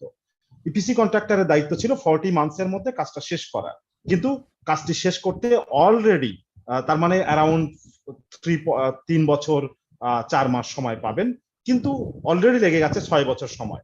6 বছর যেহেতু লেগে গেছে, ফলে এক্সিম ব্যাংকের যে ইন্টারেস্ট সেটা বেড়েছে। আর পাশাপাশি বিপিডিবি যেহেতু বাংলাদেশ পাওয়ার ডেভেলপমেন্ট বোর্ড, এরা যেহেতু লোনটা নিয়েছে $350 million from Exim bank in higher rate, ফলে সেই সুদও বেড়েছে। এর সঙ্গে যুক্ত হয়েছে যে কয়লা আনতে চেয়েছে 5000 কিলো ক্যালোরির ফ্রম ইন্দোনেশিয়া, অস্ট্রেলিয়া আর সাউথ আফ্রিকা। সেই কয়লার দাম ধরা হয়েছিল $120 পার টন, সেটা এই মুহূর্তে চলে এসেছে $274 পার টন, অর্থাৎ 2.5 গুণের বেশি বেড়েছে। তখন $90 করে ছিল ইন দা স্পট মার্কেট, তখন $120 ধরা হয়েছিল as a base price. So যা হোক, এখন কয়লার দামটা বেড়েছে, এই সবকিছু মিলিয়ে ধরা হয়েছিল তখন 6.75 বাংলাদেশি টাকা পার ইউনিট হবে। একদিকে ডলারের দাম বেড়ে গেছে, ডলারের দাম তখন ছিল অ্যারাউন্ড 71 টাকা পার ডলার, এখন সে ডলার চলে গেছে অ্যারাউন্ড 100 টাকায়। সব মিলিয়ে it is not coming below 13 টাকা অ্যাটলিস্ট। এবং সমস্যাটা হলো এখানে যে বাংলাদেশ গভর্নমেন্ট যে আমাদের কাছে ডোমেস্টিক ইউজারের কাছে যে দামে বিক্রি করছে বিদ্যুৎ, সেটা হলো 5 টাকা 60 পয়সা থেকে 7 টাকা 60 পয়সার মধ্যে, কিন্তু এই জায়গায় আরো দাম বেড়ে যাচ্ছে। আজকের ঘটনা যদি বলি তাহলে হলো যে এখানে ডিজেল বেসড সব পাওয়ার প্ল্যান্ট বন্ধ করে দেওয়া হয়েছে এবং অ্যারাউন্ড 1200 মেগাওয়াট ক্যাপাসিটি বন্ধ করে দেওয়া হয়েছে because of the high price, এবং government can't government is quite shaky to get any more fuel from the international market. And আগামী 40 দিনের মতো আমাদের কাছে, বাংলাদেশের কাছে ডিজেল অর ফার্নেস অয়েল আছে। তো এই সিচুয়েশনে আমরা দাঁড়িয়ে আছি। কথা হচ্ছিল, সিদ্ধার্থ যেগুলো কভার করে গেছেন আমি এগুলো বাদ দিয়ে যাচ্ছি। কথা হচ্ছিল যে কবে নাগাদ এটি পাওয়ার ডেলিভার করতে পারবে। প্রথম প্ল্যান ছিল যে ইট উইল কাম বাই মে 2019, পরে ডেট চেঞ্জ করে করা হলো জুন 2020, তারপর ডেট চেঞ্জ করে করা হলো উইদিন ডিসেম্বর 2020। এভাবে করতে করতে এখন এসে দাঁড়িয়েছে যে এটা জুনেও করতে পারবে না, আর অক্টোবর আর নভেম্বরে ফার্স্ট ইউনিট কমার্শিয়াল অপারেশন করতে পারবে, আর সেকেন্ড ইউনিট করতে গিয়ে আগামী বছর এপ্রিল হয়ে যাবে 2023, বিকজ নোবডি গভর্নমেন্ট একটা ইন্টারন্যাশনাল মেডিফাই আমরা একটু ট্রান্সলেট করে দেবো। হ্যাঁ, okay please. Thank you, Randy sir. So the first point he mentioned, of course, is correction that it is 10.3 kilometers away aerial distance, and also that majority of the 1,834 acre land that has been taken are minority owned, others are khas jomi or state owned land. The interesting fact here is that the 1.69 billion sort of the money that is involved here, NTPC has given some $350 billion, but even the Bangladesh DBPD, they have also taken a loan originally which at a high interest, 12.5 interest per year for the project duration. And there are several components that have increased the price of the project overall, from the point that dollar prices have increased, from the point that coal prices have increased. The original plan of sourcing coal from Indonesia and all that, which was at $120 per ton, has increased to $274 per ton. That's overall 2.5% increase. At Bangladesh domestic side itself, Bangladesh at the moment they are selling it at 5 taka rate electricity unit. It has gone up to 7 taka per unit, and diesel based power plants have been shut. So it has resulted in a situation where at the disposal of Bangladesh, diesel is available only for the next 40 days.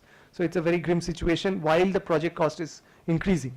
Now coming to the delivery part of the project, original slated dates for the first delivery, May 2019, changed again into June 2020, changed to December, and now it seems that the first unit will only be available from maybe October or November, and the next could be next year, 2023. So such is the situation of how the project is right now unfolding. Thank you, sir. So যখন international tender float করা হলো, one collecting fuel, means coal from the international market, they didn't get any response from any coal supplier. So because of the international pressure on the coal industry and because of the price volatility of the market. So now what happened is the Coal India supplied around 30,000 tons of coal in March this year, and the Coal India personnel expected that they will be able to supply around 20,000 tons of coal per month when the power plant will start. When we started protesting, the government said that this coal is going to be used as making the floor of the coal, it's a coal field. So that's the situation. So now a Bangladeshi group called Bashindhara Group, they got agreement for 3 months only to supply temporarily the fuel for the power plant, but it is not a full-fledged agreement to supply the fuel. So the fuel is still uncertain. So I'm really not sure what is going to happen there. So that's it for just translation. I'm stopping here. কোল ইন্ডিয়ার কোল India একটি মানে প্রথম দিকে বলেছিল 30,000 ton তারা supply করবে, এখন দাঁড়িয়ে আছে সেটা যে 20,000 টন প্ল্যান্টটা শুরু হলে তখন তারা সাপ্লাই দেবে। কিন্তু বিভিন্ন প্রোটেস্ট ইত্যাদির ফলে এই কোলের সাপ্লাইয়ের ব্যাপারটা একটা প্রশ্নচিহ্নের মুখে আছে। এবার ফুয়েল সাপ্লাই করার জন্য যে সংস্থাকে প্রথমে বলা হয়েছিল, যাদের সাথে কথা হয়েছে মৌখিক, তাদের সাথে একটা চুক্তি হয়েছে, কিন্তু এটা খসড়া চুক্তি, এটা পাকা চুক্তি এখনো পর্যন্ত হয়নি। সো এই জায়গাতে বেশ কিছু প্রশ্নচিহ্ন উঠছে, এই রামপাল কোল প্ল্যান্টটা কিভাবে আদৌ চলবে কি চলবে না, এটা নিয়ে একটা প্রশ্নের মুখে বেশ কিছু আছে, এত অব্দি উনি বলেছে। Please sir. তো অনেক প্রোটেস্ট হয়েছে। শ্রীধরদা বলছিলেন যে হাইকোর্টে মামলা হয়েছে, হাইকোর্ট স্টপ করে দিয়েছে because of the visit of Pranab Mukherjee, who the president of India and also born in Bangladesh. So their ancestral home, he was visiting his ancestral home. So at that time the court suspended, not quashed, suspended the case, and it never comes to the court again. So then there are several protesters, like it's a big protest of National Committee for Oil, Gas and Mineral Resources, which is called NCPD. Everybody knows Anu Muhammad sir. And then the Sundarbans Conservation National Committee, there is a big group, and there are several brutal attacks by police, and several arrests happened. Many things happened in that thing. Now the groups in Bangladesh is actually trying to regularly communicate with World Heritage Committee of UNESCO to so that they can take a strong position on Sundarbans. And second thing is the World Heritage Committee itself commissioned a strategic environmental assessment, and Bangladeshi government-owned CEGIS, Center for Environment and Geographic Information Services, they got the contract to conduct the study but the study itself is really, really vague. So now that is the situation on that part. So third part is there are, as it is an Indian agreement between Bangladesh and India, and all of the companies are Indian, and some of them are from Kolkata also. I'm not going to, just detail that part. Just stopping here for translation again. Yeah. Perhaps you could just to end with, Medipai, just focus on the effect or the lack of any assessment about the effects on the Indian Sundarbans, because there are many people here from the Indian Sundarbans. Yeah, problem is very it's like that. One thing is I wanted to do it at the last segment. Okay, one thing is, if you, Shantanuda, and you who observe the whole south, the continent, the subcontinent, you can see the Meghna River, which flows from the northern part like Assam area to Sylhet and through Dhaka to the Chittagong part of Bangladesh. And the current, if you see the historical current movement of the water from the upstream to downstream, you can see that the water comes from that part to southern part, and then it's turned to the eastern, it takes a turn to eastern part. And that you can find a good study by Vanderbilt University in USA, that they assessed the current, water current of in the Bay of Bengal. So, and that is how this all the chors, chor means river islets and sea islands, small islands, that formed in the Bay of Bengal because of this character of the water. সুতরাং যখন এই current স্রোত চলে যায় পশ্চিম দিকে গেলে আমাদের এই পশ্চিম সুন্দরবনের দক্ষিণে সবসময় নতুন নতুন চর জেগে ওঠে, নতুন নতুন দ্বীপ জেগে ওঠে। আর এই কারেন্টের সঙ্গে এই সুন্দরবনের এই যে রামপালের যে কয়লা বিদ্যুৎ কেন্দ্রের যে ফ্লাই অ্যাশ এবং মার্কারি, এটাও কিন্তু ওইভাবেই যাবে। কিন্তু ভালো কোনো স্টাডি হয়নি অন দ্যাট পার্ট, যে ওপাশে কি ধরনের ইম্প্যাক্ট পড়বে এবং কি ধরনের ফিউচার লং টার্ম ইম্প্যাক্ট কি এবং স্পিল ওভার ইম্প্যাক্ট কি। এই দুটো জায়গা হওয়াটা খুব জরুরি ছিল, এবং সেই জায়গা থেকেই ইন্ডিয়ান মুভমেন্টটা সেখানে দাঁড়াতে পারতো যে আমার স্বার্থ সুন্দরবন, আমার সুন্দরবন যে পার্ট, আমার সুন্দরবনের স্বার্থ কি। বাংলাদেশ পার্ট নিয়ে বাংলাদেশ মুভমেন্ট করছে, বাংলাদেশ পার্ট কিন্তু কখনোই ফোকাস করছে না on Indian part. So Indian পার্টের সেই জায়গাটা করার সুযোগ এখনো আছে। এইটুকু, থ্যাংক ইউ ভেরি মাচ। আমি শেষ করছি, আমি যদি কোশ্চেন থাকে তখন উত্তর দেওয়ার চেষ্টা করবো। Thank you.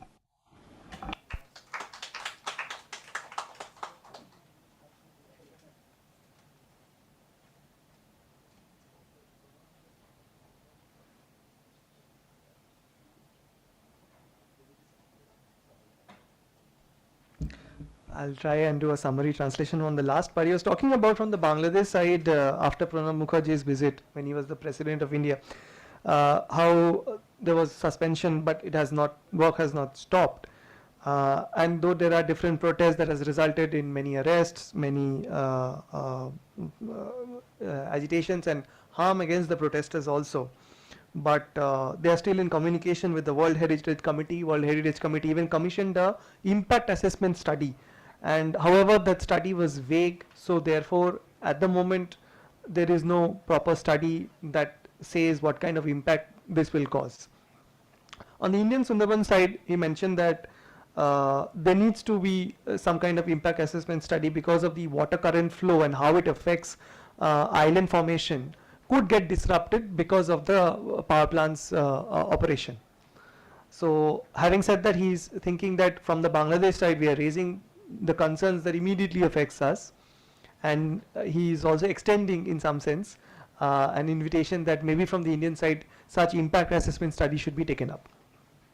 খুব ছোট করে বলতে গেলে উনি লাস্টের দিকে বলছিলেন যে আমাদের প্রাক্তন প্রেসিডেন্ট ভারতবর্ষের প্রণব মুখার্জি যখন উনি গেছিলেন, তারপরে সাসপেনশন হয়, একটা কাজের একটা বন্ধ হয়, কিন্তু তা পুরো প্ল্যান্টের কাজটা পুরোপুরি বন্ধ হয়ে যায়নি। বিভিন্ন ধরনের ওখানে প্রোটেস্ট হয়েছে, যারা আন্দোলনকারী তাদের উপর আক্রমণ হয়েছে, কিন্তু তা আন্দোলন চলছে। তারা ওয়ার্ল্ড হেরিটেজ কমিটির সাথে যোগাযোগ রেখেছে, তার ফলে যেটা হয়েছে একটা ইম্প্যাক্ট আছে, মানে পরিবেশের ওপর কী ধরনের প্রভাব পড়তে চলেছে তার এরকম একটা গবেষণামূলক স্টাডি করার জন্য একটা তৈরি হয়েছিল, কিন্তু সেই স্টাডিটার থেকেও বিশেষ কিছু জানা যায়নি। ভারতবর্ষের দিক দিয়ে দেখতে গেলে উনি বারবার বলছেন যে এই আমাদের যে মেঘনা রিভার থেকে শুরু করে যে ওয়াটার ফ্লোয়ের যে পুরো কাঠামোটা আছে, মানে যে জলপ্রবাহ যে ব্যবস্থাপনা আছে, যার জন্য এই বে অফ বেঙ্গল বঙ্গোপসাগরে আমরা যে দেখি চড়া পড়ে বা দ্বীপ তৈরি হচ্ছে, এই পুরো ব্যাপারটার ওপর এর কি প্রভাব পড়বে তার আমাদের একটা দরকার আছে স্টাডি করা। বাংলাদেশের তরফ থেকে তো তাদের তরফ থেকে তারা যা করার করছে, তারা মনে করছে যে আমরাও যদি এদিক থেকে কোনো রকম এরকম গবেষণা করতে পারি তাহলে আরও কিছু পয়েন্ট এগিয়ে আসবে, যেটা এই ব্যাপারটাতে আরও মানে আন্দোলনকে আরও শক্তিশালী করতে পারে। এই বলে বাকি কথা প্রশ্ন আকারে উনি নেবেন, এই বলে উনি ওনার বক্তব্য শেষ করেন। Thank you very much, Mehdi bhai. Does anybody have any short questions to any of the panelists? Yes. Meghna? You have to speak in the micro and they won't be able to hear you. Yeah. Thank you. It's just a clarificatory question. So there was a slide, I think earlier, of the carbon dioxide, sulfur, the sort of the fly ash. Is there a sense of where those will be? Do we know where they're going to be dumped? Where the ships are going to be carrying the coal from, the routes? Is there apart from the plant, can you just clarify on some of the details of the dumping and how a thermal power plant works and the wastage and the pollutants? Because I mean, not just the river tides, but you know, it's the same sky, it's the same water, it's the same air, everything. So I was just wondering if we could hear a little bit from either of the speakers on like the nitty-gritties of the technicalities of where the process, once the coal plant starts, what happens. Is there a clarification on that? I mean, Shweta, you've worked a lot on thermal power plants in India. I don't know whether you can summarize the process of coal being brought and the pollutants being discharged and where they're discharged and how they're discharged. Yeah, very briefly, one of the biggest problems with the Rampal plant is we don't know for each batch where the coal will come from. So the composition of the coal will determine the kind of pollutants but broadly we can say that one is the bottom ash and the fly ash.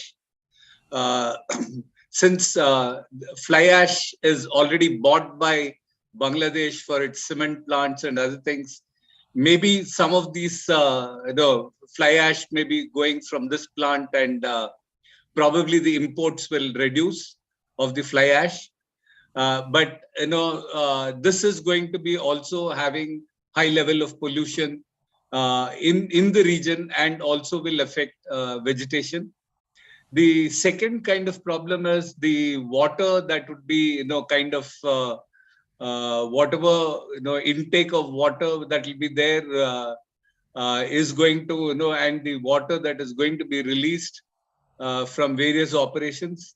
We also know that there will be mercury, which can be harmful to the community. Especially, we know mercury and lead can be very harmful to children. These are kind of common problems. What Hassan Mehdi tried to point out was that when you have a flawed environmental assessment, you also don't know which community, which are the areas that are going to be impacted. So here, in the case of environmental clearance, since it was a government agency, it is the government agency which is doing the assessment, it is the government agency which is giving the clearance. So the quality is always questioned. If you look at this website of the company, you will find a very recent quarterly environmental assessment report. It is a very, very elegant report, but it will always say that everything is within the permissible limits. So they know what is to be written, and it is only a, I would say, paperwork that is being done on it.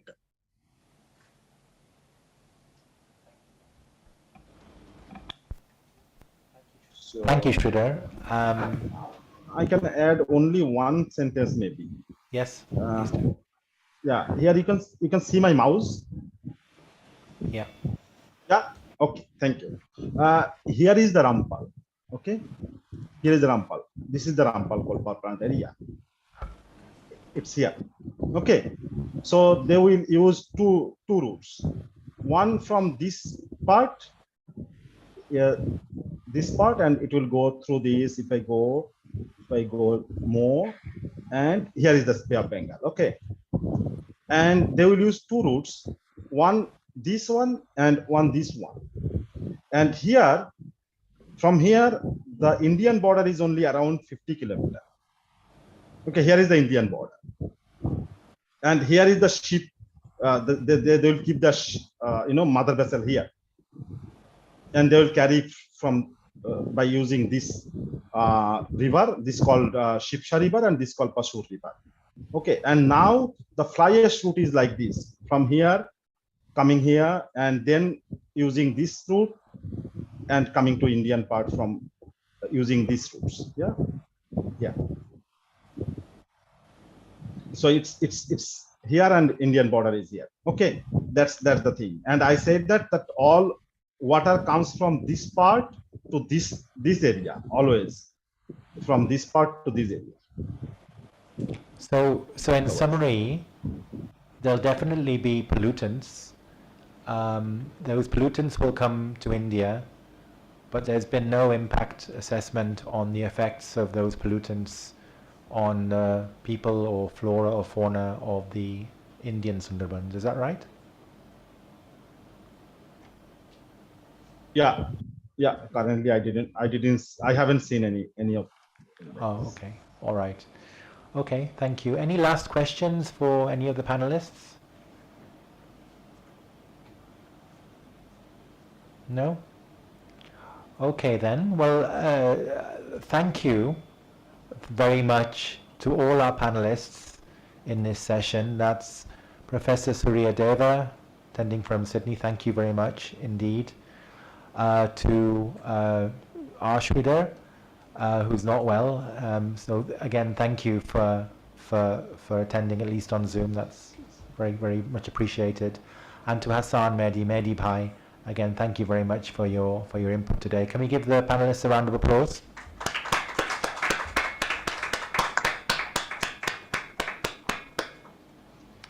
Okay, thank you very much. So the next. See you, Mehdi Bhai.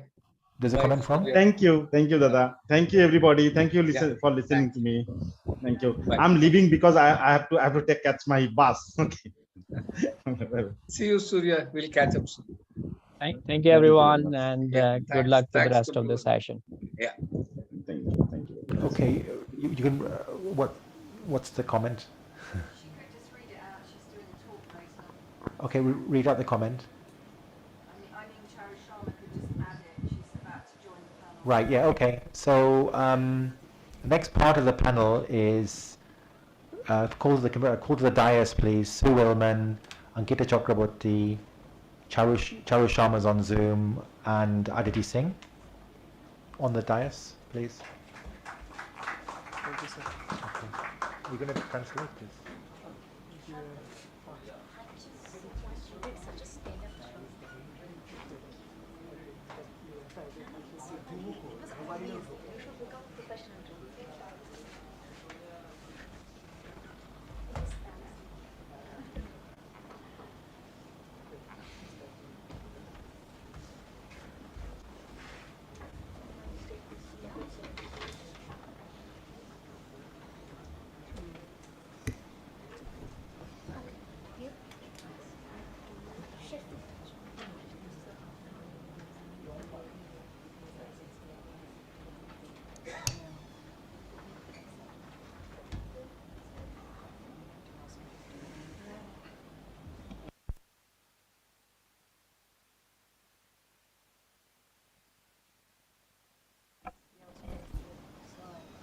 Okay, everybody.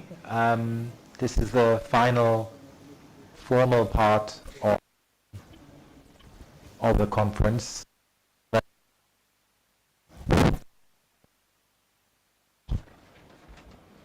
Other than the keynote speech by Justice Lokur. So please be awake and alert for this part as well. Thank you. So on my left I have Sue Willman, who's Assistant Director of King's College London Legal Clinic and Assistant Professor and Faculty Advisor. Oh no, that's Ankita. And Ankita Chakraborty, who's Assistant Professor and Faculty Advisor of NUJS Legal Aid Society. And on my right I have Aditi Singh, Assistant Professor and Assistant Dean of Academic Affairs at Jindal Global Law School and the Assistant Director of the Environment Law Clinic at JGLS. And online we have Dr. Charu Sharma, Executive Director, Center for Environment and Climate Change at Jindal Global Law School as well.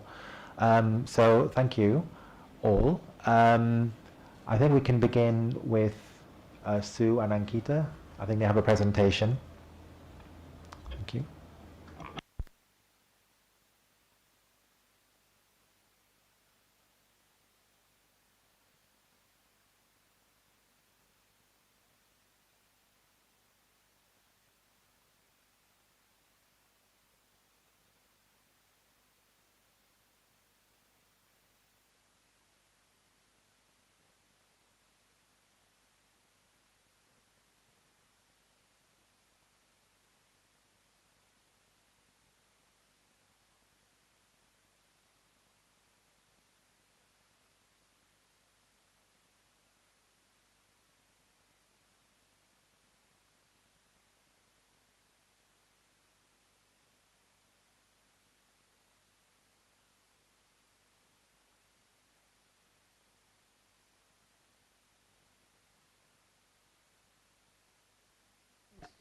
A very good evening, very good afternoon to everyone here and to everyone joining us online. I'm Ankita Chakravarti and this is Sue Willman. Sue is from King's College. Like Krishnagupta said, I'm a faculty here at NUJS, and we've basically been trying out a collaboration for the last year, and basically what we're going to do is talk about that collaboration today, because the name of this panel itself is Transnational Legal Remedies for Climate Justice Emerging Pathways. And unlike what you heard in the morning, which was legal and of course extra legal efforts by community stakeholders who were engaged in, trying to access climate justice and so on, we are academics, we are academicians, so our way is essentially through education. So what we have been trying to do over the last year is essentially experiment almost with a sort of a Sundarbans Climate Justice project, wherein what we are trying to do is locate whether there is any scope for transnational clinical legal education, right, to really bring about a much more of an easier or of an easier process really for accessing justice for the people of the Sundarbans.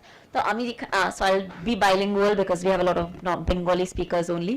তো আমরা এখানে যেটা নিয়ে কথা বলতে এসেছি যে আপনাদের সকলের কথা শুনে আমরা তো যেহেতু মোটামুটি শুধু পড়াশোনার লাইনেই আছি আর কি, আমরা শিক্ষিকা সবাই এখানে দুজনেই আমরা, তো আমাদের পক্ষে যেটা সম্ভব সেটা হচ্ছে আমরা আইনি প্রকল্পটাকে যেভাবে আন্তর্জাতিকভাবে করা যায়, যেভাবে আন্তর্জাতিকভাবে শেখানো যায় আমাদের স্টুডেন্টদেরকে, যাতে ওরা আরো বেশি এই যে ক্লাইমেট জাস্টিস নিয়ে কাজ করতে পারে, সেইটার চেষ্টায় আমরা গত বছর ধরে কিংস কলেজ লন্ডন এবং এই ইউনিভার্সিটিটা NUJS, national university of juridical sciences, আমাদের আইন বিশ্ববিদ্যালয়, আমরা চেষ্টা করেছি যে একটা প্রজেক্ট ডেভেলপ করার, একটা প্ল্যান ডেভেলপ করার, একটা কোর্সও ডেভেলপ করার, যাতে আমরা আরো বেশি ভবিষ্যতে আইনের স্টুডেন্টদেরকে, আইনের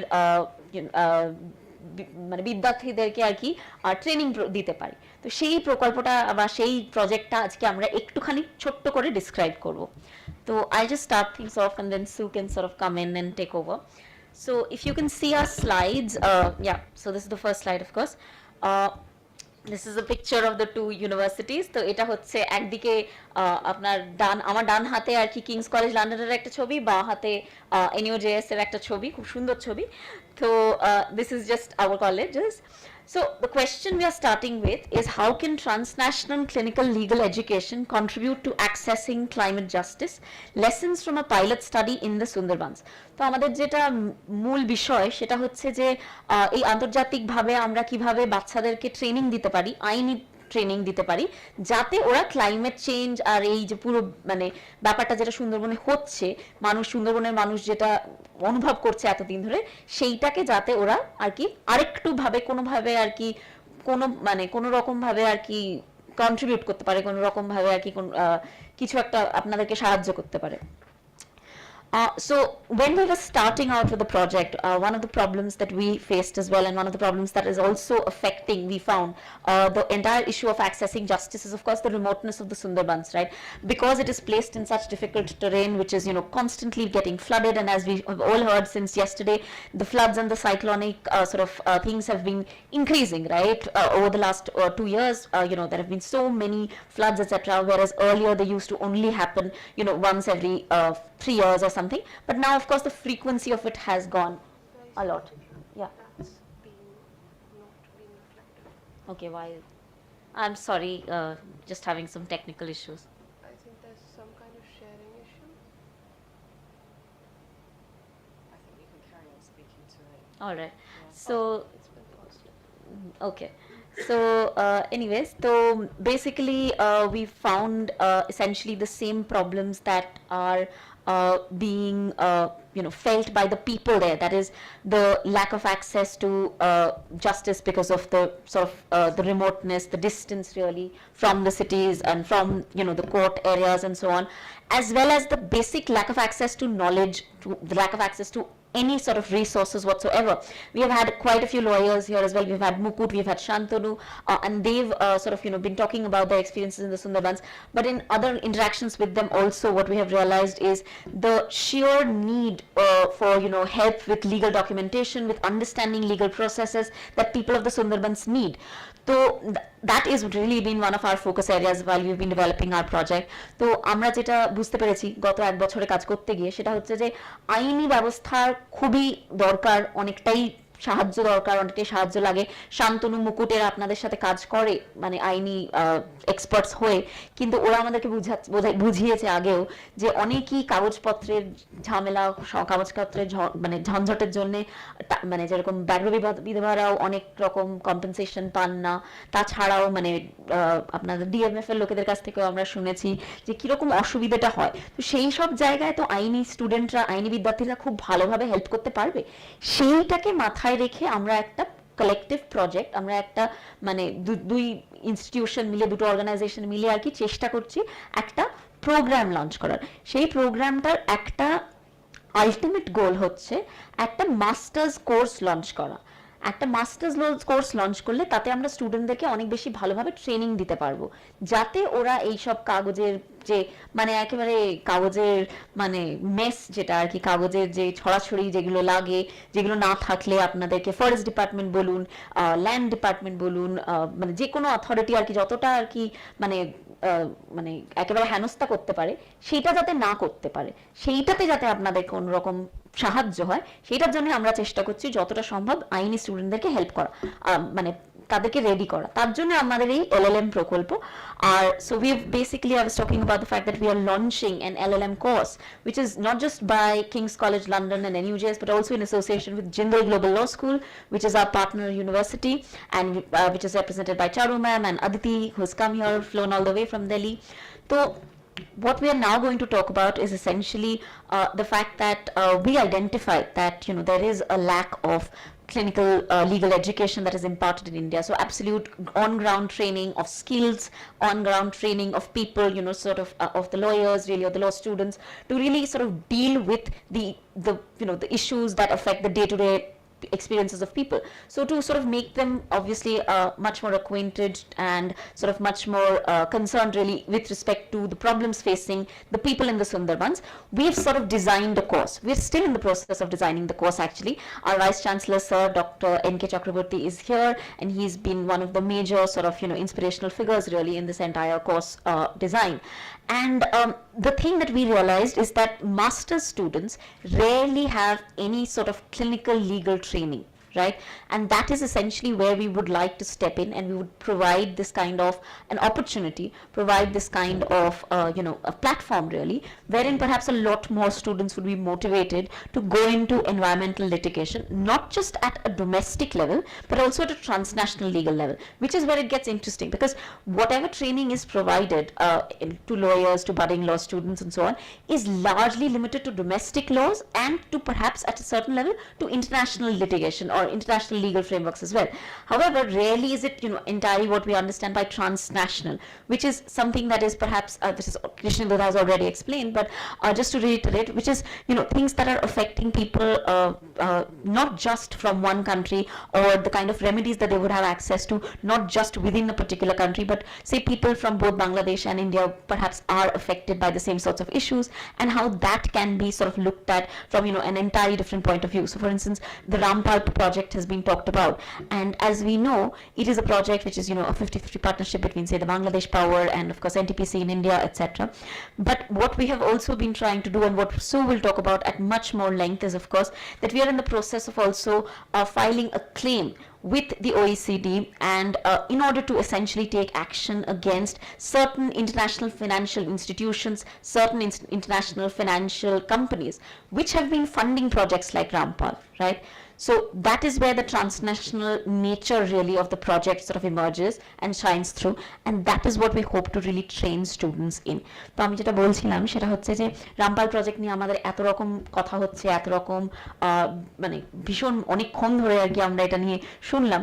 তো সেইটাতে আমরা যেটা চেষ্টা করব সেটা হচ্ছে যে এরকম টাইপের যে প্রজেক্টগুলো যেগুলোতে দুটো কান্ট্রি, দুটো দেশের মানুষেরই মানে প্রচণ্ডভাবে ক্ষতি হতে পারে, প্রচণ্ডভাবে তারা এফেক্টেড হতে পারে, সেই সব প্রজেক্ট, সেই সব মানে ক্ষতিগুলোকে আর কি ঠিক মতন করে তার মানে সেই লোকগুলোকে আর কি জাস্টিস দেওয়ার জন্য, সেই ঠিক মতন করে আর কি সেই লোকগুলোর সাথে যাতে কিছুটা হলেও আমরা চেষ্টা করতে পারি যে তাদের জীবিকা বা জীবনের অবস্থাটা আরেকটু বেটার হয়, আরেকটু মানে ভালো হয়, তার জন্য আমরা আইনি স্টুডেন্টদেরকে ট্রেন করব। সেই এলএলএম প্রোগ্রামটার বিষয় আমি এখন আমার কো রাইটার সুকে বলবো শুরু করতে। ও বলবে, তার শেষে আমি ছোট্ট করে একটু অনুবাদ করে দেবো।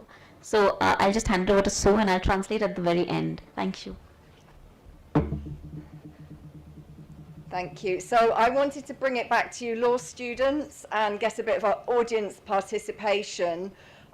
What we came up with to try to work towards solving some of the issues in the Sundarbans with Krishnendu was the Climate Justice Project. And here is a Zoom meeting because of Corona between students at King's College and students at NUJS. Some of you have faded out, I think, but I've got one of two of you still left in the room. So if you can see yourself here, please can you stand up?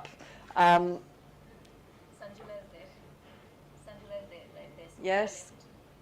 Come on. So we've got Sanjula, Sushavan, and Simran has left, but all of these students have been doing research to try to see if we can bring a legal case in the UK, arguing that the companies that finance Rampal have breached human rights and environmental rules, and the idea is that in the last couple of days we've been talking about the things that are happening in the Sundarbans, the rising sea levels, still waiting for the monsoon rains. But these effects are caused by emissions from coal and oil, and the companies which are causing those are housed in the UK. So I can't come to India and go to the Green Tribunal and bring a case about fly ash because I'm not an Indian lawyer. but I can try to do something with Krishnendu in the UK, supported by these students' research and by the students at King's research, to try to put a spotlight and get what's happening in the Sundarbans on the international press, to put pressure on the companies that are still financing coal and power plants. Do you want to? Are you sure? Okay. So that was the idea behind the project, that we would try to bring legal cases, transnational legal cases, that would put some more publicity on what's happening in the Sundarbans, and that might in turn put pressure on both the companies in the West, but also the governments in India and Bangladesh. We're trying to raise awareness amongst the law students, who are going to be like the lawyers, the judges of the future. We wanted to try to empower the community so that you would have more access to justice. We wanted to share our knowledge so that Indian lawyers can bring these kind of cases. And also we needed to learn more, we needed to understand more, because one thing we've heard is that there's not a lot of expert information about what's causing the situation in the Sundarbans.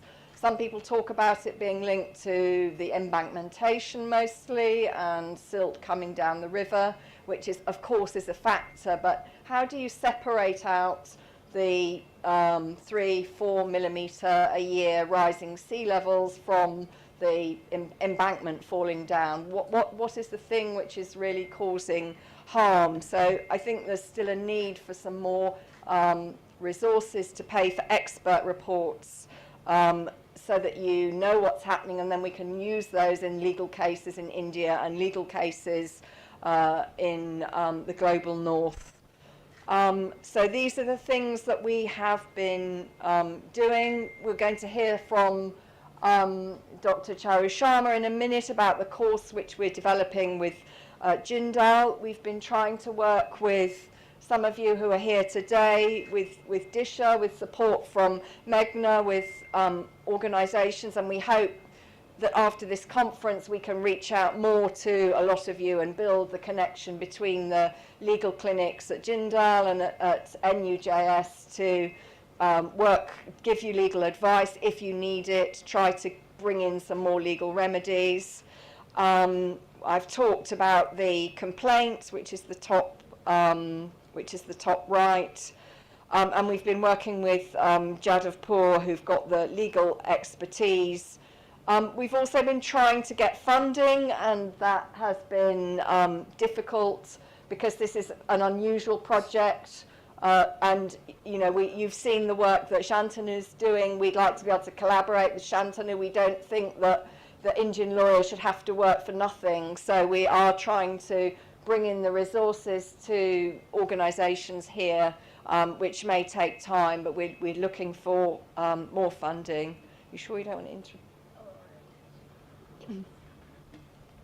তো উনি যেটা এতক্ষণ ধরে বললেন সেটা হচ্ছে যে আমাদের এই প্রজেক্টটা যেটা করা হচ্ছে, যে এলএলএম প্রোগ্রামটা যেটা ডেভেলপ করা হচ্ছে, বা সেটা সুন্দরবনসের যেটা আমরা এতদিন ধরে বোঝার চেষ্টা করছি, সেটারও মূল মানে অনেকেই আর কি তার মধ্যে আর কি শেখার চান্স আছে তাদের।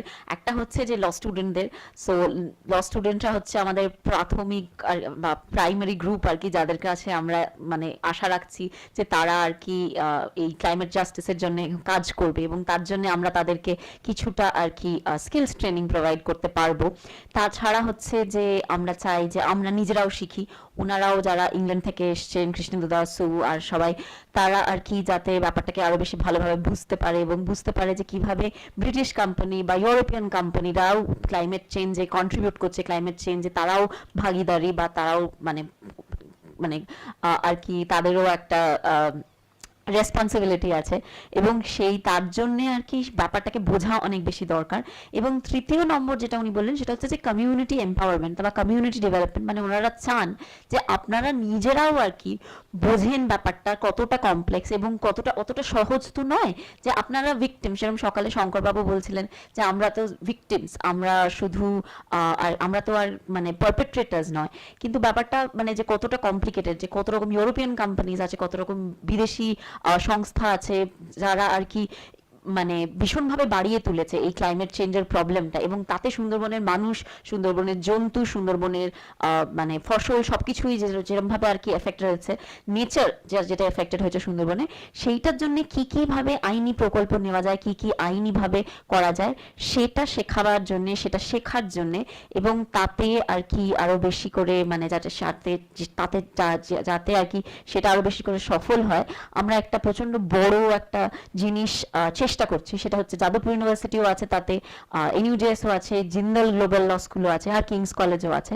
সবাই মিলে ক্লাইমেট জাস্টিসের জন্য কাজ করছি এবং মানে ভবিষ্যতের যারা আইনের বাচ্চা মানে বিদ্যার্থী তাদেরকে ট্রেনিং দেওয়ার জন্য আমরা কিছুটা কাজ করছি। Thank you.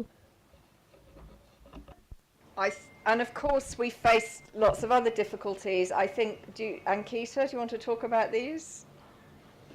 Yeah, so if I can just point out the challenges that we have been facing really over the course of the last year while we've been planning the project.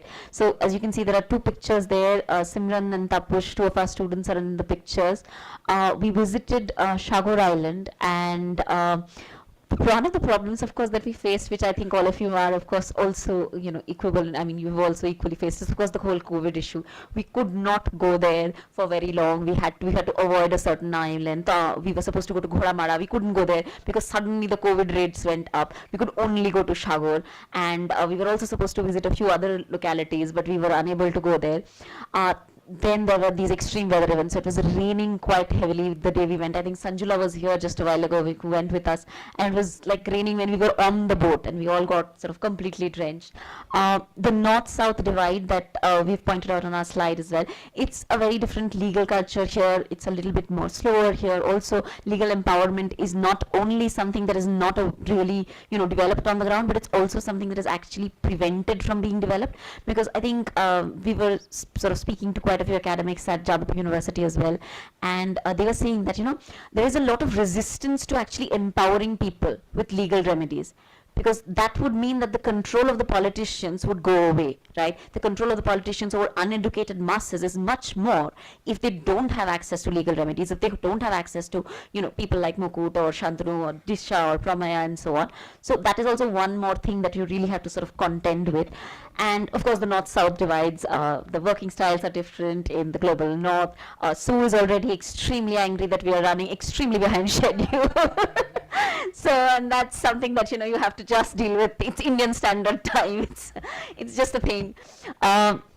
Attracting funding and resources has also been particularly difficult, more so because I think we're not associated with an NGO, which has meant that it's just an academic endeavor, and that has sort of meant that it's very, very difficult really to get as much funding as would be required, because it's very expensive to actually take students on a week-long trip to the Sundarbans, keep them there, carry out surveys, the whole car, the whole boat has to be hired. It's a very expensive endeavor, and it's a long time-taking endeavor as well.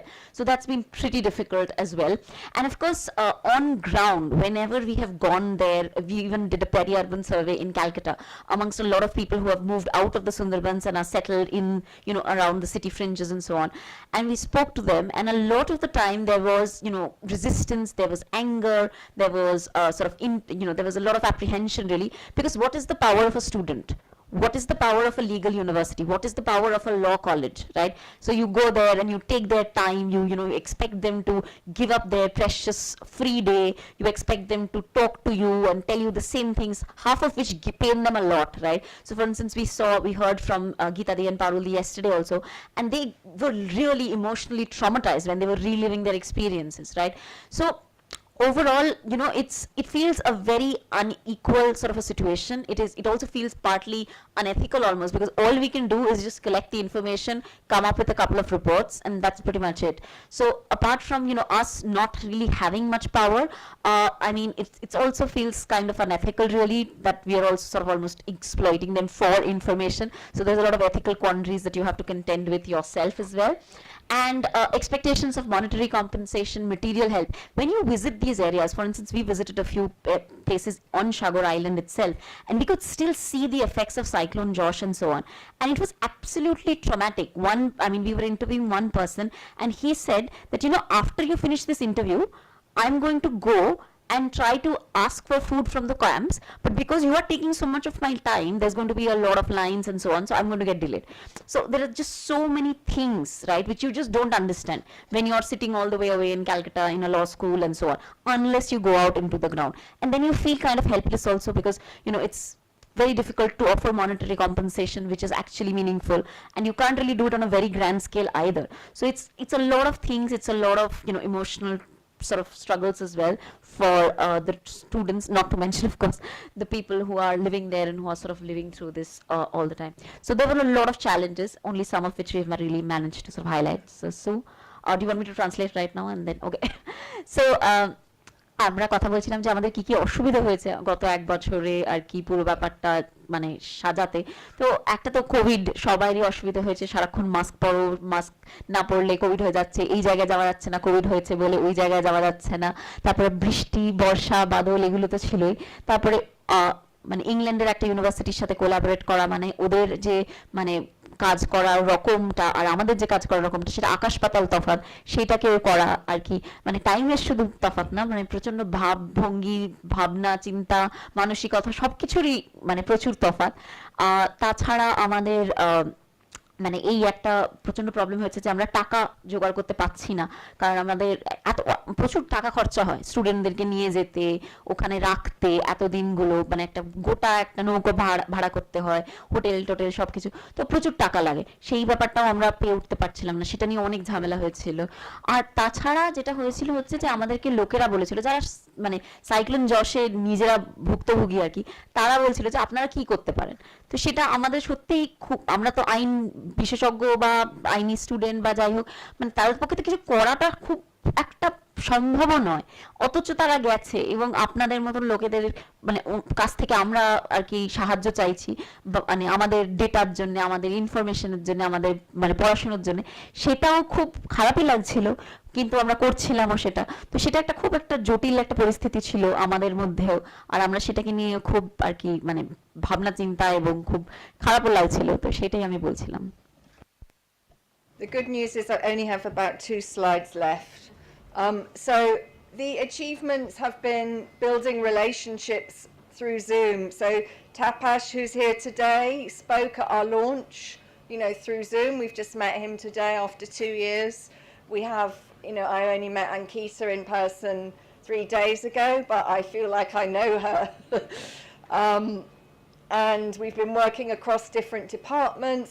The students, I think, have learned a lot from this and have been communicating between London and Calcutta, and there've been unexpected directions like the course. We've become familiar with each other's legal cultures, and I think we have learned from each other's ways of working, and I'm trying to be more laid back. One day maybe I will be. And we're developing this course which I hope will mean that what we're trying to do in the project will get entrenched within the 2-3 universities, so that this can be a longer term piece of work. When we wrote these slides, I wrote the 4 things that we were trying to do, but after this weekend I think we need to rewrite these, because we have hundreds of ideas listening to the speakers this morning and yesterday. There are so many new directions that we could take that aren't here. But I think from thinking at the beginning, we're going to have a legal clinic on Gasaba Island and people will come to us.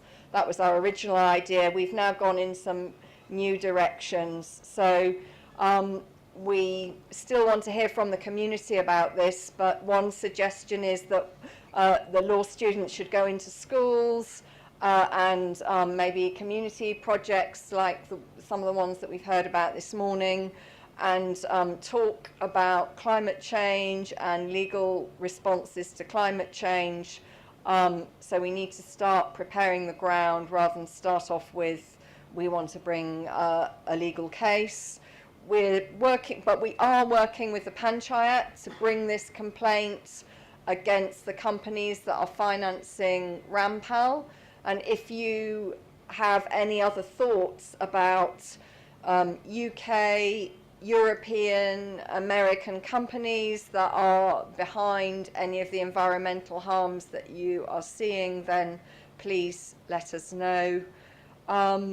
We're carrying on sharing information between the academics and between the students, and hopefully that will build knowledge amongst students in the future, and some of them will be involved in supporting the community in domestic cases. And also we want to publicise what's happening, so this conference is being retweeted or is appearing on social media around the world.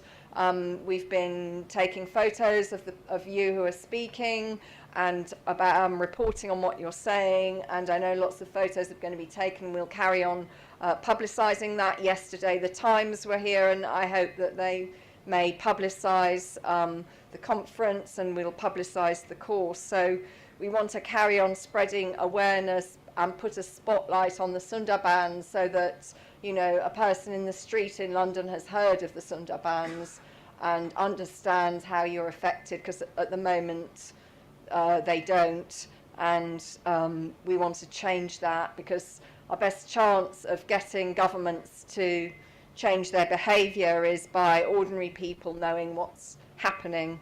And that's it from me. I'll let Ankita translate.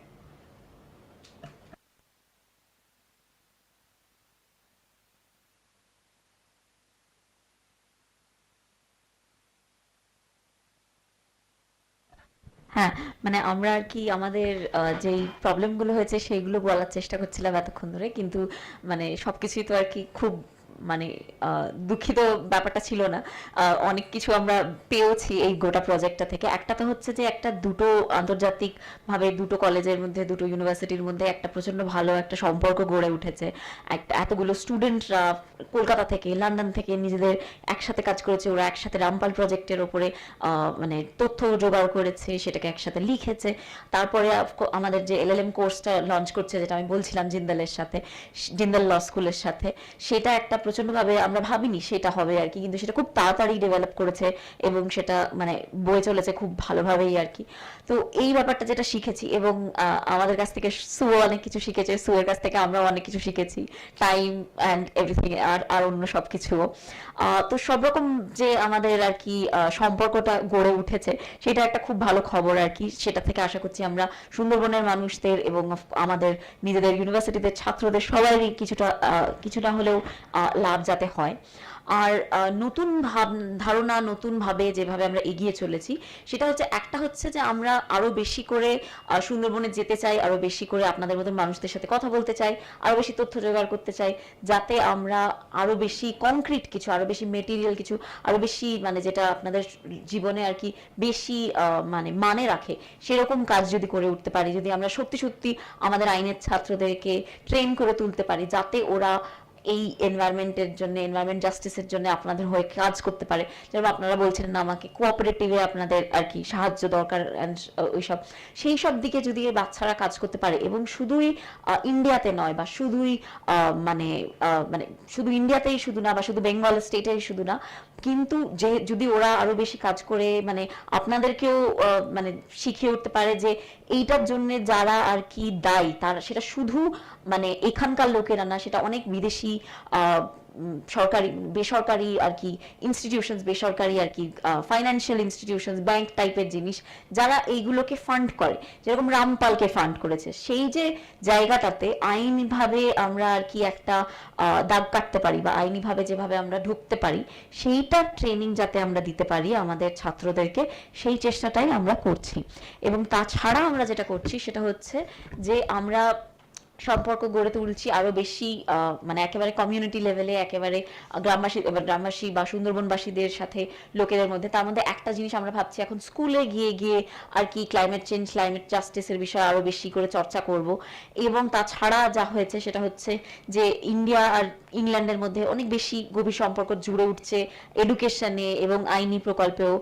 আর আমরা শেষে যেটা করতে চাইছি সেটা হচ্ছে যে আমরা ব্যাপারটাকে আরো বেশি করে লোককে জানাতে চাইছি, আপনাদের মতন লোকেদেরকেও জানাতে চাইছি, সুন্দরবনের লোকেদেরকে, আর আমাদের স্টুডেন্টদের তো জানাতে চাইছি। কারণ আপনাদের এখান থেকে আপনাদের ছেলেমেয়েরাও তো স্টুডেন্ট হয়ে আসতে পারে আমাদের এরকম আইনি বিশ্ববিদ্যালয়তে, এবং তাদেরও জানা উচিত এবং তাদেরও ভাবা উচিত যে তারা কিভাবে করতে পারে। তাতে যদি আমরা কিছুটাও মানে আর কি করতে পারি, তাহলে সেটা আমাদের পক্ষে এবং আপনাদের পক্ষে, সবের পক্ষে এবং সুন্দরবনের পক্ষে সবচেয়ে মানে গুরুত্বপূর্ণভাবে খুবই ভালো হয়। তো আমাদের সেটাই চেষ্টা আর কি। Thank you. Thank you very much, Ankit and Sue. That was very informative and helpful. And so now I'll just turn to the LLM program, and we have Dr. Charu Sharma from Jindal Global School.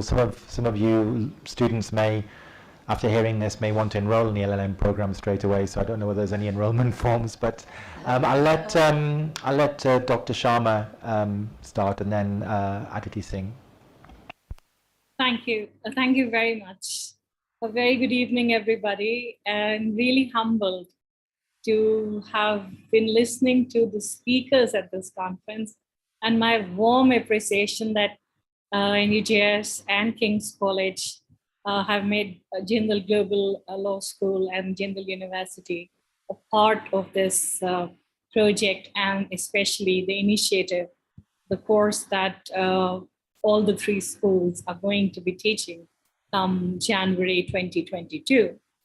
So I was, while the speakers were speaking and while Ankita, you described as to what effect the students have had after the field visits. It's really humbling to know that an academic who's a compassionate person, who's worried about the friends and the family and the community, sitting in an urban city, may not even be able to realize the difficulties which are faced because of injustices due to climate change. So Professor Williams, hi again.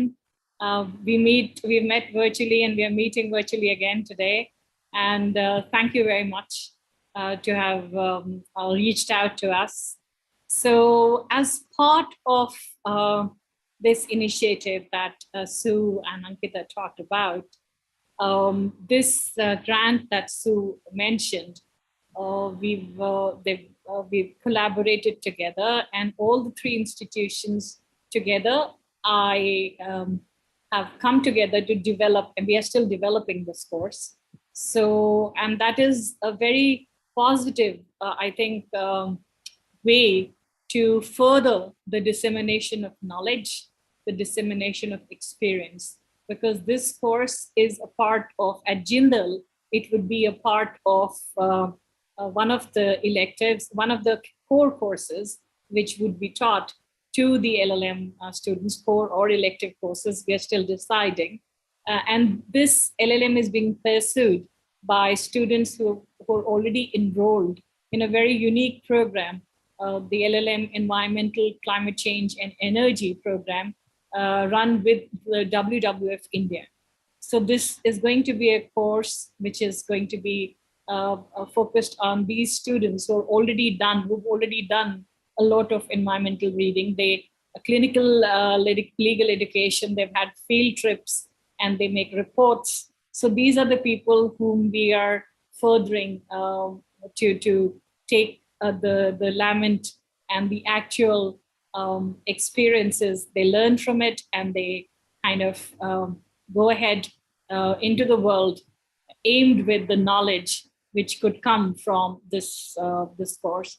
And the name of the course is, as Ankita and Sue have already talked about, it's transnational environmental harm and the remedies which could be probably explored and which the course would explore under it.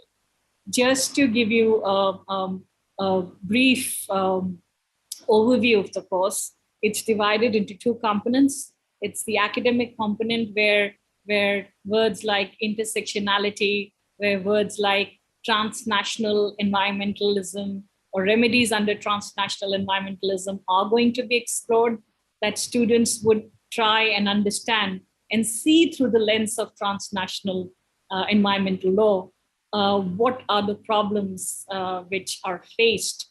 And as the speakers earlier have highlighted, both from Bangladesh and from NUJS, and from other places as well, the kinds of difficulties which are faced and how law as just one of the tools, and transnational law especially, works not only just within the legal sector, but one needs to also look into other sectors, whether it's policy, whether it is bureaucratic, whether it is diplomatic solutions. So what kind of things we are going to impart would be like taken up in this academic components. So not only international environmental law is important, but the students would be learning cross jurisdictions from the UK, from Calcutta, within India, and from JJLS, different states, different problems, and focusing on Sundarbans, which is like, it is definitely an eye-opener from the point of view of not only protection of the wetlands, the largest wetlands, but also the law and the policy, which is there but is not there. It's only on paper, as the speaker before me stated while talking about the protection of the Royal Bengal tiger. So one needs to explore these legal conflicts within the environmental sector. But as I said, cross-border social and political context becomes very important. Just to contextualize what I was thinking last night, a very weird thought came to me, but it made sense with the fact that I was thinking about the butterfly effect from Edward Lawrence's theory, who was a mathematician and a meteorologist. And you may be familiar with the concept wherein just a small change in one place, such as the butterfly wings flapping in one state, may cause an unexpected change elsewhere, such as a tornado or a storm many miles away. So as an academic, if one focuses on environmental issues of climate change, of sustainable development, one is also concerned with the health and safety of the community. And it is this idea that I find that small actions may catalyze or may be responsible for a number of unpredictable outcomes, which may be both unsettling, one may learn from it, and one may encourage our planet to deal with the issues that come up in a better manner.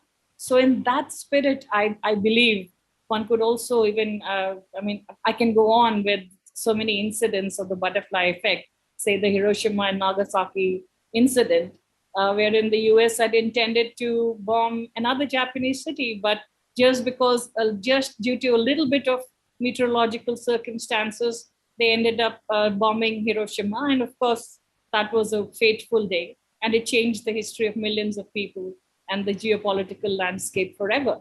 So perhaps the understanding of transnationalism in this aspect needs to be reassessed. And I think the speakers before me today and yesterday have tried to do that, looking into how smaller actions could impact in a major way. And I can really not think of no better way than what is described in the butterfly effect. It basically ensures that if we cannot know the ramifications of every action we take, and we can't predict the future. So if one can safely assume that anything that benefits the planet or anything that benefits a local community would gradually culminate into having a bigger and a major impact. And that is what we are kind of aiming at.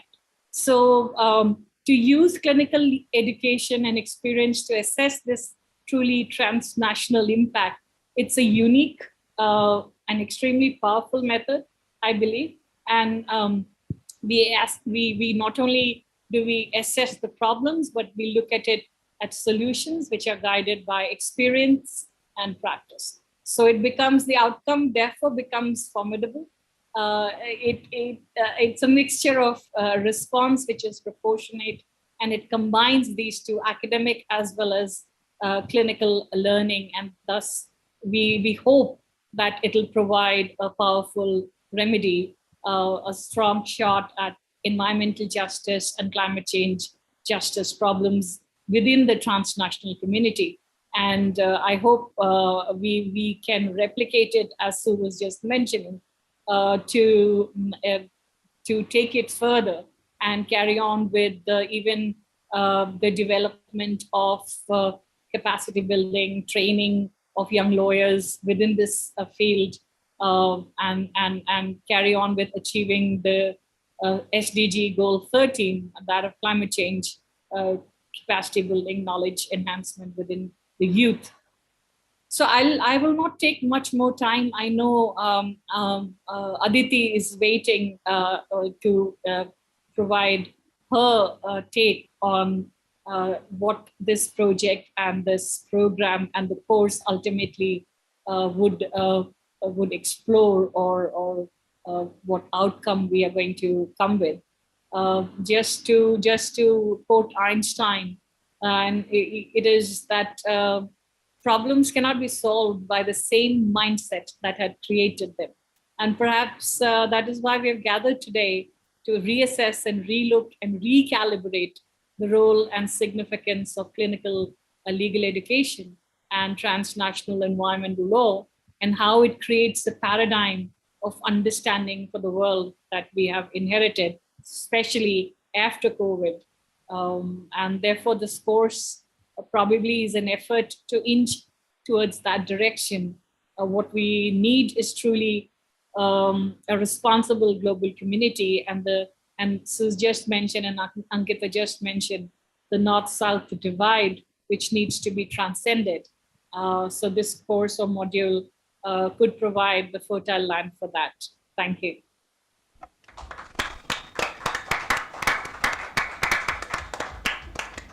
Well, thank you very much, Dr. Sharma, for painting this beautiful picture in our minds of what the LLM could achieve. So thank you for doing that. I'll ask Aditi then to come and talk more about the course, more about the transnational environmentalism. I'm sorry, yes.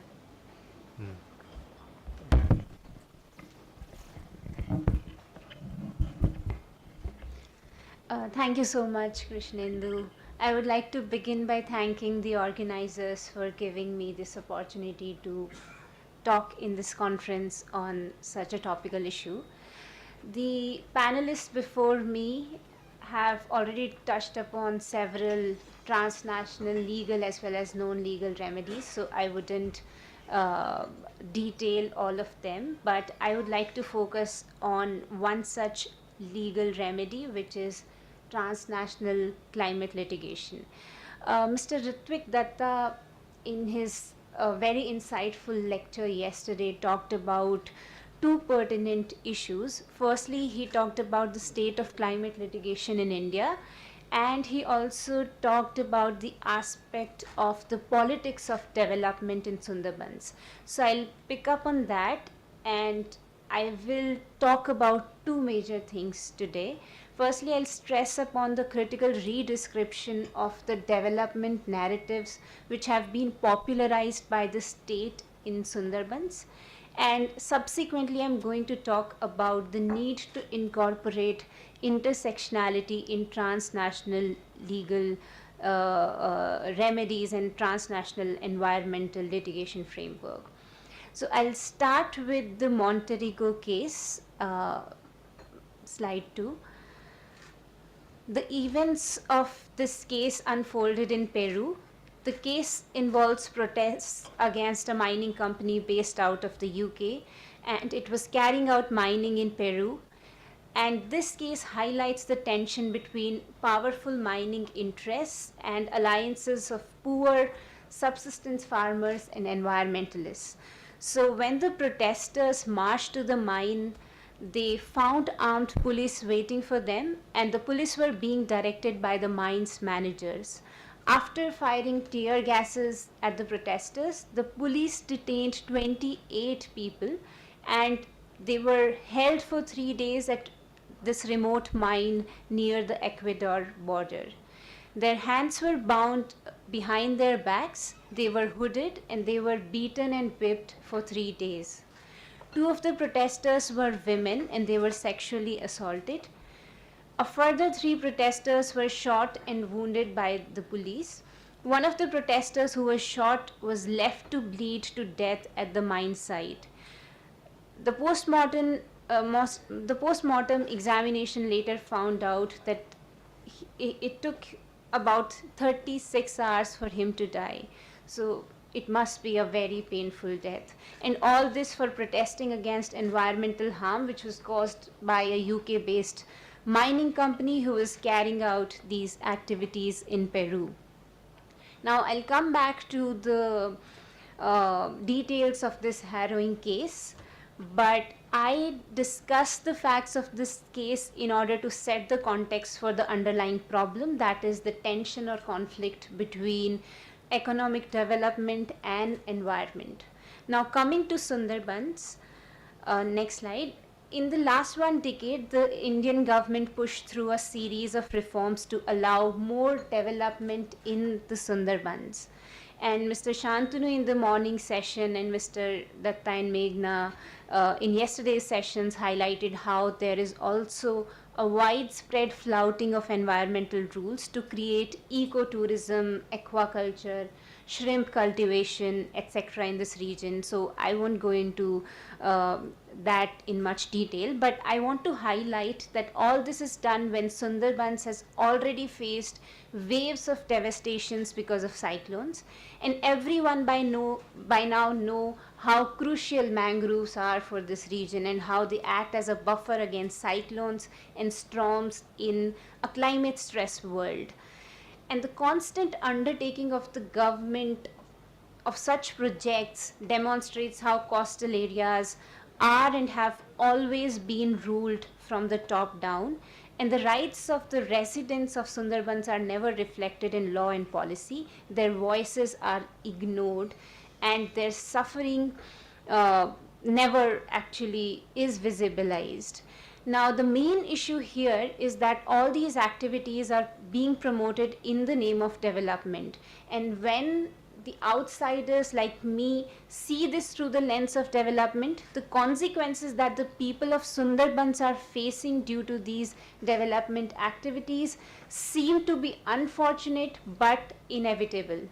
Now, encounters like this are seen as a meeting between tradition and modernity, and as such, and when we look at it from this viewpoint, the authority of one set of actors, that is the state, is seen to be both modern and lawful, while the authority of the other set of actors, that is the people of Sundarbans, is seen to be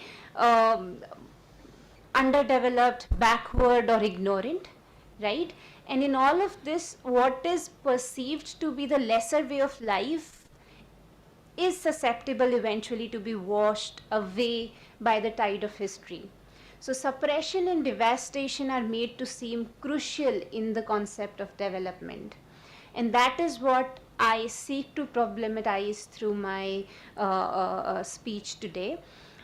Sue was just pointing out how we need to mobilize the ordinary people and youth in general if we really want change to occur. So what I propose is that we as lawyers, journalists and activists, we need to work hard to re-describe and reframe such conflicts or tensions as an encounter between rival jurisdictions.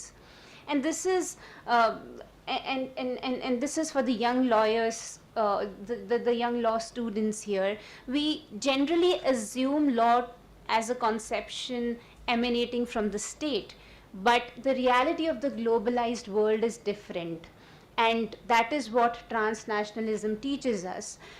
Law has several sources, multiple sources, so we need to shift our focus away from environmental harm being a fact or an inevitable result or consequence of development, and we instead need to turn our focus to the conduct of those who are exercising the jurisdiction in the present, that is the state. So it is the state's jurisdiction which is traditionally seen as having a higher authority, and in fact the only authority in the matter, but reframing the issue as an encounter between perspectives and jurisdictions would allow us to weigh the right of environmental justice against the state's prerogative of development. Now I would give time for Shantanu to translate. আমরা এই আলোচনার মূল বিষয়বস্তু দাঁড়াচ্ছে আন্তর্দেশীয় যে কথাটা হচ্ছে, মানে আমাদের এখনো পর্যন্ত যা কথাবার্তার মধ্যে জলবায়ু পরিবর্তনের ফলে যে সমস্যা হচ্ছে, কোথাও আমরা বুঝতে পারছি হয়তো যে সমস্যাগুলোর উৎপত্তি অনেক ক্ষেত্রে অন্য দেশে হচ্ছে, বা সমস্যা যারা বাধাচ্ছে তারা টাকা পয়সা পাচ্ছে অন্য দেশে, মানে তাদের হেডকোয়ার্টার অন্য দেশে, ট্রান্সন্যাশনাল বা আন্তর্দেশীয়ভাবে ব্যাপারটা ঘটছে। এবার এইখানে আরেকটা বিষয় নিয়ে উনি হাইলাইট করতে চাইছেন, যেখানে উন্নয়নের মাপদণ্ড, উন্নয়নের যে কথাটা বারবার উঠে আসে, অনেকটা এমনভাবে উঠে আসে যে যেন প্রথা বা পুরানো যে সংস্কৃতির সাথে আধুনিকতার একটা লড়াই, আর এই লড়াইতে কিছু তো ক্ষতি হবেই, কিছু তো পরিবেশের উপর প্রভাব পড়বেই, কিন্তু এটাই হচ্ছে উন্নয়নের একমাত্র পথ। তো এই ক্ষেত্রে উনি আমাদেরকে একটা ছোট্ট উদাহরণ দেখাচ্ছিলেন। উনি আমাদেরকে ছোট্ট একটা উদাহরণ দেখাচ্ছিলেন লাতিন আমেরিকা মহাদেশের পেরু নামক একটি দেশে কিরকমভাবে মন্টেরিকো মেটালস বলে একটি মাইনিং কোম্পানি কি নির্মমভাবে ওখানকার লোকেদের রসদও খালি না, ওখানকার লোকেদের জীবন জীবিকার ওপর আঘাত এনেছিল। যখন প্রোটেস্ট করতে গিয়ে প্রোটেস্টারদের হাতে হাত করা, তাদেরকে মারধর ইত্যাদি আমরা স্লাইডে দেখতে পেয়েছিলাম।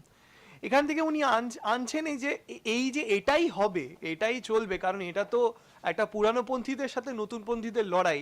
এই যে ধারাবাহিকভাবে কথাটাকে বলে দেওয়া, এই তকমাটাকে দিয়ে দেওয়া উন্নয়নকে, এইটাকে আমাদেরকে এইভাবে উন্নয়নকে দেখা বলাটাকেই আমাদেরকে আমাদের উকিল, জার্নালিস্ট, সংবাদ মাধ্যম থেকে যারা এসছেন, স্টুডেন্ট, বিদ্যার্থীরা, আমাদেরকে এটাকে চ্যালেঞ্জ করতে, আমাদেরকে এটা মোকাবিলা করতে হবে।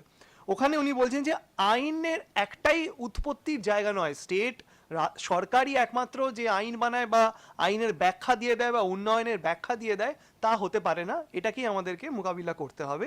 তার বিভিন্ন সোর্স আছে, উৎপত্তির অনেক জায়গা আছে, অনেকে সেই কথাটা বলতে পারে। কোন ভঙ্গি থেকে কথাটা রাখা হচ্ছে, কোন জায়গা থেকে কথাটা রাখা হচ্ছে, এই যে দুটো জায়গা যখন একসাথে এসে মিলিত হচ্ছে, রাজ্য সরকার তারা যেভাবে তাই দেখছে, মানুষ যেভাবে দেখছে, এই যে মিলিত স্থানটা, ইন্টারসেকশনালিটি যেটা তৈরি হচ্ছে, এইটা হচ্ছে উনি বক্তব্যের মধ্যে নিয়ে আসছেন। আর এই বক্তব্যটা কিভাবে আমাদেরকে তুলে ধরা উচিত, উন্নয়ন যেটা দাঁড়িয়ে গেছে সেইটাকে মোকাবিলা করার জন্য, সেই কনসেপ্টটাকে।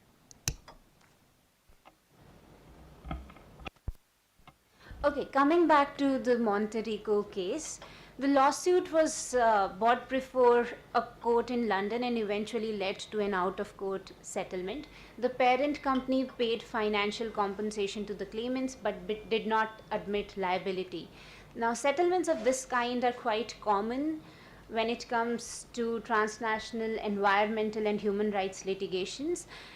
But at least this case was not dismissed, something which is still very frequent in transnational environmental litigation. And I won't go into the reasons for that, forum non-convenience and other reasons. And I also, because of the shortage of time, I also won't go into why this case was not filed in a Peru court and what the general constraints of bringing a case before a host state is. especially if the host state is a developing country. But in this particular case, the Peruvian lawyers attempted to bring the issue of comunidad into the claim in London as well. For them, the case had a community dimension because the abuses occurred in the context of a broader mining conflict, and also because comunidad possesses a legal personality in Peruvian law. So in their opinion, the compensation payments should have been made to the entire community, and the comunidad should have been included as an injured party in this case. But that never happened, and so this Monte Rico case raises questions about the power relations in the transnational collaborations between clients and lawyers.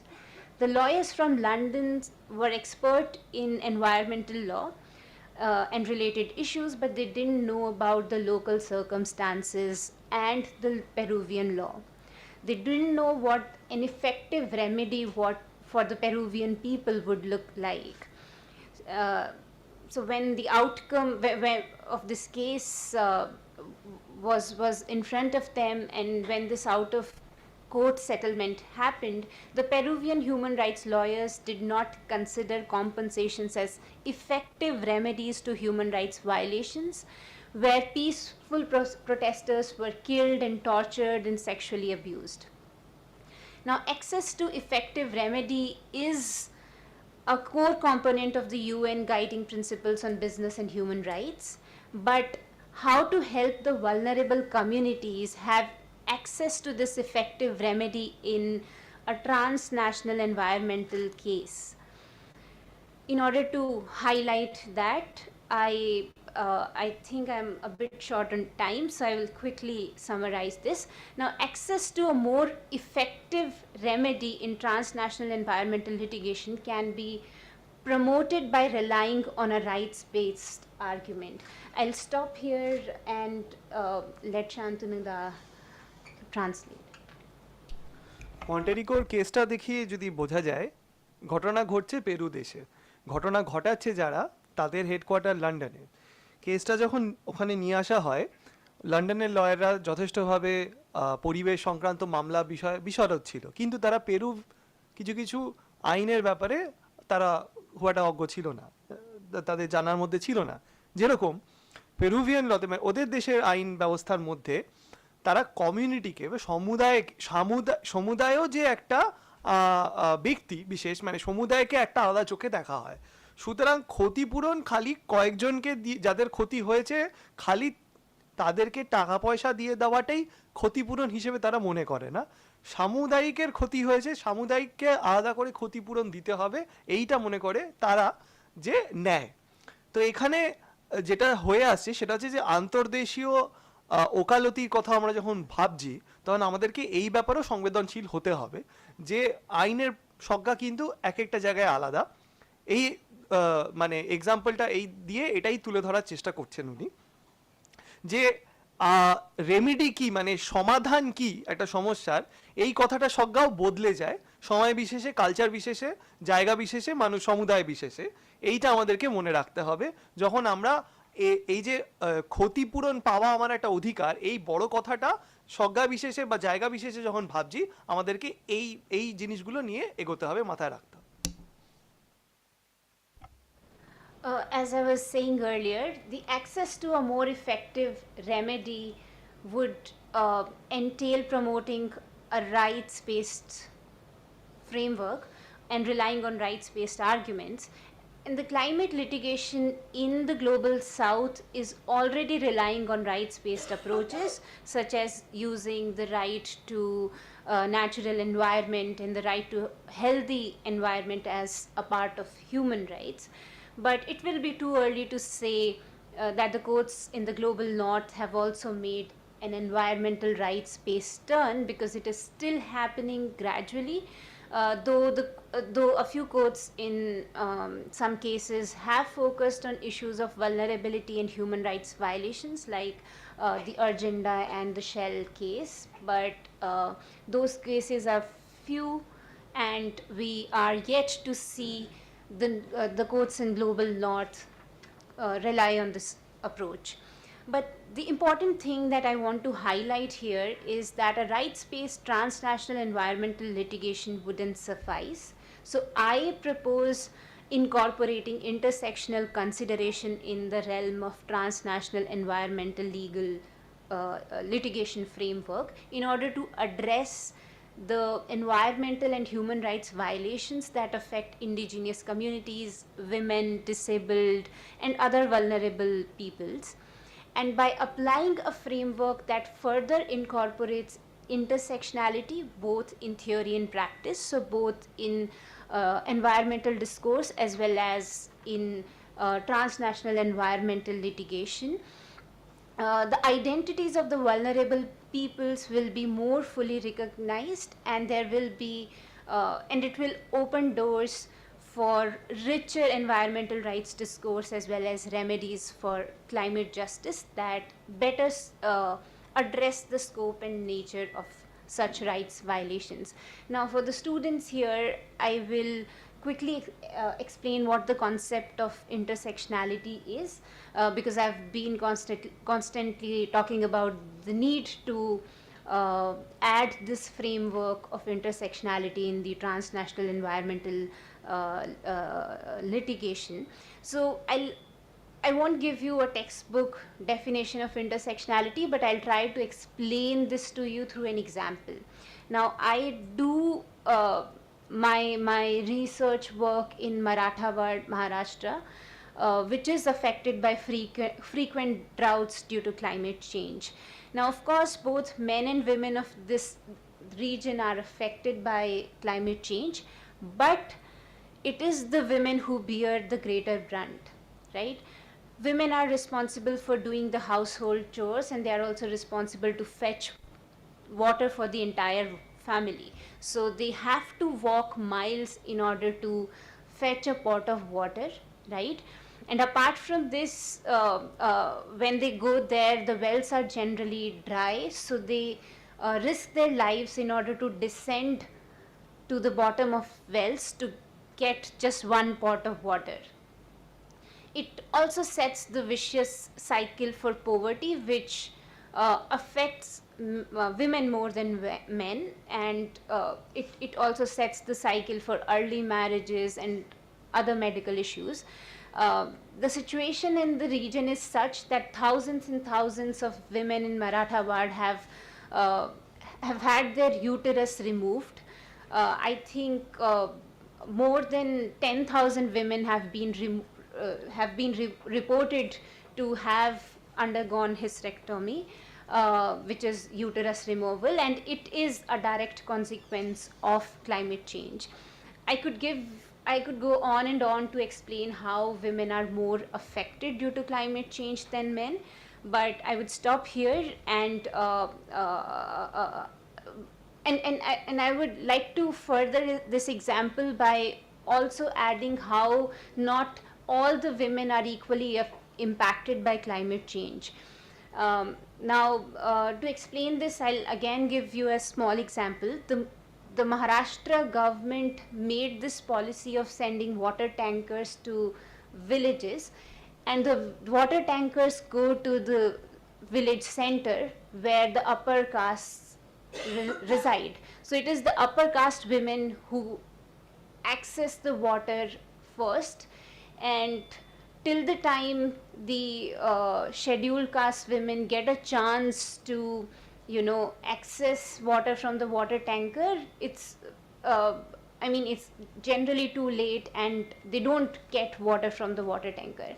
And what is worse is that the Adivasi women, the Adivasis are not allowed to integrate with the other communities, so they live in a place called Tanda, which is a few kilometers away from the village. So they are not even allowed to fetch water from these water tankers. So I think from this example it is clear to you how amongst the women also, the Adivasi women are worst affected by the impact of climate change. Not all women are equally placed when it comes to the impact of climate change. So I'll quickly summarize here because I'm running out of time. So using a universal approach to environmental or human rights would lead to to broad oversights in human rights discourse. So because universality erases variation, and applying intersectionality would debunk the assumption that all the women, for example, are faced with similar problems. So I propose applying intersectionality in this transnational environmental litigation framework, and I encourage the budding lawyers present here to think more about this, and maybe you could try doing more research about including intersectional environmentalism in this era of transnationalism. I'll stop here. Thank you.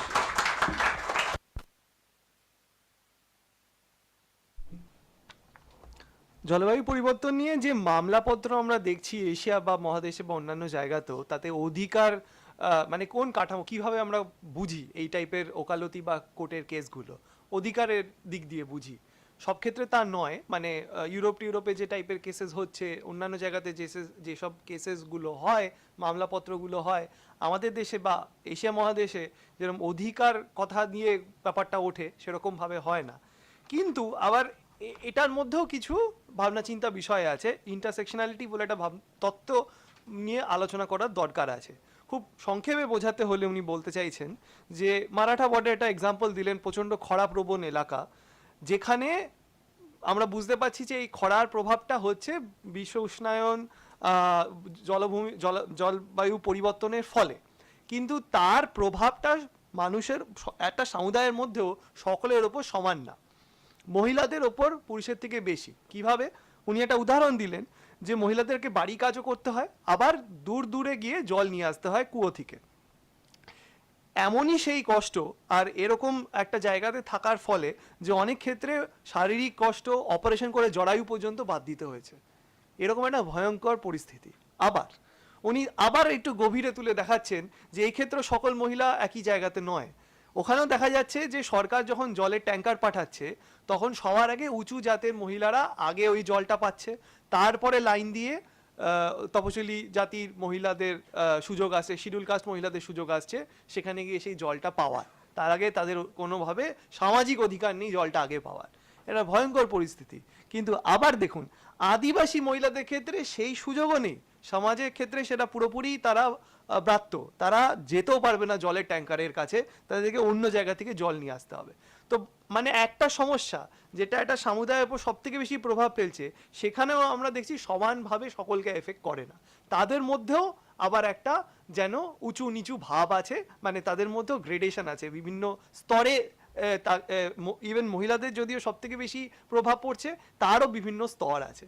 তো উনি এই কথাগুলো বলছেন উদাহরণস্বরূপ এই জন্যেই, কারণ আমরাও যখন আইন, ন্যায় বিচার, ওকালতি, মামলা কাঠামোগুলো তৈরি করছি, অধিকারের কথাগুলো বলছি, এই যে জিনিসগুলো যেন না ভুলে যায়, সমাজ কিভাবে আছে, সেখানে কোন স্তরে কিভাবে কাকে প্রভাব পড়ছে, এইটার ব্যাপারেও আমাদের সংবেদনশীল হতে হবে যখন আমরা কোনো মামলার দিকে এগিয়ে নিয়ে যাই, কোনো সামাজিক ইস্যু বা জলবায়ু পরিবর্তনের ইস্যুকে। এই বলে উনি আজকে ওনার বক্তব্য শেষ করেন। Thank you very much, Aditi. I think your presentation really encapsulated a lot of the experiences we've been hearing about over the last couple of days. So thank you very much for your presentation. Can we take a short break while we find out whether Justice Loco, he's online? Yeah, I'm here. Oh, hello, sir. Would you mind waiting? Yeah, no, not at all, not at all. Oh, just 10 minutes, sir. Would that be okay? Sure, sure. Okay, thank you very much. So, Justice Lakor has kindly agreed to give you 10 minutes to have a tea break, so you can come back before 10 minutes if possible, and I'll do a short summary, and then Justice Lakor will give his keynote speech. Thank you.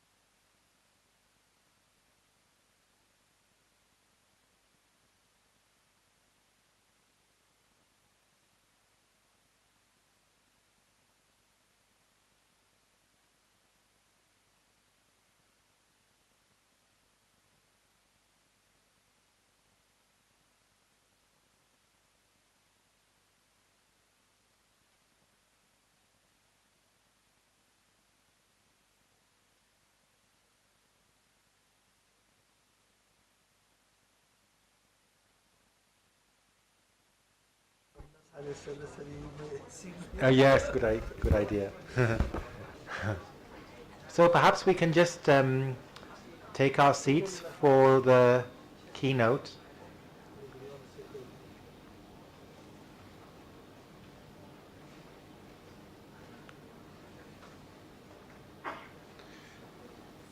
So before I ask Mr. Justice Local to give the keynote speech, sir, thank you.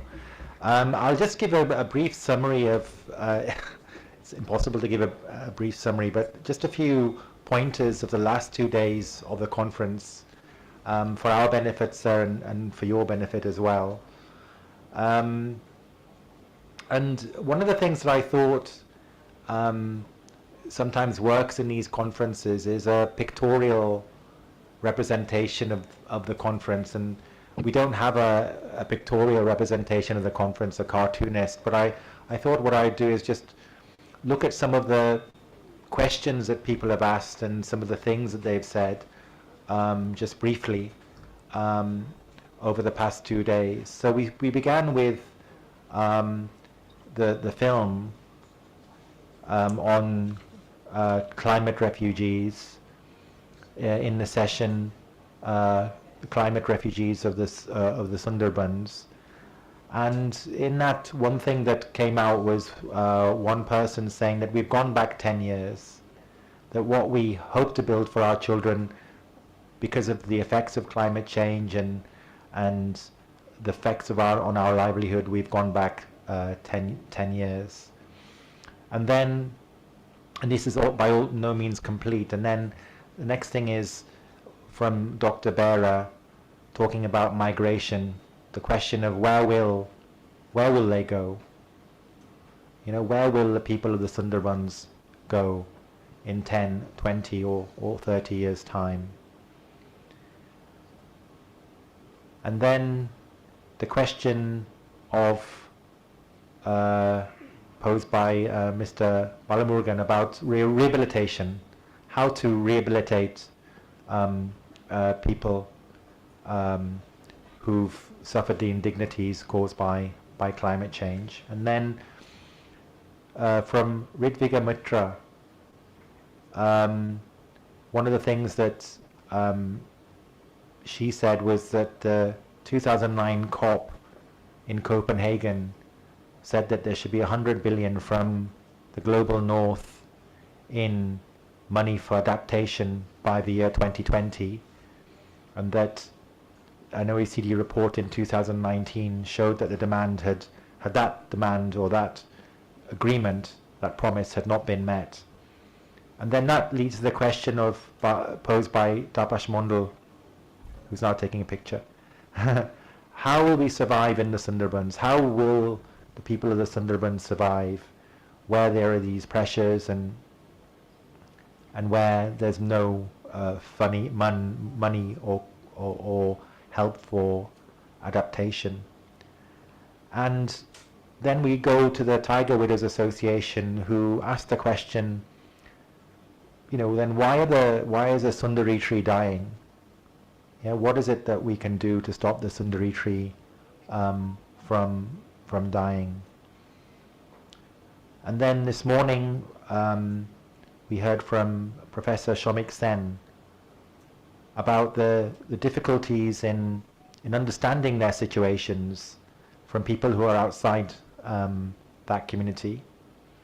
And he asked the questions of where are the interactions between the outside community, the local outside community or the national outside community or the global community with the people of the Sundarbans, and how do we interact with their issues? And then Mr. Shantanu Chakravarti then asked the question of how are we prepared for the coming years? You know, in what way are we preparing ourselves for the coming years? And then Upsana Ghosh asked the question, and it's not just about being prepared ourselves, but what are the policy changes that we need to bring into place in order to be prepared as well?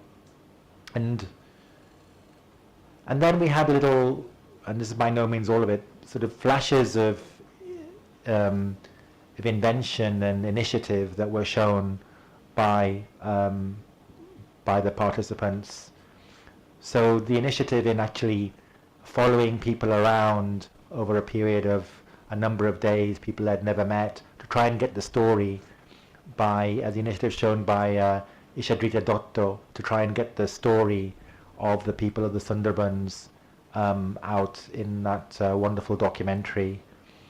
And then the initiative of the Tiger Widows Association in finding a way to keep the Sundar tree from dying, making it survive. The initiative of the Gardip Fisheries Welfare Society in setting up a cooperative that helps the families of people who are lost in the Sundarbans. The initiative of lawyers like Ritvik Datta in using innovative ways and old laws and non-environmental laws to bring people who are violating environmental laws to justice. And ultimately, also the initiatives shown in the project, in the LLM that's being set up, and of course the initiatives showed by all of you and the people who organize this conference, and it's been repeated many times over the last 2 days, of how welcome this conference has been and how useful it's been to bring all of you together. You know, a few months ago, I think somebody said, well, why have you chosen the Sundarbans as a project? And I had to think about it, and I said, well, why not the Sundarbans? But one quote came to mind, which was, as all Bengalis will know, and most film lovers will know, the film by Satyajit Ray, Potter Panchali, the Little Road, the Song of the Little Road. And he was asked one day, why did you make a film about a poor Brahmin family struggling in poverty? What's the point of that? And he said, look at the dewdrop on a leaf, and look how it reflects the world around it. And that's what I think about the Sundarbans. Whatever struggles, hopes, disappointments, resilience you have in the Sundarbans, it reflects the world around it. And whatever solutions you find in the Sundarbans to your issues, that also is an inspiration for the world around you. And so ultimately, as we know, climate change, if you think about global warming, it's such a huge problem, such an immense problem, it's almost difficult to fathom. But immense problems are solved by taking incremental steps in a small way, and that's how they're solved. So thank you all for coming, thank you all for participating, and thank you to the organizers. And I'll leave it now to Mr. Justice Lokho to give the final keynote speech. Thank you, sir.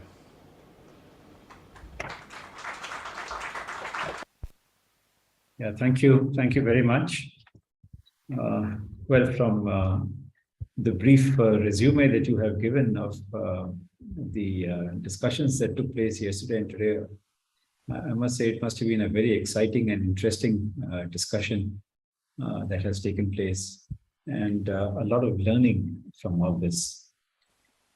But thank you for giving me this opportunity to express some views on environmental jurisprudence generally, and on climate justice also somewhat generally. Now, you see, when we look at some of these problems, there are two ways of trying to find out a solution. One is a legal method, that is approaching a court of law. It could be through laws pertaining to the environment, or it could be through laws which do not necessarily pertain to the environment. That is one way of doing it. The other way of doing it is not necessarily approaching a court of law, but using other means to drive home the point. So I would like to, discuss both to an extent, so that the options are available to everybody on what they would like to do. Speaking for myself, I think at this present juncture, going to a court of law may not necessarily be the best option that can be, taken by the people and by others who are supporting the people. Now, if you go back into, last 4 decades and the development of environmental jurisprudence in India, it started off sometime in the 1980s when the first case, not necessarily pertaining to the environment, but pertaining to pollution, came up before the Supreme Court in 1980. That was the case of Ratlam Municipal Corporation. What had happened in that case was that within a specified area, a large area, not a small area, but a large area, there was a drain, and in that drain, a huge amount of chemical effluents were being discharged. The result of the accumulation over the years resulted in a huge stink in the area. It was almost impossible to live over there because of the stink. There were also noxious fumes that were being released by the chemicals. And in that sense, it became a little unsafe for the people over there. Now, at that point of time, we did not have the Environment Protection Act, which came in 1986. So it was actually in a use of the law which had not yet come into existence, and therefore, a remedy which was outside the Environment Protection Law.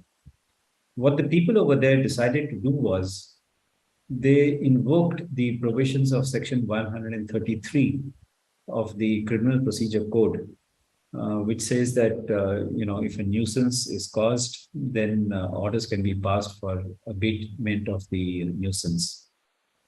And the result was that at the trial level, the magistrate passed an order saying that the nuisance should be abated and the discharge of effluents must be stopped. The High Court did not agree with the view expressed by the magistrate, and eventually the Supreme Court upheld the view of the magistrate.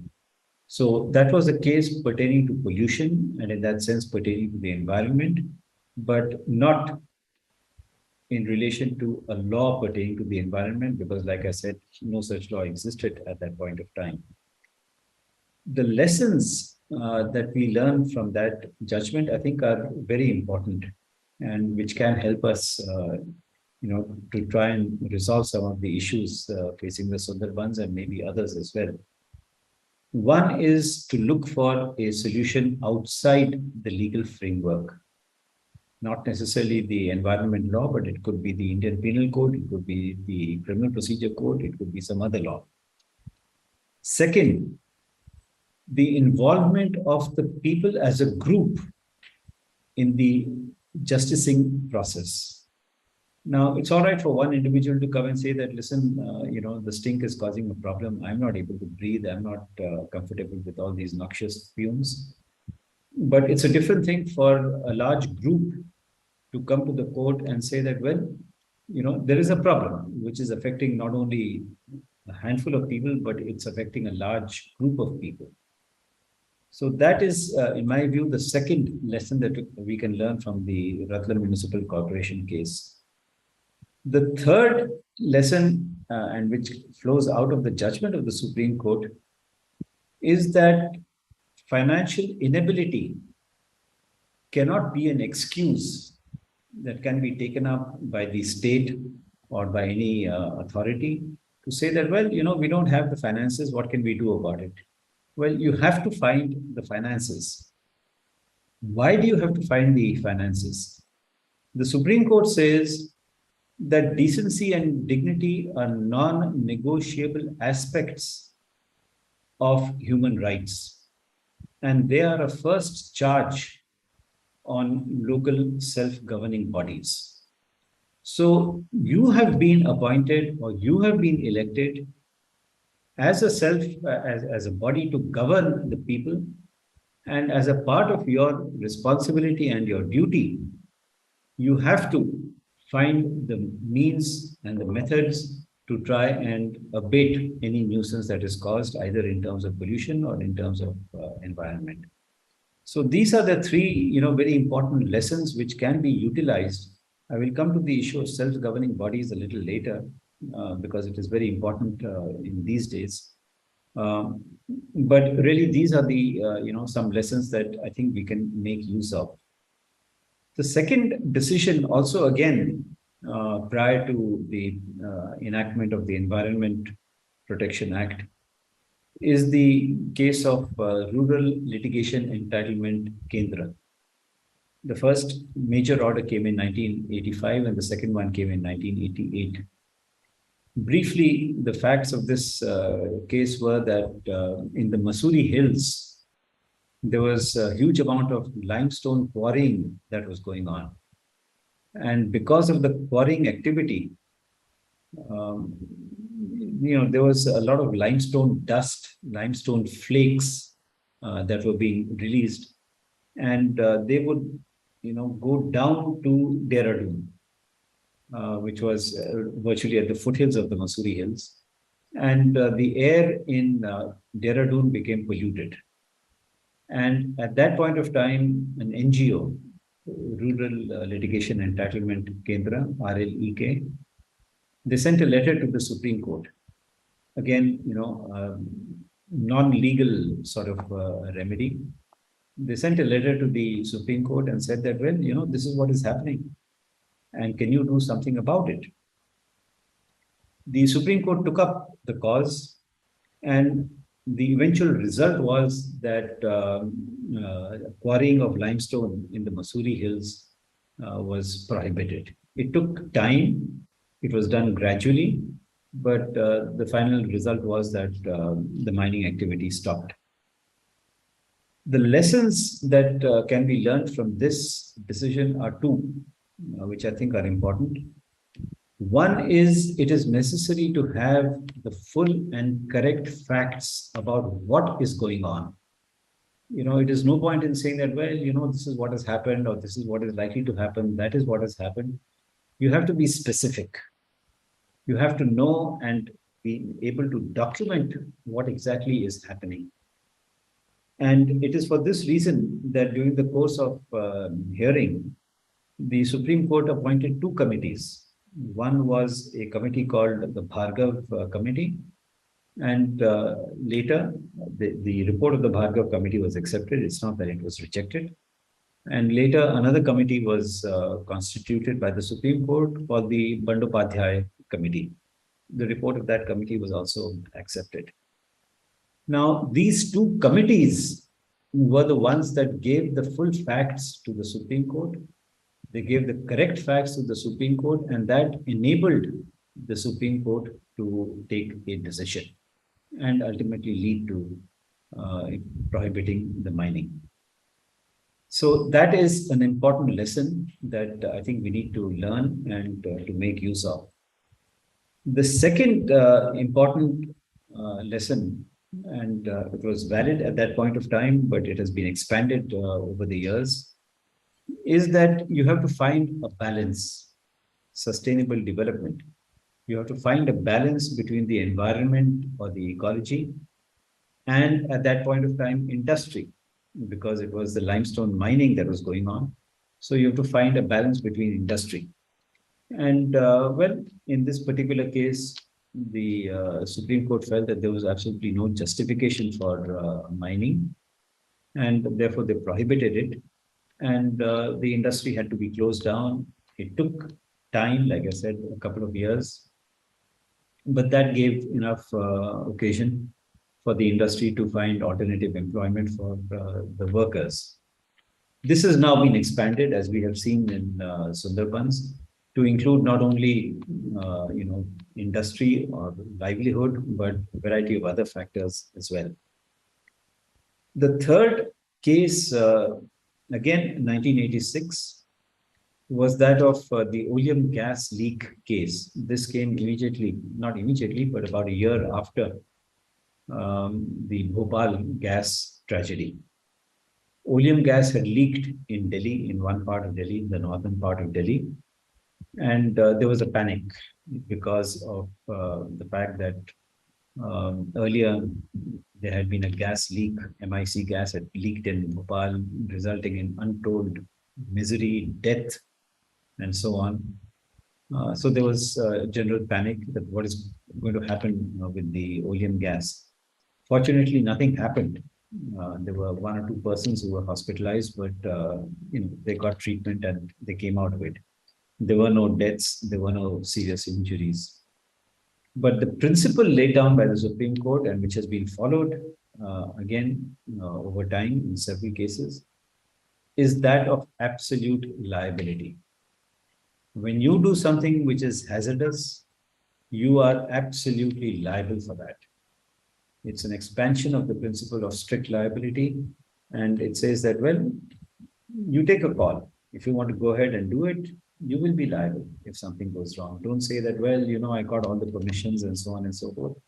That liability will still be there.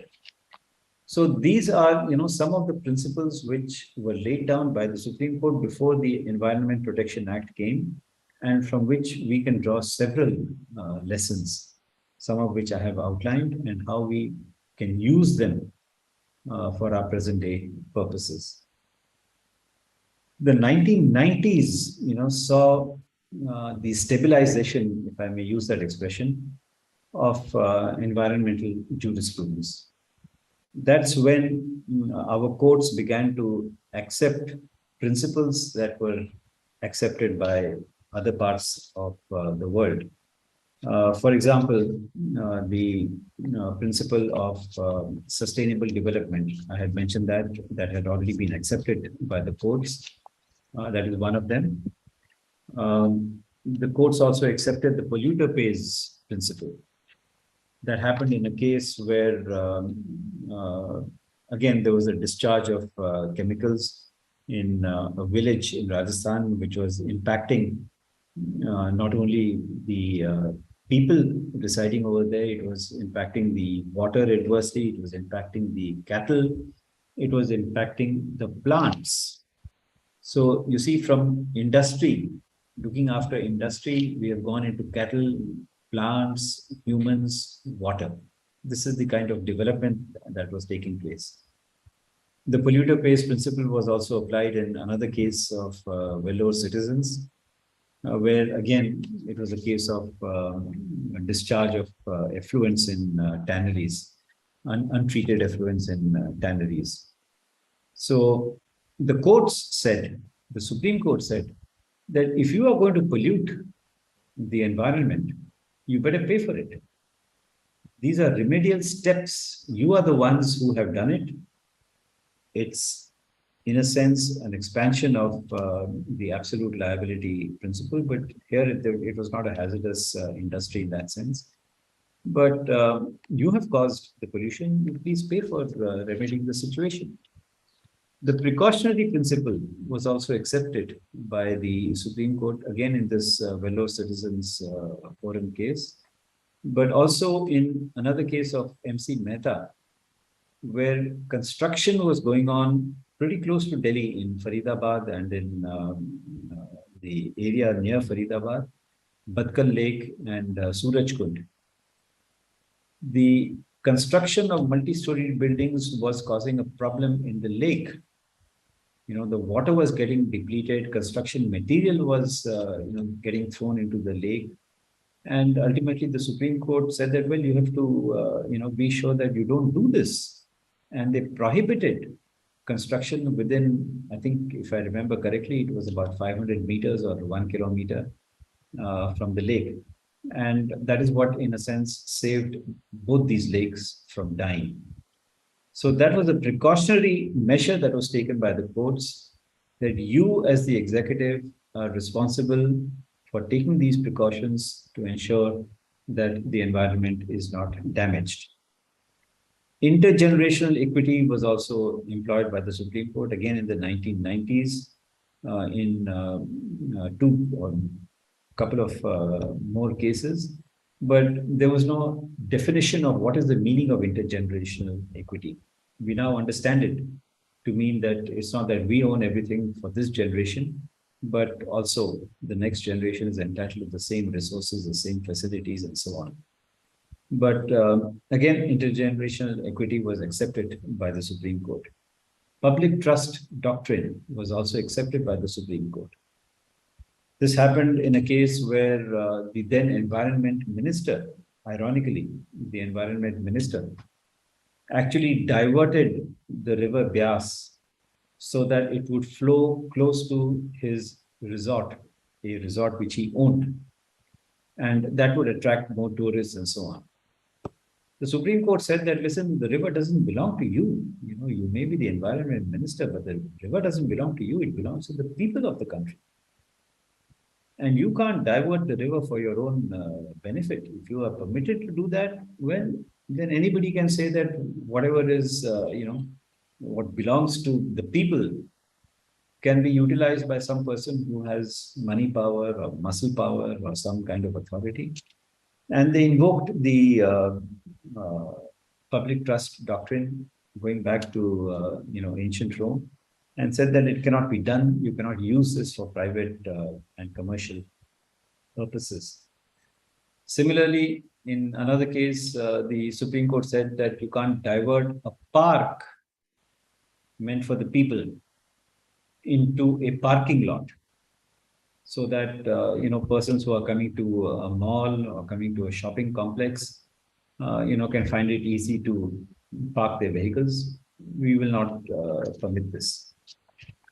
So really, the environmental jurisprudence, which started off, with lessons being taught to us by the Supreme Court, and it developed into principles which are internationally accepted, being adopted as a part of our jurisprudence, and they have been applicable and applied in a variety of cases over the years. I need not go into all those. But that is the jurisprudential basis of environmental law that has developed over the years. What is it that we are facing today? Sundarbans is, of course, one problem. But I find that there is a dilution to some extent of some of these principles that have been accepted by the Supreme Court over the last so many years. And there has been a dilution of the laws by our legislature, unfortunately. I would like to draw attention to the judgment of the Supreme Court given in December 2021 and followed in March 2022. The original decision was that of electro-steel steels, and the March decision was that of Bhava Plastics. Now, in both these cases, industrial activity was going on without environmental clearance. Now, that should not have been allowed, one, because of the precautionary principle. They should have applied for environmental clearance. The authority should have told them that, sorry, we can't permit it, or we can permit it subject to certain conditions. There was no environmental clearance. The Supreme Court diluted the principle of precautionary principle by saying that, well, we are going to apply the polluter pays principle. You have done something illegal, which you should not have done. But anyway, now that you have done it, we permit you to continue the activity, provided you pay some amount by way of compensation. Now, I'm not sure whether that is the right way of looking at it. The very fact that there is a law which requires environmental clearance to be taken and has not been taken is a violation. And an industry having been set up in violation of the law should not have been permitted to continue. There is no point in saying that, well, because you've done it, you pay for it at some later stage. This can happen in everyday life. Forests can be cut down. And then the person who is cutting down these forests can turn around and say that, well, all right, so what if I cut down the forest, I'll pay for it. But the fact is that the forest will not come back to life again. Somebody can pollute lakes, pollute the river, and say, well, okay, I've done it, so what? I'll pay for it because I have the money. But you can't get the river back, or you can't get the lake back into the pristine nature in which it was. So in this sense, I think the law has been diluted by the Supreme Court, and it needs a rethink. On the legislative and executive front, we've had the dilution of laws through the Forest Conservation Act being diluted, the Wildlife Protection Act being diluted. Now you can trade in elephants, for example, for commercial purposes. So where are we actually heading, right? So you have a legal framework which has been developed over the last 40 years. That legal framework is now being, whittled down to an extent. And it is for this reason that I say that, it may not be such a great idea to resort to courts for redressal of grievances pertaining to, environmental issues. There have been some positive developments, but again, given a sort of a twist in the sense that the World Wildlife Foundation, WWF, World Wildlife Fund, WWF, had filed a case relating to the translocation of lions, the Asiatic lion from Gir Forest to a Kuno wildlife sanctuary in Madhya Pradesh. The Supreme Court ultimately did not pass any judgment, but now the latest development is that instead of thinking about translocating Gir lions to Kuno, the government is going to import cheetahs from Africa and try to rehabilitate them in Kuno. Now, experts say that it's not possible because the soil, for example, that's just one of the instances, the soil in Kuno is hard, whereas the cheetah, for its acceleration, for its speed, it needs soil which is soft, which you don't have in Kuno.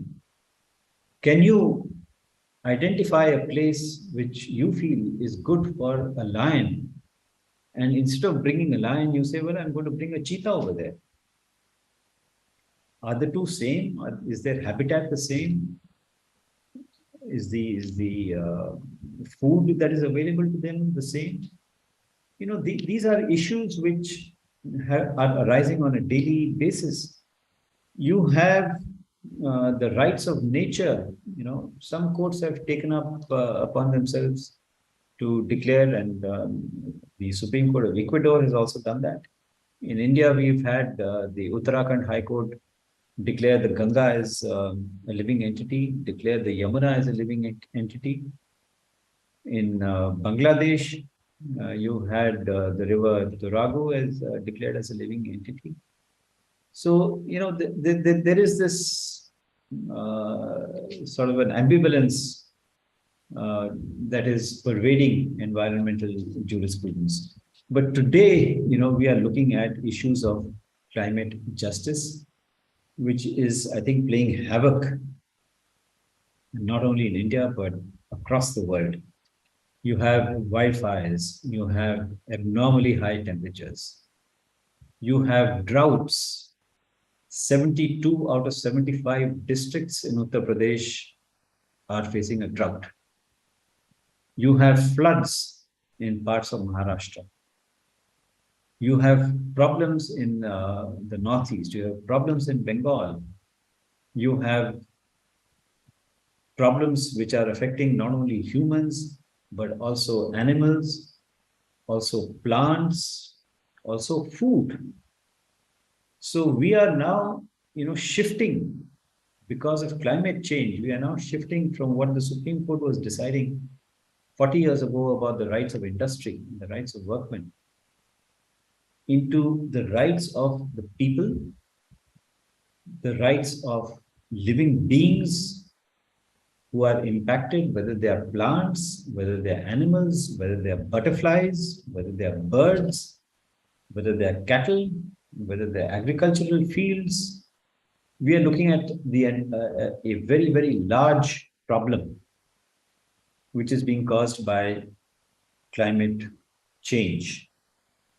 Now, some of the issues that arise going beyond this and looking at the human rights aspect of it, you have issues of migration that has been adverted to. People don't leave their home because they want to leave their home. They leave their home because they are compelled to leave their home. It's all right for a student to go abroad for studying, he wants to do that. But persons who are, well, on the margins of existence, so to speak, don't want to leave their home unless they are compelled to. Migration becomes a huge problem, which the people of Sundarbans are facing. You go out, you have to look for a job. You get a job which is well below the minimum wage. You're prepared to accept any kind of a job. Recently, it has come out, and it's very unfortunate. A multi-story building which was housing a factory caught fire, and a large number of people died. I think 29 or 31 people died, out of which 21 were women. They were burnt to death. It has now come on record that this is in the heart of Delhi, that these workers who died, these 21 women who died, were being paid less than the minimum wage. Now, this is happening in the heart of Delhi. One can imagine what is happening in other parts of the country, where persons are forced to do activity, forced to take up employment at less than the minimum wage, perhaps in unhygienic conditions, perhaps in unsanitary conditions. But yeah, they have to survive, so they do it. You have issues of trafficking.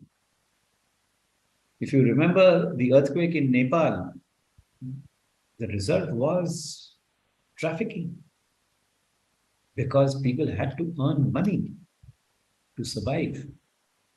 So we are looking at not only animals, we are looking at not only plants, but we are looking at life. We are looking at livelihoods. We are looking at a life of decency and dignity, which the Supreme Court said is a non-negotiable facet of human rights. So we are looking at a very large canvas when we are dealing with problems pertaining to climate justice, whether it is in the Sundarbans or whether it is any other part of the country, whether it's in Uttar Pradesh, drought-stricken, whether it's in Maharashtra, whether it's in the Northeast, floods, whether it's floods in any other part of the country, Gujarat. Delhi has had floods, but fortunately no dislocation. So we're looking at a large problem. How do we resolve some of these problems? I think that this is the last segment of my presentation before you. I think it is absolutely important to tell people that this is what is happening. And I think research publications are very, very important. You can have a research publication on migration of the people of Sundarbans. You can have a research paper on the destruction of trees. You can have a research paper on the wildlife and what the human-animal conflict is resulting in. You can have a research paper on livelihoods. The Supreme Court said this when it set up the Bhargav Committee, when it set up the Bandopadhyay Committee, way back in 1985-86, while dealing with the pollution caused by the limestone mining. Once you have this research documentation, the full and correct facts, it will definitely strike anybody who is in governance. It will strike any reasonable person that, listen, this is what is happening. So we need these research papers, research documents which tell us exactly what is happening rather than in a general sort of a sense, oh, there's migration, oh, there's trafficking, oh, there's animal-human conflict and so on. Specific documentation. Second, we need to involve the local people very actively. Again, the Supreme Court had said way back in 1980 in the Ratlam Municipal Corporation case that the people need to get involved. It's not that one person is, finding a problem with the noxious fumes. It's a community. They need to get involved. And I can tell you of some examples where the community has brought about a change for their own benefit and generally for the benefit of everybody in that area. You will recall the Chipko movement way back when the women of Uttarakhand, then Uttar Pradesh, clung onto the tree because they realized the value of the tree. And they prohibited the felling of trees just through that Chipko movement. In the recent past, you've had in Orissa the problem in Niyamgiri Hills, where one of the industrial houses, Vedanta, had wanted to do some mining of bauxite and do some mining of coal. The people said, you can't do it. The matter went to the Supreme Court. The Supreme Court said, let's get the views of the Gram Sabha. Let us see what they have to say. And the Gram Sabha said, sorry, we can't permit this. Unanimously. It was affecting the tribals over there, the Dongriya Kond, who said, sorry, this mining cannot be permitted. You've had POSCO, a steel giant, again wanting to set up a steel factory, huge project in Orissa. The people said, no, we are not going to permit you to do it. They got environmental clearance. The government gave them the go-ahead, but the people's movement stopped it. And now there is a move to transfer that environmental clearance to somebody else, and the people have again woken up and they've said that, sorry, we're not going to permit this. You may transfer the environmental clearance to somebody else, but we're not going to permit this. Himachal Pradesh, you had a hydel project in Kinnaur. The people of that area, the Gram Panchayat in those villages, said, no, we do not want a hydel project over here. And they came out with the slogan, which women's rights groups have been advocating. No means no. We don't want a hydel project. We've had enough. The river is going to go, 90% of the river is going to go through the hills if you're going to tunnel the river. We are going to lose our livelihood. We have cattle, sheep who want to graze. Where are they going to graze? The people said no, and the project is over. You have the Hasdeo Aranya forest in Chhattisgarh, where 3 mining licenses were to be granted. And the people said no. They said, oh, we have the consent of the Gram Sabha. The people said the consent of the Gram Sabha is forged, it's fabricated. There is no such consent. And the project has been stalled, coal mining, from 2020. So really, it is a people's movement, which I think is something that can make a difference to the activities that people are facing in an adverse manner because of climate change. Sundarbans is one example where people have been very badly hit. Islands have disappeared. People have had to leave one of the islands because the level of rising water. I know in the Pacific, 2019 there was a conference of the Pacific countries where they said because of the rising waters, some of the countries are going to go underwater because these countries are islands. They're going to go underwater. What are we going to do?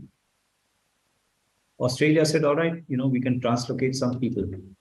Now you take an islander who has a different culture, translocate that person to Australia. How will that person survive? It's not one person, it's a community. That is the problem that is being faced in places like the Sundarbans, where you had migration, hundreds of people, thousands of people having to leave. Some of them have gone and settled down in Kolkata, trying to get some kind of employment, something which they're not used to at all, in an environment which they're not used to at all. All this information that is there, and I have reason to believe that a lot of research has gone into this, and a lot of study has gone into this. The knowledge is available. The awareness has to be made public. The people of the country have to know that this is what is happening. And through a process of the involvement of the people, that grievance redressal mechanism will come out, where the people say that we have rights which are non-negotiable and something should be done about it. Giving money for setting up factories or some kind of infrastructure and so on is one aspect, but not a complete solution. There are emotional issues, there are psychological issues. You take a person from an island, put him in Kolkata. Can you imagine the emotional or the psychological impact on that person and on that person's family?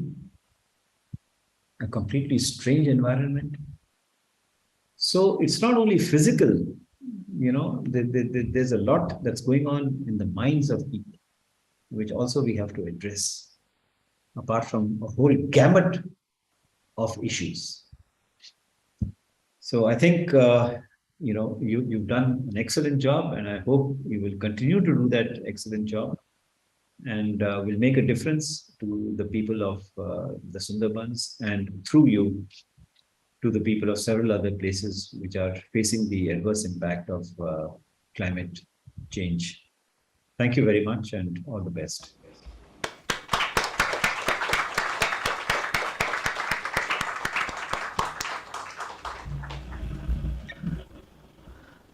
On behalf of West Bengal National University of Juridical Sciences, Kolkata, and on behalf of organizing committee, King's College London and Doughty Chamber London, and all the participants, I express on all behalf our gratitude for giving us time and your valuable insights into the problem, which is a transnational problem now, our problem also. We will definitely take note of your suggestions and also advice to research. We have already started research on Sundarban.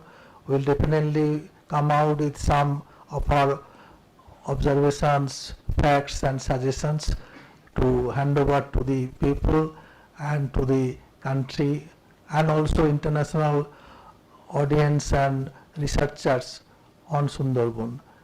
And also we are to involve the communities who are facing problems and we are with them also to see and feel how we can beside them. Thank you, sir, for coming and joining us. Thank you all. Thank you. Thank you.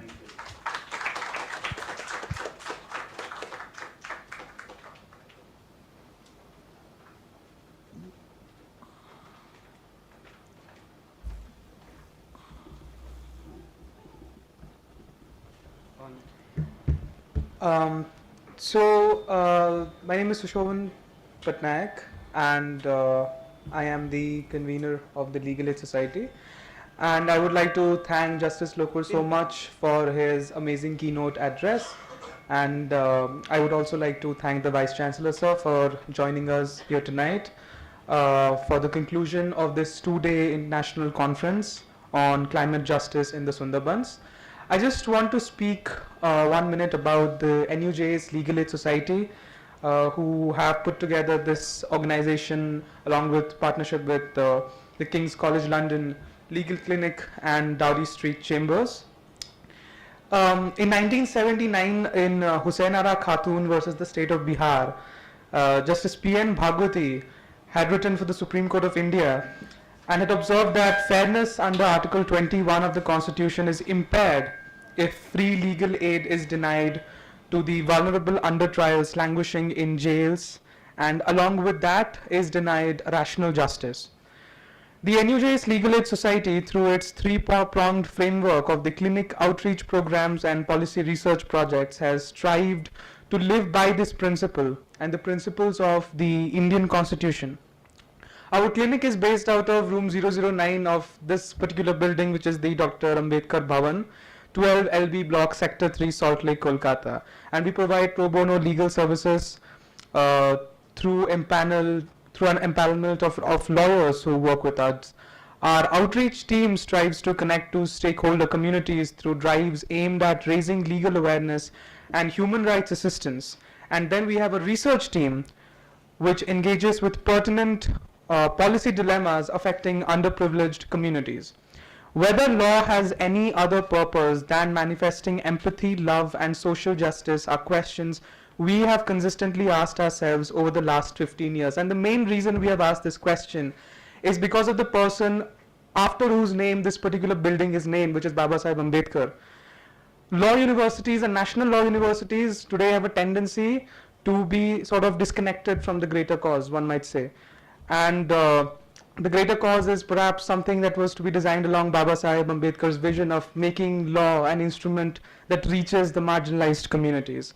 And the legal aid clinics and the legal aid societies in law schools are the final means, they are the ultimate means of sort of staying exclusive to the general framework of today's law schools and staying connected to that original vision somehow. And I believe that through this conference, by bringing together stakeholders, by bringing together academics, journalists, and people from all walks of life to talk about what is happening in the Sundarbans, and to talk about how we can bring climate justice in the Sundarbans, I think through that, I hope that we have contributed in some way at least towards that bigger goal, towards keeping that vision alive somehow. And I would like to just extend a small vote of thanks to the staff members who have helped us put together this event. The vote of thanks to the OC members, that's completely separate and that deserves a separate mention of its own. But just to begin, a special vote, a special thanks to Sobanda, Kamalda, Uttamda, and Rikida, who has helped us put together this event. A special thanks to our videographers and our photographers who have helped us. There's a special thanks to our technology team, Shagata and Lakshit, particularly, who has helped us so much in putting this event together.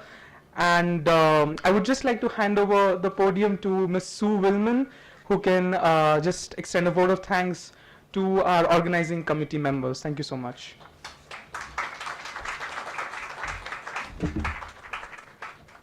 I know you're all really tired, so I won't speak for very long.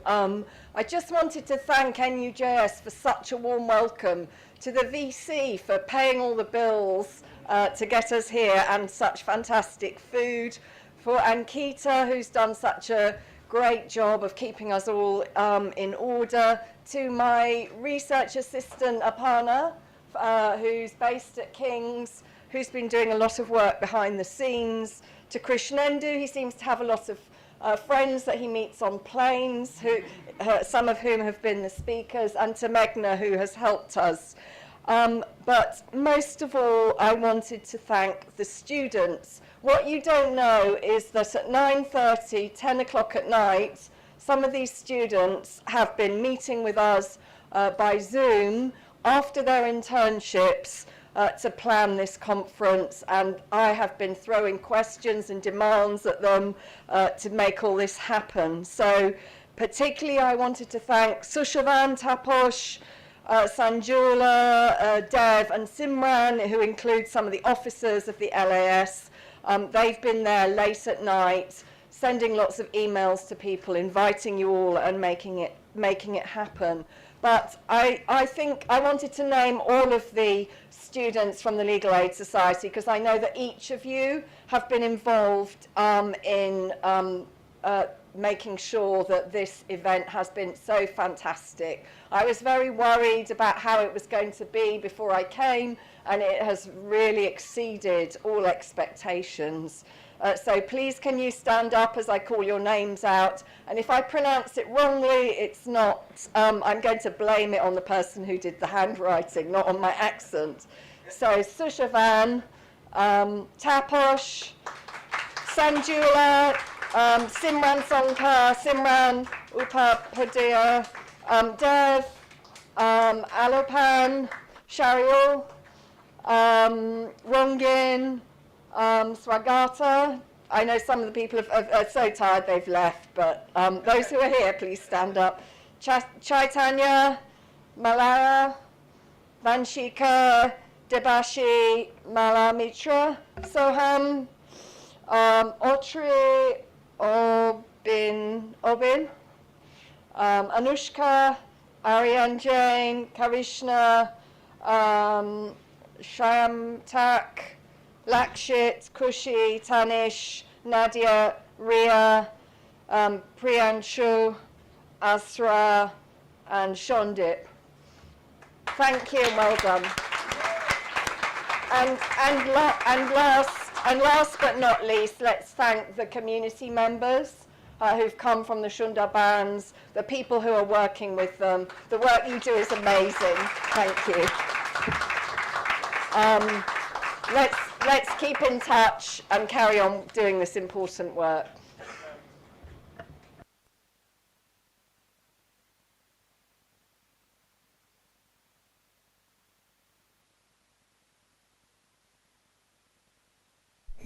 Hello, and with that, we'd like to close the conference. Thank you all for attending. We wish you a good evening.